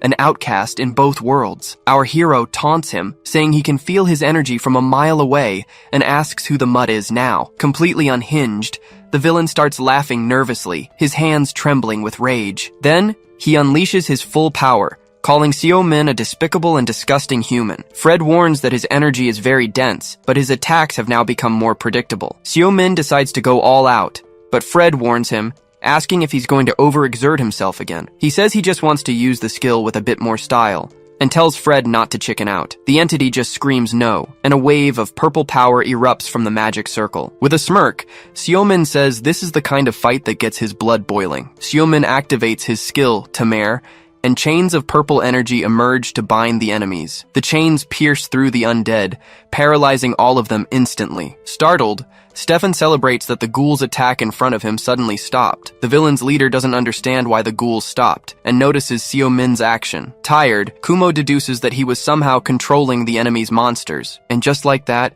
the ghouls slowly turn around and begin to surround their former masters. Terrified, the henchmen scream for them to stay back, unable to believe what's happening. Their boss panics and yells at the necromancer Ivan to do something to help. But it was too late, and the horde of monsters devours the two thugs without mercy. Ivan stares at Seo-min, saying he's actually controlling the undead with domination magic. He finds the whole thing ridiculous and is impressed by that dark and powerful mana. Shrouded in his aura, Seo-min faces the villain, who asks what he really is. The necromancer Ivan asks if he's even human, shocked by the power of the chains. Seo-min feels the skill's effect, and Fred complains that he's dizzy and about to throw up, but he tells the entity to rest, preparing to handle the rest of the fight alone. Out of control, the ghouls charge at Ivan, who screams for them to come to Daddy. Annoyed, he's forced to destroy his own creatures with a blast of energy. The attack causes a massive explosion, blowing a hole in the cave ceiling. With the path cleared, Ivan declares he'll now fight using his full power, but Seo-min appears behind him, asking if he has any tricks left up his sleeve. Ivan is in shock, not understanding when he used a speed skill to get there. From the hole, a man thanks them for their help as he could finally get out. The guy then flies out of the cave,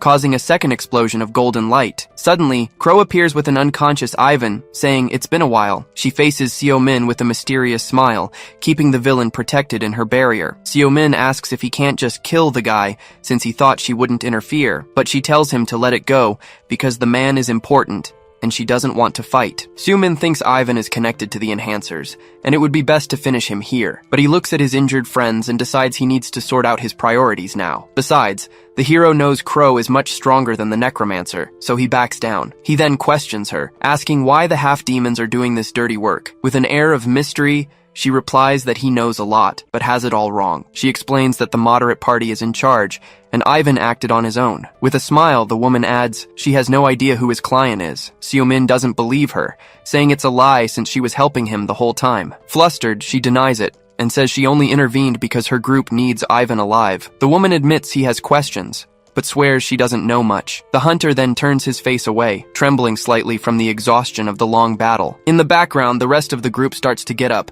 still recovering from their injuries. He sighs and decides to let him go, but warns that next time, there will be no mercy. Surprised, she asks if he trusts her, and he explains that he read her mana patterns. Crow finds this quite annoying, but before leaving, she decides to ask one last question. Seo-min questions her, wanting to know who she's referring to when she keeps saying, we. With a smirk, she says that's at least one thing she can reveal now. She then says the name is, and vanishes into thin air, taking the necromancer with her. Watching the scene, he concludes that the half-demons were just pawns in this whole plan. After all, no human would hire them without a greater motive, since they hate humans. That substance had a sinister power, but it wasn't demonic energy like that from the other world. Thinking about it, he decides he should probably investigate this IZ organization as well. Lila thanks everyone for saving her and suggests they finally leave the portal, but Hunter Min thinks he first needs to tie up the loose ends left behind. Hikari asks about the necromancer, and he explains the villain escaped while he was fighting someone else. At that, Lila apologizes to the team, saying she shouldn't have let her guard down like that, but the girl tells them to be grateful no one got hurt and that they need to get out of there soon. Looking at the group,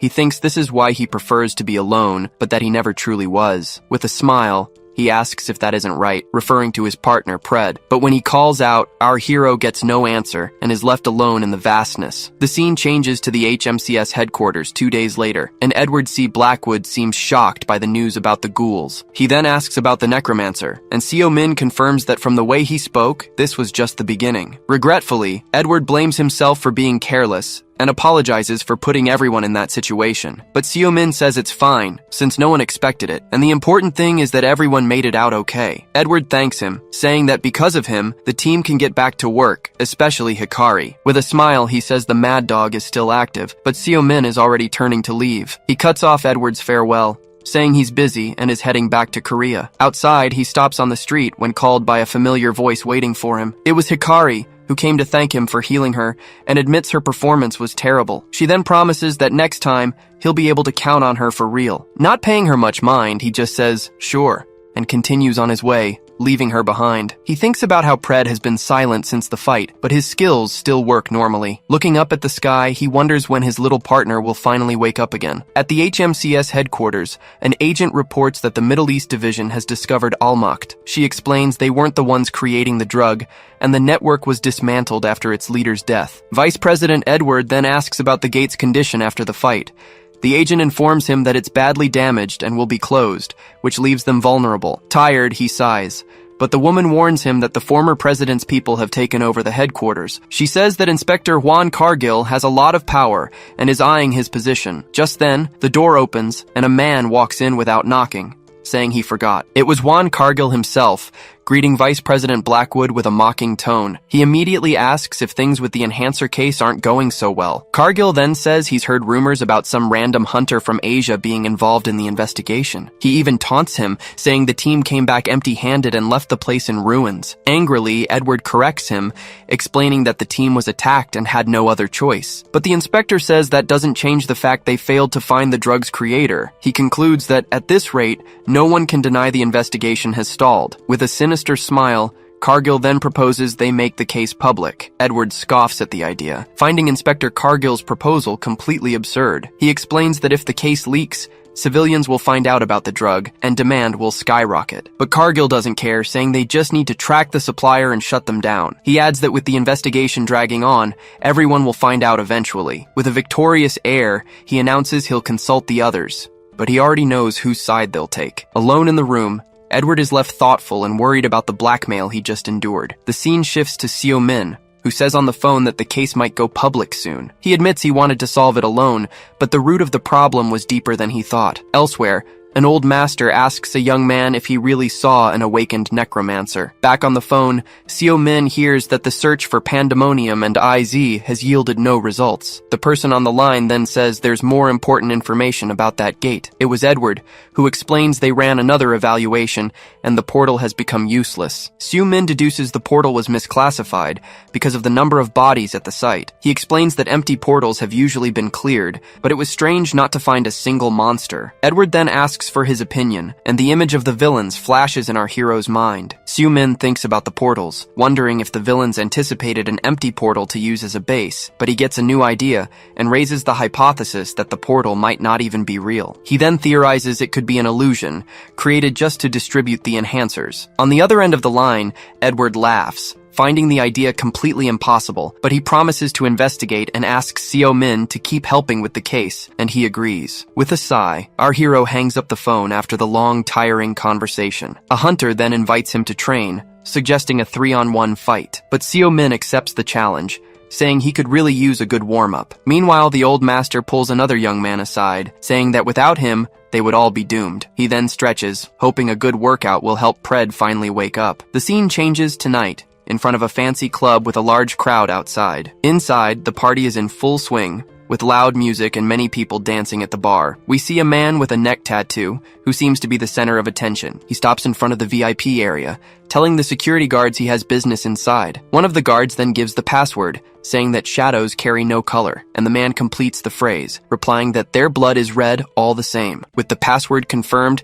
the security guards let the man enter the VIP room. Inside, Chiyu greets him elegantly, saying it's been a while. The redhead then smiles and asks if he's been well since their last meeting. Then Chiyu asks if the Grand Master also showed up for the business meeting, but the man lights a cigarette, explaining that the boss isn't coming due to security concerns. The host snaps his fingers and says a guard will escort him out when it's all over. Suddenly, a man with a braid leaps out from behind him, appearing by surprise. He steps closer to light the cigarette, as the redhead complains about the pigs making things complicated. The sound of footsteps catches his attention, and he realizes the other guest has finally arrived. A masked man appears at the door, greeting the redhead and calling him Chen Zhang. He then praises him for his punctuality and tells Chiyu to show him the package. The masked man apologizes for the rush, explaining the master's order to act before the police do. Chiyu then presents a black briefcase and asks if they want to check the merchandise. Upon opening the package, the masked man is amazed by the sight of the drug. At the agency, Seo Min is focused on his work when two colleagues show up, watching him from a distance. They start whispering about a rumor that Seo was recently called to the main headquarters. Other employees are gossiping too, suspecting he has some connection to the agency's top brass. Just then, Jonggu approaches his desk, welcoming him and asking about the new official document. Seo asks if it's about the enhancer investigation, revealing he already knew about the case. Jonggu looks awkward and explains that the regional director knew nothing about the operation. The hunter says he kept it a secret on higher orders, making his colleague even more frustrated. He explains that headquarters went over their heads, which could look really bad for their director. Suddenly, a female hunter approaches the desk, getting the team leader's attention. She then informs him that the branch director is calling for him, and for Hunter Min as well. The scene shifts to the director's office, where the two are now standing, awaiting orders. The director stares at them with a very serious expression, preparing to start the meeting. He begins by explaining that international headquarters sent a cooperation request to all branches. An illicit substance, he continues, is spreading, and he asks if Seo confirmed this on his mission. Seo-min then responds calmly and directly,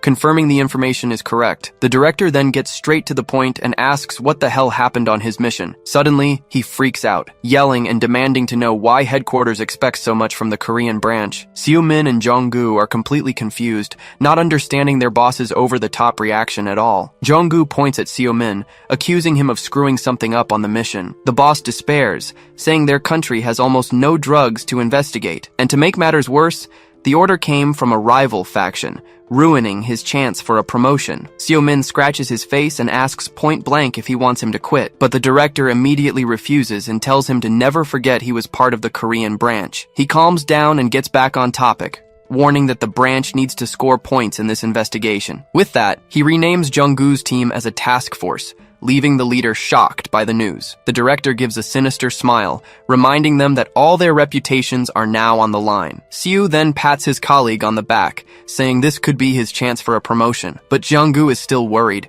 questioning if the other teams won't complain about this. The boss doesn't care and already authorizes Seo's next mission, but demands results first. Satisfied with the deal, he claps his hands, ready to assign the new team's first case. A giant pile of papers appears, and the director tells them not to be surprised by the case. He explains that the analyst, Seung-ah, pulled an all-nighter preparing the paperwork, poor girl. Seo and Jung-gu start reading the report, which points to an abandoned warehouse on Manhwa Island. The director explains the place used to be a spot for users, but now it's become a distribution center. To make matters worse, a nasty fight broke out there between the Awakened, and the atmosphere has been tense ever since. Jong-gu gets worried about the scale of the case, but the boss already went ahead and called for backup. He got approval to bring in private guilds, and tells the team to just focus on results. Seo-min becomes thoughtful, wondering which private guilds would be involved in this. The scene shifts to the abandoned warehouse, where Seo is already waiting for two familiar figures. It was the people the director had called, two very familiar guild leaders. The guild master jokes that the big cases always end up landing in Seo's lap. Seo questions why the leaders came,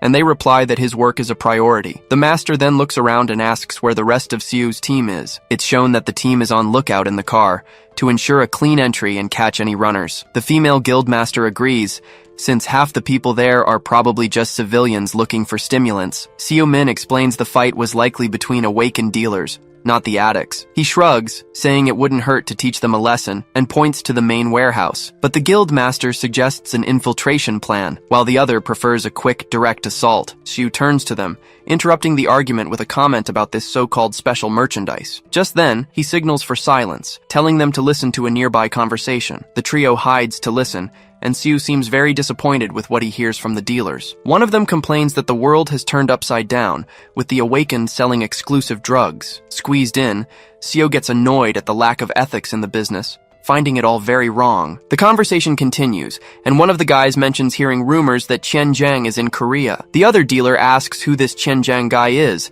leaving his partner shocked. Suddenly, the two turn and see the group, shouting and asking who the hell they are. Seo-min smirks, and says sarcastically that they're not interested in the merchandise. He and the guild masters get ready and tell the dealer to open the warehouse door now. With the two traffickers subdued and tied up, the group now has a clear path inside. Seo and the guild master get excited, and she immediately votes to just go in and smash everything from the start. But Sejun sighs at the idea and calls them over while pulling an item from his pocket. He then uses a light ability, turning everyone invisible so they can infiltrate. Seo-min is impressed by the magic, recognizing it as a very rare transformation skill. The guildmaster praises Sejun, saying he lives up to his title as Korea's Archmage. He explains it's just a variation of his elemental magic, which can be used in many ways. Sejun continues the lesson, showing that the concealment simply bends light, one of the 5 elements. Seo smirks and comments that Pred would have gone crazy if he'd heard that explanation. Sejun asks if the parasite inside him is causing any trouble, but Seo says it's nothing. He then ruffles his brother's hair,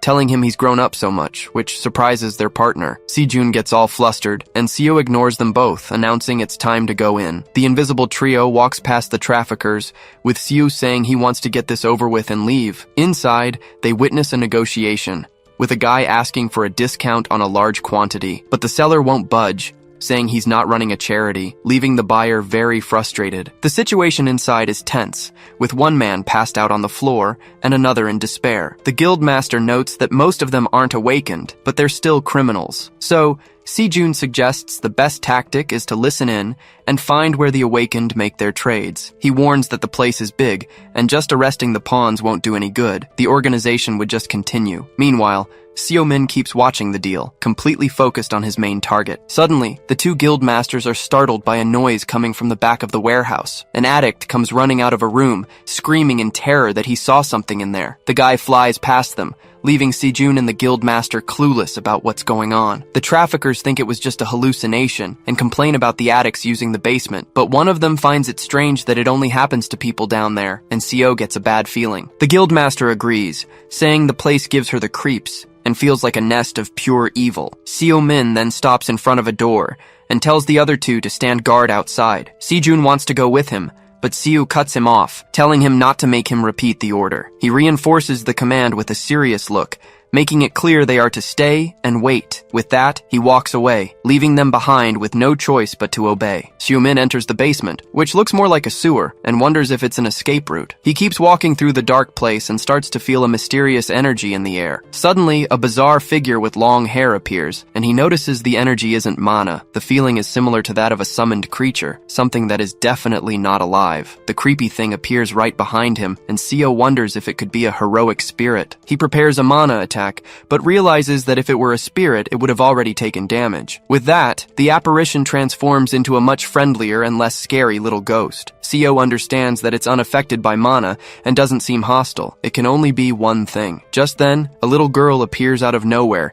asking him not to hurt her ghost friend. He's in shock, wondering how the hell the girl can see him through his invisibility. There, in the middle of that dirty, dark labyrinth, stood a child holding a teddy bear. Seo then asks what she is, but the little girl turns the tables and asks him the same question. She points her finger at him, calling him an outsider and warning him that this is her home. He can't believe she calls the sewer her home, and she replies that wherever she is, she's in charge. Seo-min sighs and decides to ask what matters most, wanting to know where her parents are. He crouches down and asks why she has so many bruises, wanting to know where her parents are. The girl explains that her parents trade her for powder and that she got hurt trying to find food. Shocked, Seo-min uses a light power to heal the poor little girl's injuries. A golden light completely envelops her, cleaning her clothes and healing all her wounds. She is amazed, saying that his power is warm, unlike the cold power she has. The girl says that her ghost friends protect her from the bad men by showing her where to hide. Seo-min gives a small smile, understanding the child and her guardian's situation a little better. Then he asks for her name, and the little girl replies that she's called Cyan. With that, he asks her and her friends for a favor. Some very important help for his mission. Cyan breaks into a huge smile and agrees instantly, happy to be able to help her new friend. The scene shifts to a deal, and a red-haired buyer asks with a smile if that's the product. The dealer confirms it's the pure stuff, straight from the abyss. He guarantees that with one dose, fighting a B rank becomes a cakewalk, but the stock is limited. The buyer asks about side effects, and the seller says it's not easily addictive. Suddenly, a strange noise from the ceiling startles them, interrupting the deal. The dealer goes to check it out, but the buyer thinks it's just a rat. He gets near the door, mentioning rumors of strange things seen in the sewers. Just then, a bloody hand slams against the glass, right in the dealer's face. They both panic, and the red-haired accomplice screams in fear at the sight. Desperate, they run out screaming they saw a ghost, only to run right into Seo-min. He's standing there holding Cyan and calmly says it was just a little prank. With a single blow, he unleashes a blue energy that knocks the buyer out instantly. His invisibility fades, and holding Cyan, he warns them that he's a person. Then, he puts the girl down and tells her to go hide until he's finished. Seo-min gently strokes her hair,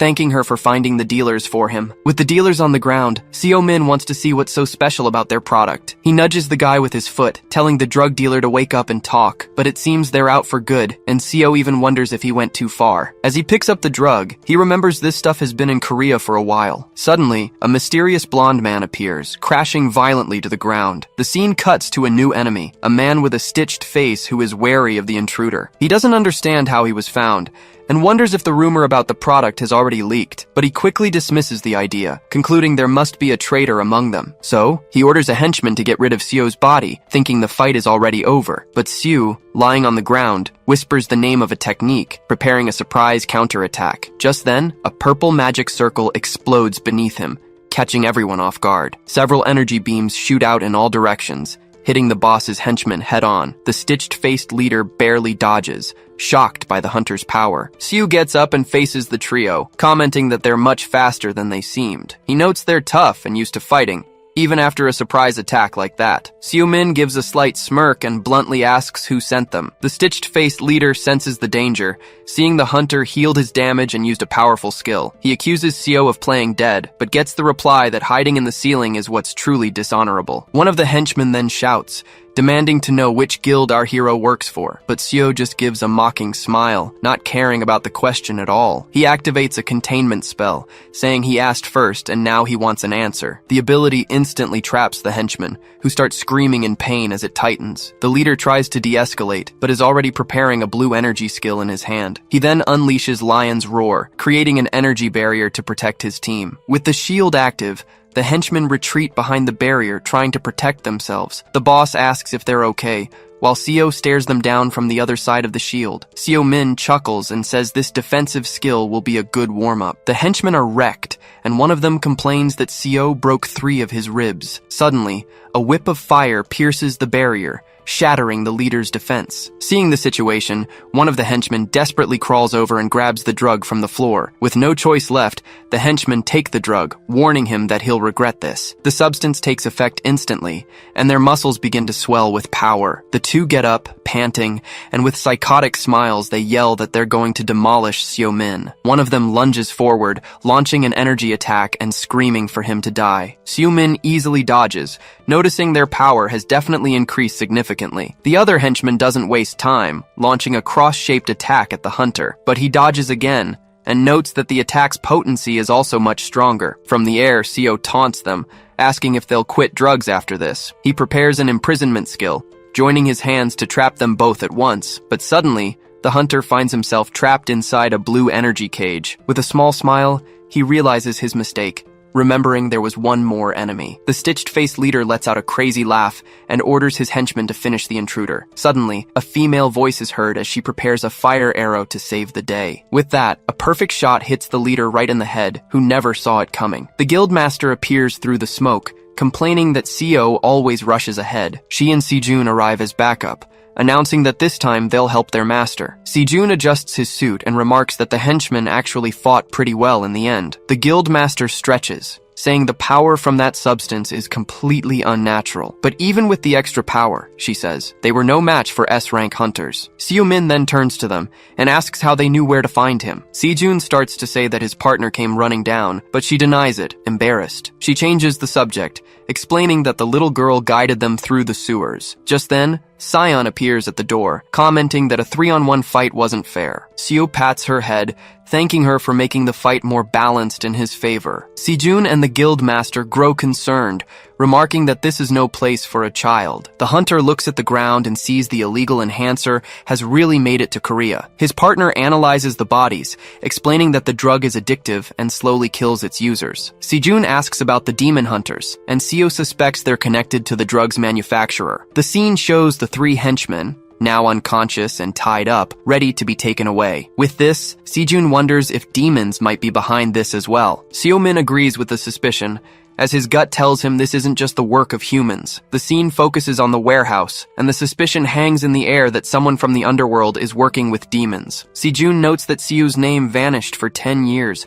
and this could spark another war. Looking at the henchmen on the floor, Seo notices they're called by numbers, and guesses there are at least 10 of them. He crouches down, saying he'll find out everything when he interrogates the dealers he knocked out. Suddenly, Sion senses danger and bolts, yelling for everyone to be careful. Sejun and the guildmaster are startled and on alert, not understanding what's happening. Just then, a massive explosion erupts, but Seo shields Sion with his body at the last second. The two dealers who were unconscious die in the blast because they hadn't been tied up yet. From the smoke, a new group of enemies emerges, revealing themselves as the ones truly responsible for the mess. Seo-min immediately realizes it's the rest of the squad, and Sejun uses his magic to protect the group. He warns that their mana capacity is huge, at least A rank or higher. A new enemy approaches, saying they've saved them the trouble of having to hunt them down. The trio of hunters prepares to fight, and Seo-min asks if he's the leader of this group. The guy in sunglasses instantly recognizes the two guild masters, showing he's well informed. He then gives the order, telling his henchmen to kill the two S-rank hunters and their lackey. Vials of the drug shatter on the floor, spreading blue powder all over the warehouse. The leader smirks and warns they'll be leaving in body bags, then charges in with everything he's got. Sejun says he'll cover the rear while the guildmaster provides support with her bow. Seo-min steps forward, and the fight begins with an exchange of blows right in the middle of the room. He recognizes the enemy's martial art, but scoffs, saying his master must have been terrible. The leader is enraged by the taunt, and prepares a full-power energy attack. The two then clash in a flash of power, with arcs of energy flying everywhere. Seeing the clash, the guild master despairs and yells for him, preparing an arrow. The shot hits the leader square in the shoulder, who feels the impact and pain of the attack. Enraged, he creates a sphere of energy and launches it at the archer in revenge. The guild master is confused, wondering if he used her own power to strengthen the attack. Just then, one of the henchmen appears behind her, ready to strike while she's distracted, but the blade stops against a magic barrier, protecting the huntress at the last moment. Sejun tells her he'll handle the small fry and neutralizes the other henchman. He yells for Seo to get a move on, but the hunter is on the ground, feeling the effects of the strange skill. Seo scratches his head and tells Sejun to stop nagging him with the lecture. But with a small smile, he says his body now remembers what it's like to fight as a team. A flashback shows his old team, and he narrates that in the end, they fought in perfect harmony. Sejun then adjusts his glasses and asks if the two of them are done with their warm-up. At this, Yoa also smiles confidently, bracing for what's to come. Seo-min powers up, announcing he'll finish them all in 10 minutes. The fight resumes with full force, and the hunter charges at the henchman with his red aura. The leader takes a direct hit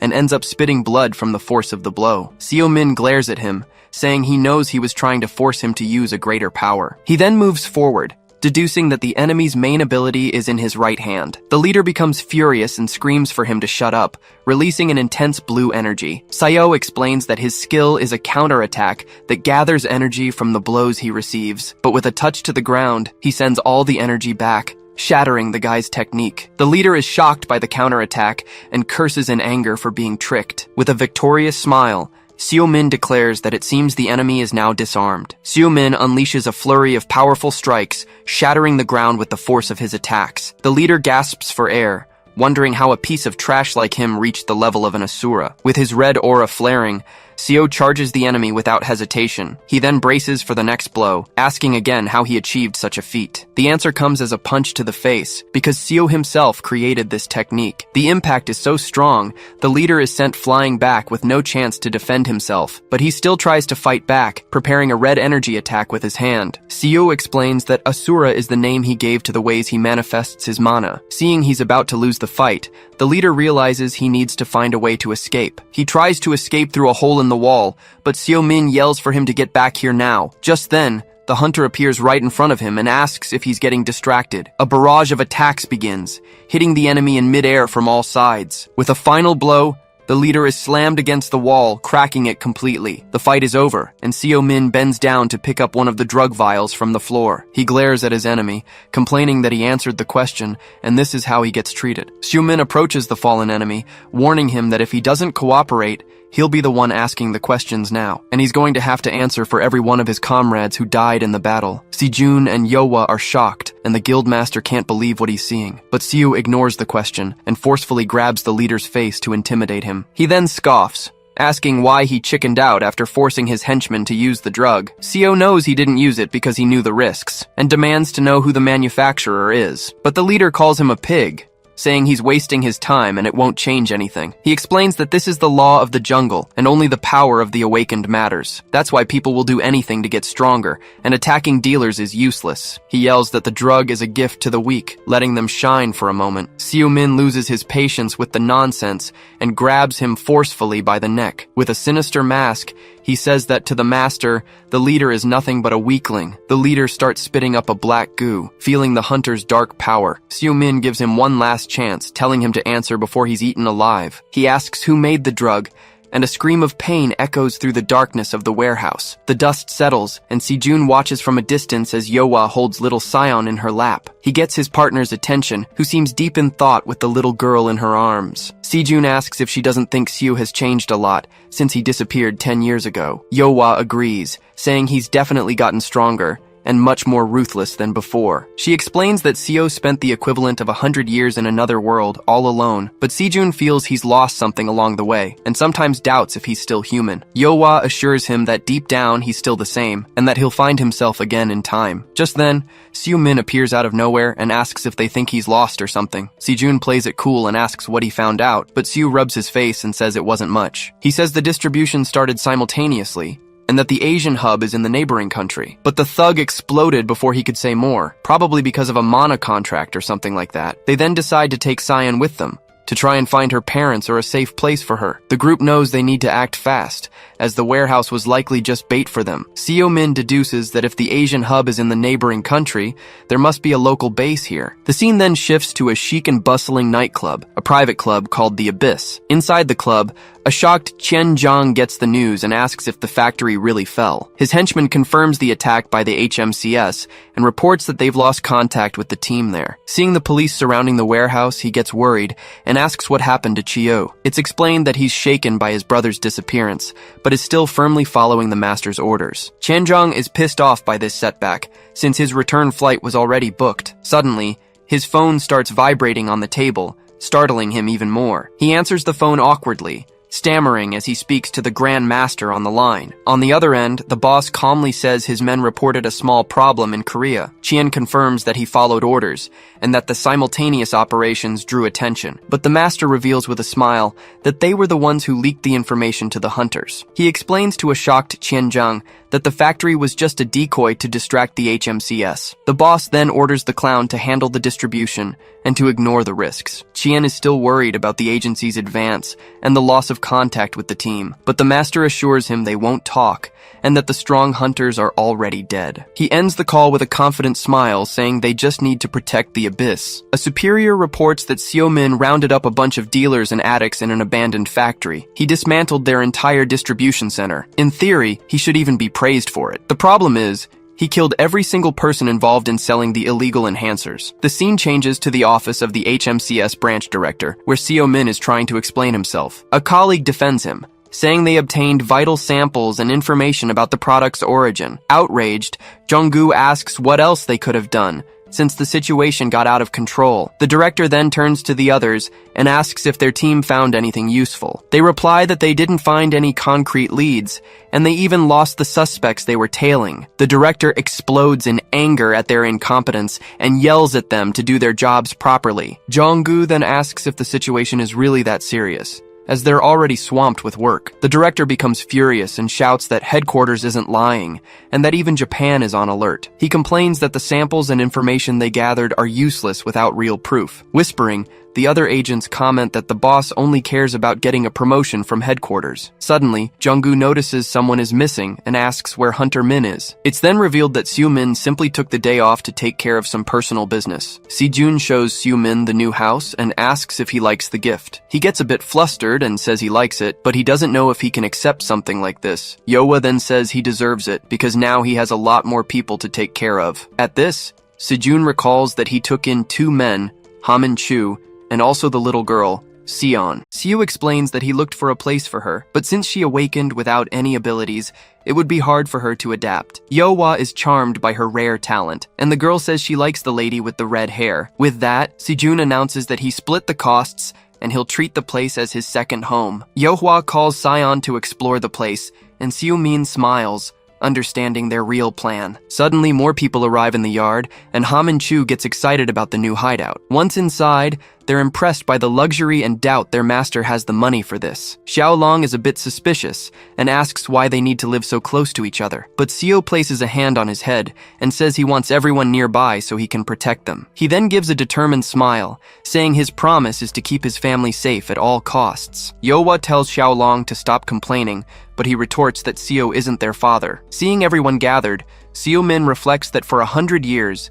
he lived with only their memories. In a flashback, Minjun laments, saying that in the end, he failed one of his own. Back in the present, Xiao Min's family walks toward the new house, a fresh start. He then looks on with determination, thinking that this time, things would be very different. Just then, little Cyan pulls him by the hand, complaining that he's walking too slowly. Xiao Min gives a smirk, thinking Pred is in for a big surprise. He tells the little girl he's coming and follows the rest of the group into the house. The scene changes to night, with Cyan sleeping peacefully next to her teddy bear. Meanwhile, Xiao Min calls Zhonggu, wanting to know if the drugs have any connection to the demons. Zhonggu confirms the mana in them is unknown, but says that doesn't prove anything. He also mentions that this type of mana isn't even that rare anymore, and that his conclusion matches headquarters. Before hanging up, he comments that no one wants to stir up trouble with the demons over mere rumors. Xiao Min gets angry, realizing the demons have earned humanity's trust over the past 10 years. He feels like the investigation is at a dead end,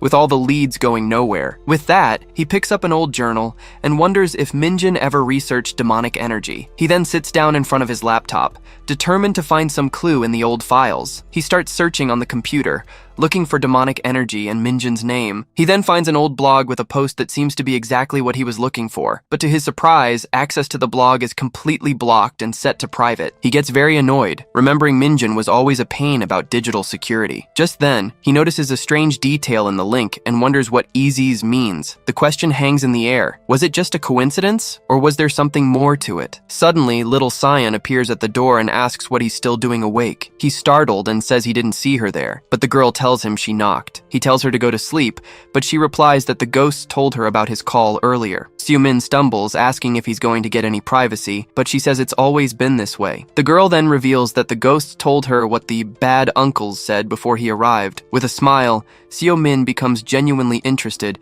and asks her to tell him what she heard. Little Cyan falls silent for a moment, a nervous twitch on her face, not answering. The scene reveals their conversation about some guy named Qian Zhang at the airport and merchandise being distributed. In a dark alley, a blue-haired hunter runs desperately until he trips hard on the ground. He slams onto the concrete, hitting his head and getting completely stunned by the impact. With no strength left to run, all he can hear is a voice saying, "We finally got you." Just then, two men appear, and one calls him a useless C rank for stealing the guild's gate. The young man says he had no choice, as he needed cash to buy something specific. Suddenly, he pulls something from his pocket, but the guys don't pay it much mind. But the hunter holds the object in his mouth and yells that as long as he has this, they're nothing. And in the blink of an eye, a massive explosion erupts, engulfing the entire alley and its surroundings. The scene shifts to an emergency meeting, where news of illegal enhancers has come to light. At the HMCS main headquarters, one of the leaders warns that these cases are going to spread like wildfire. Vice President Blackwood admits the situation isn't good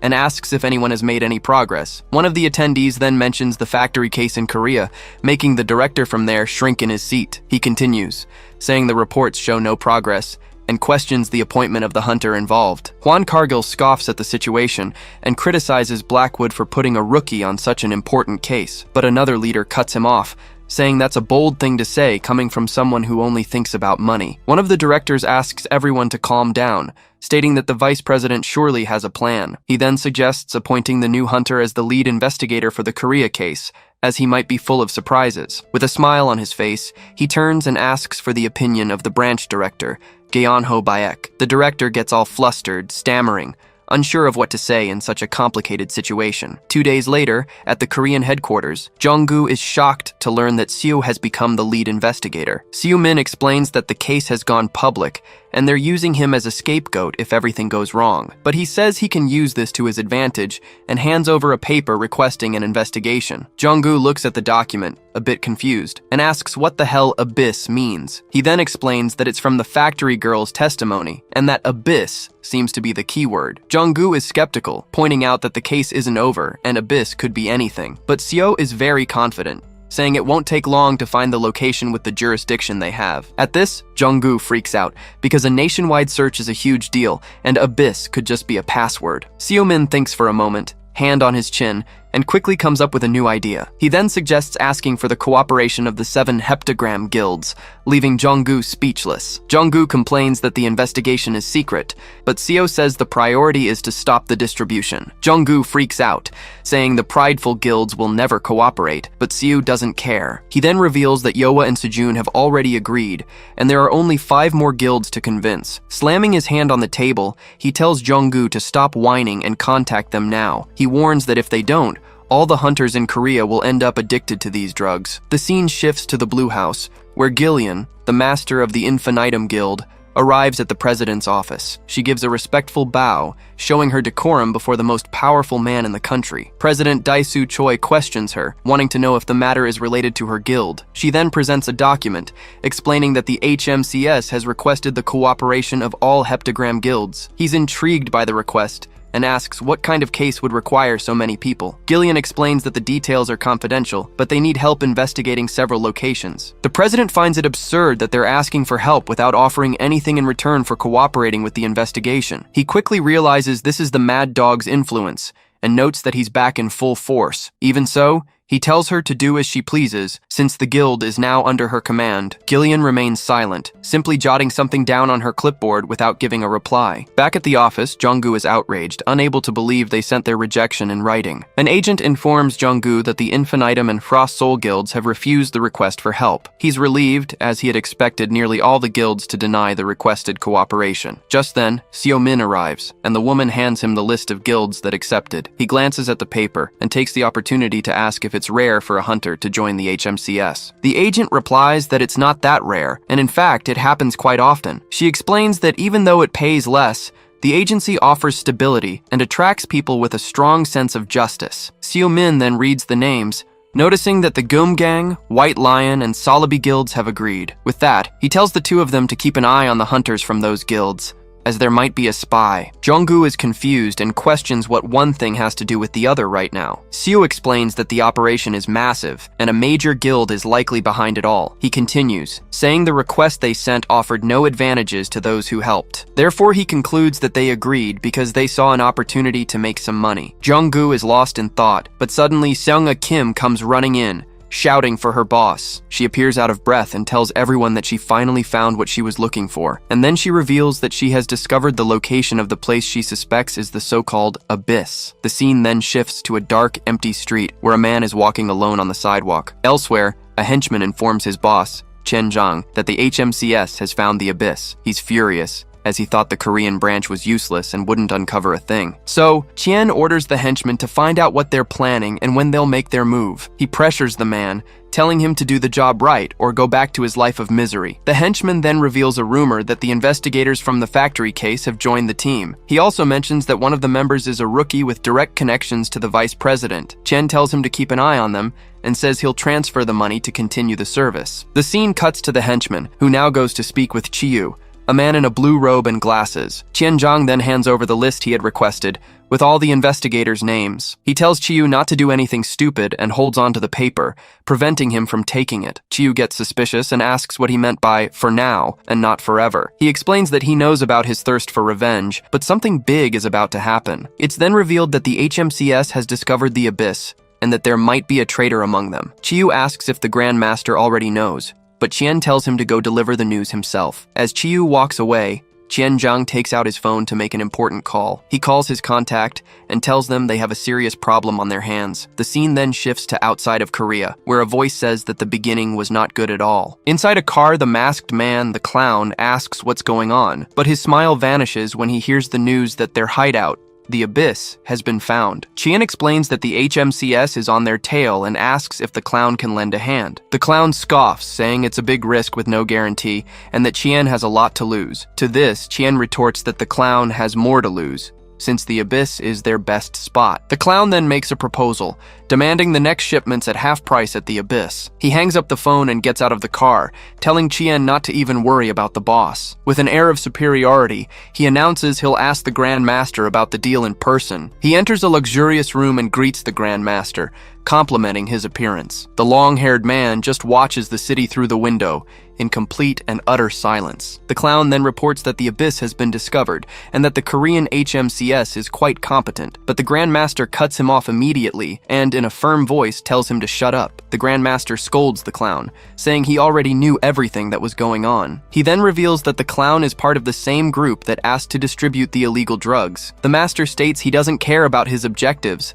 as all paths in the underworld lead through him. With that, he explains the deal is simple. They pay a fee and can proceed with their plans. The clown gives a satisfied smile and says he expected nothing less from the sovereign of Asia's underworld. He then says their objective is quite simple, just distribute the substance and nothing more. But he warns that the Korean HMCS is not weak, and it'll be a huge problem if they get caught. To make matters worse, he adds that the agency asked the 7 guilds for help, but the Master tells him to get to the point. The clown then suggests holding a meeting, gathering the largest criminal organizations at the Abyss. With the idea on the table, he and his followers prepare to put the crazy plan into action. He says no one would refuse the invitation, and that they could even give out some free samples to promote the business. The Master thinks for a moment and admits this might attract some idiots who don't know what they're getting into. But the clown assures him that, with this, they'll have enough people to crush the investigation team. He defends his plan, saying it's better to strike with everything they've got before their base is destroyed. With that, he says his goodbyes and leaves, stating he eagerly awaits the Grand Master's participation. The Grand Master remains silent for a moment, just watching the city from the window. The scene shifts to a flashback where a sick young woman calls out to him, but he insists on being called brother. Desperate, he promises he'll find a way to get the money to cure her illness. She smiles warmly and says they can go back home when she finally gets better. In a weak voice, she calls him brother, seeing how hard he's trying not to break down in front of her. But she says she doesn't want money, and that her only wish is for him to build a happy family. The next scene is devastating, with him sitting alone beside her lifeless body on the bed. In another moment from the past, Seo-min finds the young man and asks if he wants to be his disciple. The young man says yes because he needs power to protect the people who are precious to him. He then looks Seo-min in the eye and says he's the strongest person he's ever seen, and that one day he will surpass him. With tears in his eyes, he swears to himself that he will never lose someone he loves again. Back in the present, the Grand Master sees all of it as nothing more than an empty, painful memory. He thinks about how he's loaded with cash now, and how he's finally achieved immense power. But deep down, he knows that now there's nothing, and no one, left for him to protect. With a dark look, he turns and gets the attention of someone who was there the whole time. A man then appears and respectfully answers his boss's call. In a serious tone, the Grand Master announces they will hold a conference in Korea. In the HMCS meeting room, Seo-min prepares to brief them on Operation Abyss. He introduces himself as the temporary investigator in charge of the illegal enhancers case. In a serious tone, he warns that if anyone has a problem with him, they should take it up with headquarters. Then a projector turns on, revealing that Abyss is actually a resort club in Incin. The team learns the place operates as the main distributor of the product in Asia. Seo-min explains that the true owner is a mystery, and the location has several affiliated clubs. Sejun then comments that a suspicious place like this could only operate for so long through bribery. At this, Seo confirms they are already compiling a list of government officials who have been bought off. He reveals a video showed the criminals know about the investigation, indicating a traitor among them. That's why this secret meeting was held, with only the agency's most trusted individuals. The mission's objective is clear: eliminate the Abyss distribution center in a single swift strike. But everyone knows the task won't be easy, as the place is surely well protected. According to their intel, several guards are posted in front of the building, and most belong to criminal organizations. An agent then asks if that's why they requested help from the heptagram guilds. Seo-min confirms their suspicion and stresses that all details of this operation are confidential. He emphasizes that secrecy applies to everyone, even the guild masters who are helping. Therefore, the date, time, and mission details will only be revealed on the day of the raid. But one agent questions why the masters of Imperium and Azure Bloom are getting special treatment. Sejun and Yowa just listen to the accusation of favoritism in complete silence at the table. It's then explained that the two guilds already knew about the case, even before it reached Korea. The agents understand the situation and agree that Seo-min's decision seems fair. With the context explained, he prepares to share the most important details of the mission. He then reveals the official name, stating they will begin Operation Doberman. The scene shifts to the guild masters, waiting somewhat impatiently in a separate room. Ji-hwan Ryu complains that it's frustrating to be left out, waiting on the agency's goodwill. He even scoffs, saying they aren't some third-rate guilds to be treated this way. But Master Gyeong-hoo cuts him off, saying if he was going to complain, he shouldn't have accepted. Jiwon gives a slight smirk but doesn't respond to the veteran master's taunt. At this, Seong-il agrees the situation is far from pleasant, even though he understands the point. He then understands why the other guilds refused, but Seo-min finally enters the room. Seo-min formally introduces himself as the hunter and lead investigator responsible for the case. He then thanks everyone for accepting the request, despite their busy schedules. He then announces he needs to make an official statement, but he'll be direct. The operation's objective is to neutralize the distribution center for illegal enhancers for the awakened. With that, Seo-min asks them to form teams and, if possible, lead them personally. He says he expected large guilds wouldn't have a problem, but they can refuse at any time. But Jiwon Ryu smirks, saying his expectations were low, but this is too much. He then starts talking about Seo-min, the rookie who cleared the tower in just 5 days. The Gunggang master asks if it's true he's a hunter who vanished a decade ago. He continues, saying the records were erased, but Seo was one of the 3 supreme masters. With a curious smile, he asks why Seo-min disappeared and has now returned as a rookie. Seo-min replies that it doesn't matter, and his past has nothing to do with the case. The other masters are confused, wondering what the hell the title Supreme Master even means. Suddenly, a memory from 10 years ago flashes into the mind of the White Lion's master. Back then, the world was in chaos due to the portals and the war against demons. Seo-min turns and asks them to get in touch as soon as they're ready. He then leaves the room talking on his phone, leaving the guild masters behind. Jiwon Ryu finds it fascinating that a legend like him could be forgotten by the world. The scene then shifts to Japan, at the local HMCS headquarters. An agent approaches the team leader, Hikari Hayakawa, to deliver a message. Another agent reports that an illegal enhancer was found in a recent riot case. She grows worried, because if they don't act fast, it will spread like wildfire. She asks about the culprit but is informed that the leader of the Akai Kitsune is out of the country. This makes her find the situation very strange, and she becomes suspicious of the information. She thinks about how several crime leaders have left Japan and wonders if there's a connection. Suddenly, Kumo comes running in with an official document from international headquarters in his hands. He explains the paper is a direct order regarding the investigation into illegal enhancers. At this, Hikari tells Kumo to pack his bags, because they're catching a plane right now. With a mischievous grin, she says it's finally time to settle an old debt. The scene changes to the airport, where Lila is complaining about being sent there in the middle of her work. On the phone, Seo-min complains about having to pick up reinforcements he didn't even ask for. Just then, Lila and Hikari arrive,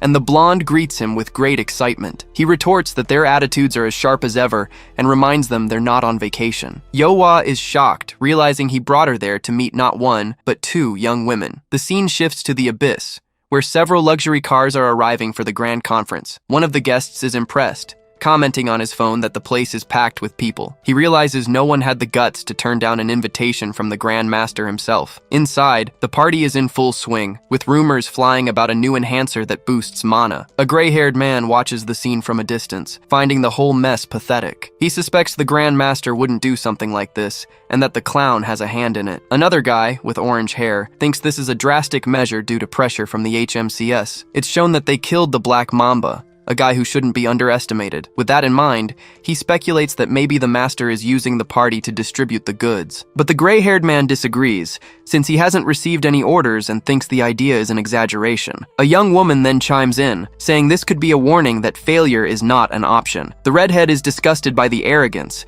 and swears he'll crush the master when he's no longer useful. Suddenly, a man approaches their table, with a not-so-friendly look on his face. He walks up intimidatingly, and asks what organization they're from. He then warns them that this is Akai Kitsune territory, and no place for mutts. Before he can even finish his sentence, the guy gets punched square in the face. Then, the man in black kicks the aggressor, commenting that the place is full of idiots. The head of Akai Kitsune is enraged by the attack, and his henchman cries out for him in desperation. Another member of the group smashes a chair, calling them low-level awakened trash. With a woman with electric powers right behind him, he tells the guy to shut his mouth or he'll regret it. Suddenly, Chiu appears and orders them to stop fighting, threatening to kick out anyone who continues this nonsense. The man asks who the hell they are, and finds out they are the hosts of the conference. One of the henchmen is outraged, but Seo-min, who was there the whole time, just watches. He remains silent, analyzing the whole mess unfolding in the middle of the hall. The redhead wonders what Seo is doing there,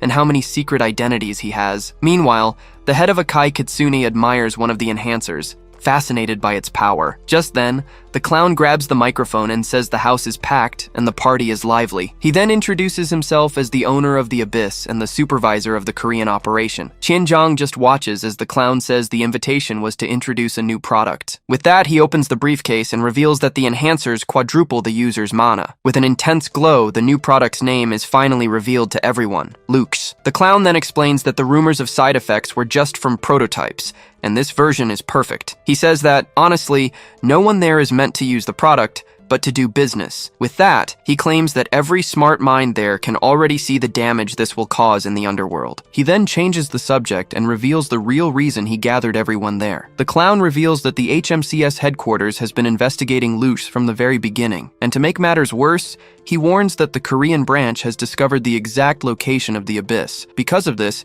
he needs everyone's cooperation to make the launch a success. One of the guests scoffs, having heard that the Korean branch of the HMCS is just a bunch of losers. Another guy gets worried, but his partner tells him to stay quiet and just follow orders. The clown admits they are weak, but they've been causing trouble and have even called for reinforcements. With that, he concludes that a major attack from the agency will happen within a week. He then fires up the crowd, calling on everyone to unite and show them who's boss. And as a bonus, he suggests that their own henchmen use Lux to get a taste of its power. He ends the speech by guaranteeing they will crush the HMCS and make them scurry away like rats. One of the guests stands up and questions the speech, wanting to know what's in it for them. The clown then makes an offer, promising double the Lux to anyone who supports their plan. He adds that the order comes from the Grand Master, a chance for everyone to make a name for themselves. The men are startled by the audacity, realizing that Lux will truly change the entire world. At that, the henchmen begin to distribute the boxes, and the clown announces that the time to choose has come. He reminds everyone that power has always been the rule ever since the portals appeared. With a smile on his mask, he finishes his speech and tells everyone to choose their side wisely. The hall erupts in a stir, with the criminals whispering and mulling over the irresistible offer. The redhead gives a slight smile, remembering an old saying from Lord Oribus. The gray-haired man then says that humanity's power doesn't come from the mana of the portals. It's then revealed that the true power that drives them all is pure and simple greed. The scene changes, and an agent reports over the radio that it's finally midnight on the dot. On a rooftop, Seo-min reports to the control tower, initiating the operation. Yohwa confirms that the vanguard is in position and just waiting for the attack signal. With that, Hikari and Lila report that all units are ready to advance on the mission. He says that to catch the traitors, the best way is to flush them all out of their hole at once. With that, he prepares his magic and shouts the skill's name, Meteor Shower. A trail of light then cuts across the city sky, marking the beginning of the great attack. With a confident smile, he announces the start of the long-awaited Operation Doberman. The scene shifts to a bar, where two men are toasting with beer, celebrating a successful conference. The boss says it's time to make some cash, and tells his partner to go ahead and contact the merchants. We see the face of the man with a neck tattoo, Qianzhang, who looks very serious and focused. Elsewhere, a masked man is praised for hiring mercenaries and infiltrating a spy. The masked man, nicknamed the Clown, laughs and says he only managed it with the help of the Grand Master. Just then, Qianzhang says his goodbyes, and the clown wishes him luck cleaning up the mess. Qian then explains that he's already delivered everything he needed to, so there's no reason for him to stick around. The clown warns Chiu that his brother's killer is coming, but Chiu says he'll be right back. In a serious tone, the masked man asks him to try to be back within a week at the latest. But suddenly, a huge explosion goes off, startling everyone in the meeting room. The clown is on high alert and asks what that noise was, his eyes gleaming in the darkness. A woman runs desperately down the stairs, screaming that they have a huge problem. She arrives out of breath, warning that an unknown enemy is bombarding the building from the outside. One of the men is shocked, wondering who would have the nerve to do something like this in the city. The clown grinds his teeth in anger, unable to believe his plans were interrupted like this. On top of a building, Sejun Min gets a call and is surprised by the sudden summons. On the other end of the line, someone from the White Lion Guild complains that this operation is hindering their cooperation. Sejun hangs up, understanding the situation, but focused on solving the problem at hand. His subordinates then report that the tracking barriers have already surrounded the infiltrated building. We see the team of hunters activating magical barriers, ensuring no one can escape the area. With a smirk, Sejun notes that the enemy spy failed to leak the operation's details. He complains that only the Salabi Guild showed up to help, but his team says it's more than enough. With the enemy's escape route cut off, the plan now is to pressure them until they come out on their own. Inside the building, A red-haired hunter, Yowa, readies her bow and arrow. Her team has already secured the lobby and is moving to the upper floors, with everything under control. A hunter informs her that the enemies are weak, and she orders them to transfer the targets to the agency. The young man salutes with a smile, confirming he will follow his leader's orders. Yowa becomes thoughtful, as she hasn't seen the substance yet, nor the main traffickers. Suddenly, a slime monster appears in the middle of the hallway, surprising all the hunters there. One of the agents yells for Yohwa to block the exit, while they prepare to fight the creature. Yohwa positions herself in front of the slime monster, yelling at Sejun to do something to stop it. At that moment, one of the villains laughs and mocks them, saying that's a super dangerous rank A mercenary. The hunter screams for Sejun not to let the creature get close, but he tells her to stop complaining. He then raises his staff, worried, because if that thing explodes in here, they're all done for. With a shout of freeze, Sejun casts a powerful ice spell towards the monster. The creature slowly begins to freeze, screaming in pain as it tries to resist the spell, but one of the hunters warns that the beast is expanding its body to try and break the ice. Sejun then shouts for everyone to get into a defensive formation, maintaining the spell with all his might. Seeing the opportunity, Yowa praises their work and tells them to keep holding the monster there. She readies her bow and summons a flaming arrow, prepared to finish the enemy once and for all. The fire arrow hits the target dead on, causing a massive explosion that lights up the lobby. The villain, who was watching whistles, looking very impressed by the attack power he just saw. From an upper floor, a man comments that he didn't know Korea had such good hunters. It's explained that she is Yohwa Kang, a global rank hunter on the same level as the strongest. The man then asks if the other one is the spy, but he denies it, saying he's there for personal reasons. A long-haired man observes the defeat and wonders if the clown's plan went wrong. The other replies that it was the clown's mistake, and their orders are not to get involved with the agency. The scene changes, and an agent kneels, reporting that he was tracking the clown as instructed. He says the clown is moving the merchandise through a secret passage, which they can use to escape. The long-haired man then announces that their organization, Pandemonium, is out of the case. With that, the orange-haired guy decides to leave, but his boss questions him for abandoning him. Hooded, he looks down and thinks this seems to be the end of the line for the Akai Kitsune gang. The villains are terrified, having realized their enemies are Korea's S-rank hunters. One of them suggests retreating, since their mana is running out and the entrance has become a trap, but their boss refuses to accept this disgrace, grinding his teeth in a fit of rage. With a red aura, he yells that he'll clear a path and tells his men to stay back. The subordinates are deeply moved by their boss's actions, with tears in their eyes and everything. He charges forward with everything he's got, screaming for the hunters to get out of his way or be utterly destroyed. Sejun is stunned by the attack's speed and yells Yowa's name, deeply concerned. The enemy leader unleashes a powerful energy slash, which rushes towards the hunter. But Yowa manages to block the blow with her bow at the last second, causing a metallic clang. Suddenly, Gyeonghu Do, the master of the Salabi Guild, appears with a smile, his katana resting on his shoulder. On the upper floors of the building, the drug dealers are in a desperate scramble, trying to escape as fast as possible. But one of the HMCS agents intercepts them, taking one down with an energy blast. One of the goons seems whacked out on a drug, laughing and saying he's going to kill everyone there. As they flee, one of them warns the boss that the pigs have already taken over the entire first floor. The boss panics, shouting that at this rate, their only option is to jump from the building. But the drugged-out guy assures him not to worry because he's going to kill them all. He then unleashes a purple energy whip, attacking the hunters in his path. But the hunter team manages to surround him, warning that resistance is useless and he should surrender. One agent comments that they are who he thinks they are, and their leader, Hikari, confirms it with a smile. Soon, we see the criminals subdued on the ground, and we learn they are internationally wanted. Hikari is thrilled, as she didn't expect to catch so many big fish at once. She then gives the order to arrest everyone, and her team moves in to finish the mission. But suddenly, a woman in red appears and blocks their escape with an explosive strike. One of the agency's hunters barely manages to block the attack, shocked by her strength. The woman and her partner tell the criminals to go on ahead, as they'll take care of the hunters. Hikari recognizes the enemy's uniforms, realizing they aren't just some grunts. We are told they are from Blue Guy, an organization led by the underworld kingpin. Seeing the situation, she grabs an item on her wrist, excited to test her new legendary power. With it, she summons a giant purple energy serpent, shouting the name Kagutsuchi. The woman in red is startled and barely dodges, complaining about all these creatures showing up. She then charges forward, but is surprised by a magic attack that causes a big explosion. Hikari corrects her enemy with a smile, saying that her summons are not mere animals. The woman leaps into the air to dodge another attack, while Hikari takes aim from below. At that moment, the enemy finally understands that the creatures are spirits, just as the serpent lunges at her. The spirits crash into the woman, causing a blast of dark energy in the middle of the lobby. Kumo, Hikari's partner, is ecstatic, saying she's gotten even stronger than before. But one of the men in blue takes advantage of the distraction and attacks Kumo, yelling that it's his funeral. The young man manages to block the blow at the last second, but feels the pressure of the enemy's attack. He realizes it's an enhancement-type blow and decides to use an ability to repel the guy. Kumo then unleashes a wave of blue energy,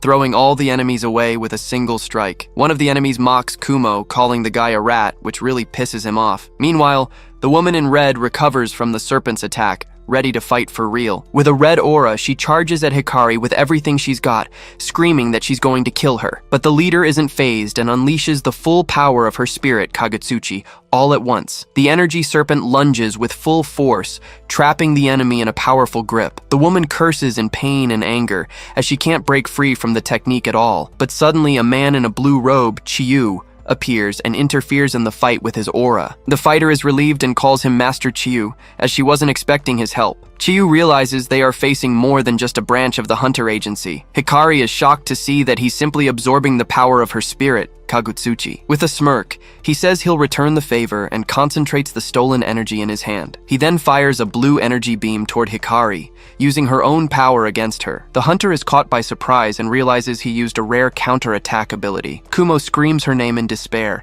seeing the attack hit her head-on. But before she can fall, Sejun Min appears out of nowhere and catches her, preventing the worst. Sejun appears in midair holding Hikari and states that he doesn't recall giving them permission to leave. The hunter is completely surprised, recognizing Hunter Min, who saved her at the last second. From below, Chiyu glares at him, recognizing the figure that suddenly appeared in the city skies. He then grinds his teeth in hatred, screaming that Sejun was the one who killed his brother. Calmly, Sejun comments that he found those sunglasses very familiar. He then deduces that the guy must be the brother of that counterattack user he faced before. Chiyu swears on his brother Leiyu's life that he will tear Sejun to pieces with his bare hands. With a blue aura, he promises he'll succeed, even if it costs him his own life. But Sejun just gives a wry smile, lamenting that he has to ruin the enemy's plans. With a red glow, he charges forward and says there's no happy ending, landing a powerful blow. Far away, two men watch the fight and confirm their escape route is secured. A green-haired girl calls him Sir, but he seems focused on the ongoing battle. He observes Sejun's golden aura, thinking that it's a pretty, sinister color. The man with orange hair then calls his two subordinates,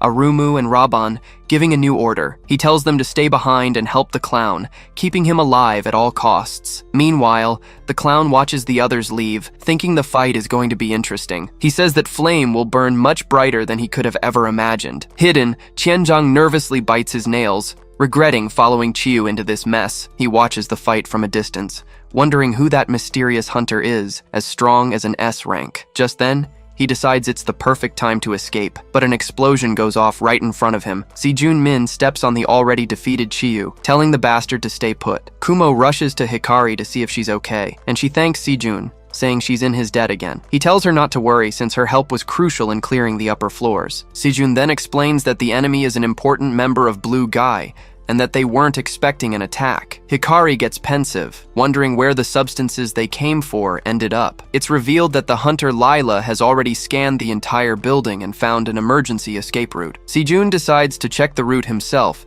and tells Hikari to handle the remaining enemies. But before leaving, he hands her a mysterious item that looks like a golden bracelet. He explains it's a mana-enhancing artifact, confiscated during their last mission. Hikari then remembers how Sejun's power inspired her to train and get stronger. She says she really wanted to be of more help, but she still has a long way to go. Kumo panics, asking if she's really going to give him her precious item, Takemizuchi. Kumo gets indignant, asking if Hikari has a thing for Sejun for giving her a legendary item. She gets all flustered and says it's just to repay the debt, telling him to focus on the mission. In her thoughts, she complains that Kumo is overthinking it, since Sejun saving her doesn't mean she likes him, but then she remembers Sejun's face up close and blushes at the memory. The hunter starts stammering, not knowing what to say, completely lost in her thoughts. Just then, Sejun interrupts her by catching Qianzhang trying to escape, asking where he thinks he's going. The guy panics and lies through his teeth, saying he's just a normal person, not even an awakened. But Sejun doesn't buy it and threatens to punch him,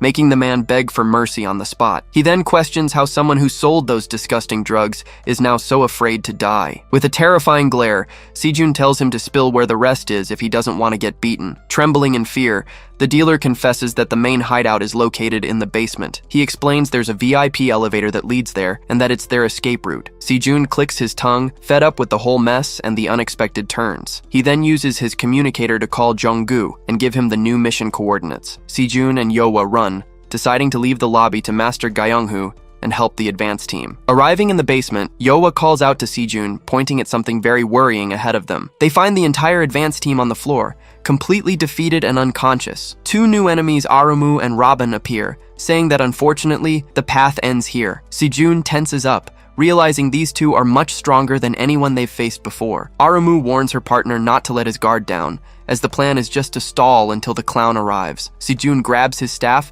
preparing to fight and shouting that the enemy attack is coming. He charges forward with a strike, but Raban easily kicks him away, showing off his strength. Then, Sejun summons a pillar of fire, yelling that he'll burn everything down along with those substances. But Arumu reacts quickly, casting a magic chain and saying it won't be that easy. Her magic manages to redirect the fire attack, completely surprising Sejun with the technique. The pillar of fire ends up hitting Yowa, who screams in pain as she's caught in her own ally's magic. Raban seizes the opportunity and charges, saying it's the end of the line for the sloppy archer. He summons an energy axe, but Yowa blocks the blow, saying he doesn't get it at all. With a confident smile, she explains that for archers like her, strength is what matters most. She then lands a blow with a red aura on his chin, shattering his teeth on impact. Furious from the hit, Raban charges at Yowa with an incredibly powerful and violent strike. Suddenly, the clown appears at the door, complaining that he told them to take the drugs to a safe place. He watches the fight from afar, wondering if they couldn't have found smarter henchmen. At that moment, Sejun turns and is surprised to see a man wearing a clown mask. Yowa shouts Sejun's name, and Arumu uses the opening to launch an energy attack, but the attack hits the archer dead on, and she screams in pain from the surprise hit. The impact throws her hard against the wall, with no chance to defend herself. The clown thanks the duo for their help, and tells them to get out of there before they're caught. But out of nowhere, Seo-min appears and asks the clown why he's there alone. The masked man scoffs, saying the blue guy team went down easily, and tells his men to take the cargo. But Seo-min suddenly appears right in front of the door, asking where they think they're going. The trio is completely shocked, as they didn't see where the hunter appeared from so quickly. With a cold gaze, Seo-min tells the trash not to move a single inch, but the clown mocks him, congratulating the hunter on the ambush that ruined his plans. He complains that he spent a fortune on this hideout, and now it's all gone down the drain. Then he asks the hero to just accept the victory and let him leave in peace. With heavy irony, he says the hunter's bosses will surely applaud his great triumph. He also warns that continuing the fight won't help, since his friends are already on the ground. With a dark gaze, Seo-min asks if it was the clown who did that to them. Raban gets angry, saying they've already wasted too much time and won't stand around talking. With a shout of "Die!" he leaps to attack, ready to finish Seo-min right then and there. But the hunter uses his Iron Fist skill, stopping the axe with a single hand. Arumu is in complete shock, as Seo-min killed Raban with a single blow. Seo-min now understands that the clown must be the main figure behind this incident. She suggests to her boss that they retreat, but he says he'll handle it and tells her to protect the drugs. The clown then tries to talk, asking for a moment with investigator Seo-min of the gangbook team. But Seo-min pays him no mind, already focusing his energy to end this charade. Seo-min charges with full force, and the clown narrowly dodges, leaping behind an explosion. He praises the attack, saying he barely managed to dodge it even with his absurd speed. Seo-min then asks if he's the main dealer behind all of this. The villain plays dumb, but Seo-min explains it's because he talks more than anyone else. The hunter demands to know where the drugs come from, telling the clown to speak while he still has teeth. The masked man laughs, amused by the question and looking quite confident in his position. He rubs his hands together and asks if Seo-min really thinks he's that easy. Just then, the clown rushes forward with surreal speed, catching Seo-min completely by surprise. He lands a powerful blow, making the hero double over from the direct impact. Then he finishes with a spinning strike, throwing the hunter hard onto the warehouse floor. Seo-min is impressed as the villain's speed is greater than that of Dae-soo, a super strong hunter. But he notices the power doesn't match up and unleashes a blast of wind that hits the villain. The clown is dragged across the floor as Seo-min gets up, ready for round 2. With blood dripping from his mouth, he laughs, unable to believe the hunter managed to hit him. He gets up furiously, yelling, "Me!" as if he can't accept being struck like that. The fight continues, and Seo-min exchanges a sequence of super fast punches and kicks with the clown. The villain seems to not even feel the blows, and with a dark aura, he asks what the big deal is. But Seo-min smirks and taunts him, asking if he thinks he's so special. Then, the hunter activates a magic circle on the ground, launching a wave of ice and debris upwards. The clown gets trapped in the ice but laughs at the situation and says Seo-min is a monster. Suddenly, Seo-min appears behind him and reveals the truth, catching the villain by surprise. He warns that the clown isn't the only one with fast feet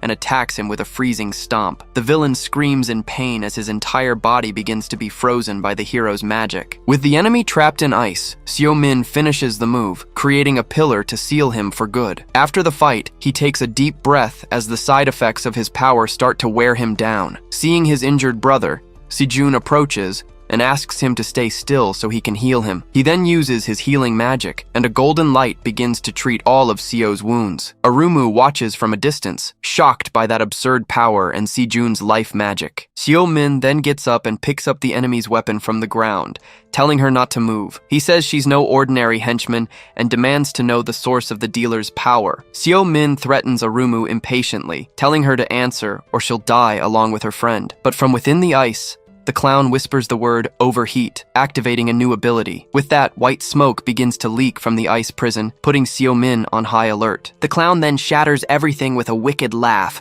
freeing himself with impressive power. Surprised, Seo-min asks if that was the true ability the villain was hiding. The masked man smiles and says that now that he's seen it, there's no choice but to fight. He then decides he will burn Seo-min along with everything else in that place. Arumu panics and screams, asking if he's really going to set the entire area on fire. But she is shocked to see a silhouette standing in the middle of the flames, completely unharmed. Seo-min controls the fire with his hand and asks why all the drama over a simple scratch. He then tells the guy to cool down and launches a new powerful wave of ice in his direction. The ice surges forward and shatters, trapping the clown again and slamming him against the wall. Seo-min complains that the clown made him waste his precious mana on this whole mess. But suddenly, he feels a strange pain, like an unexpected side effect of his power. Trapped in the ice, the clown gives a victorious smile and says he's finally got the hunter.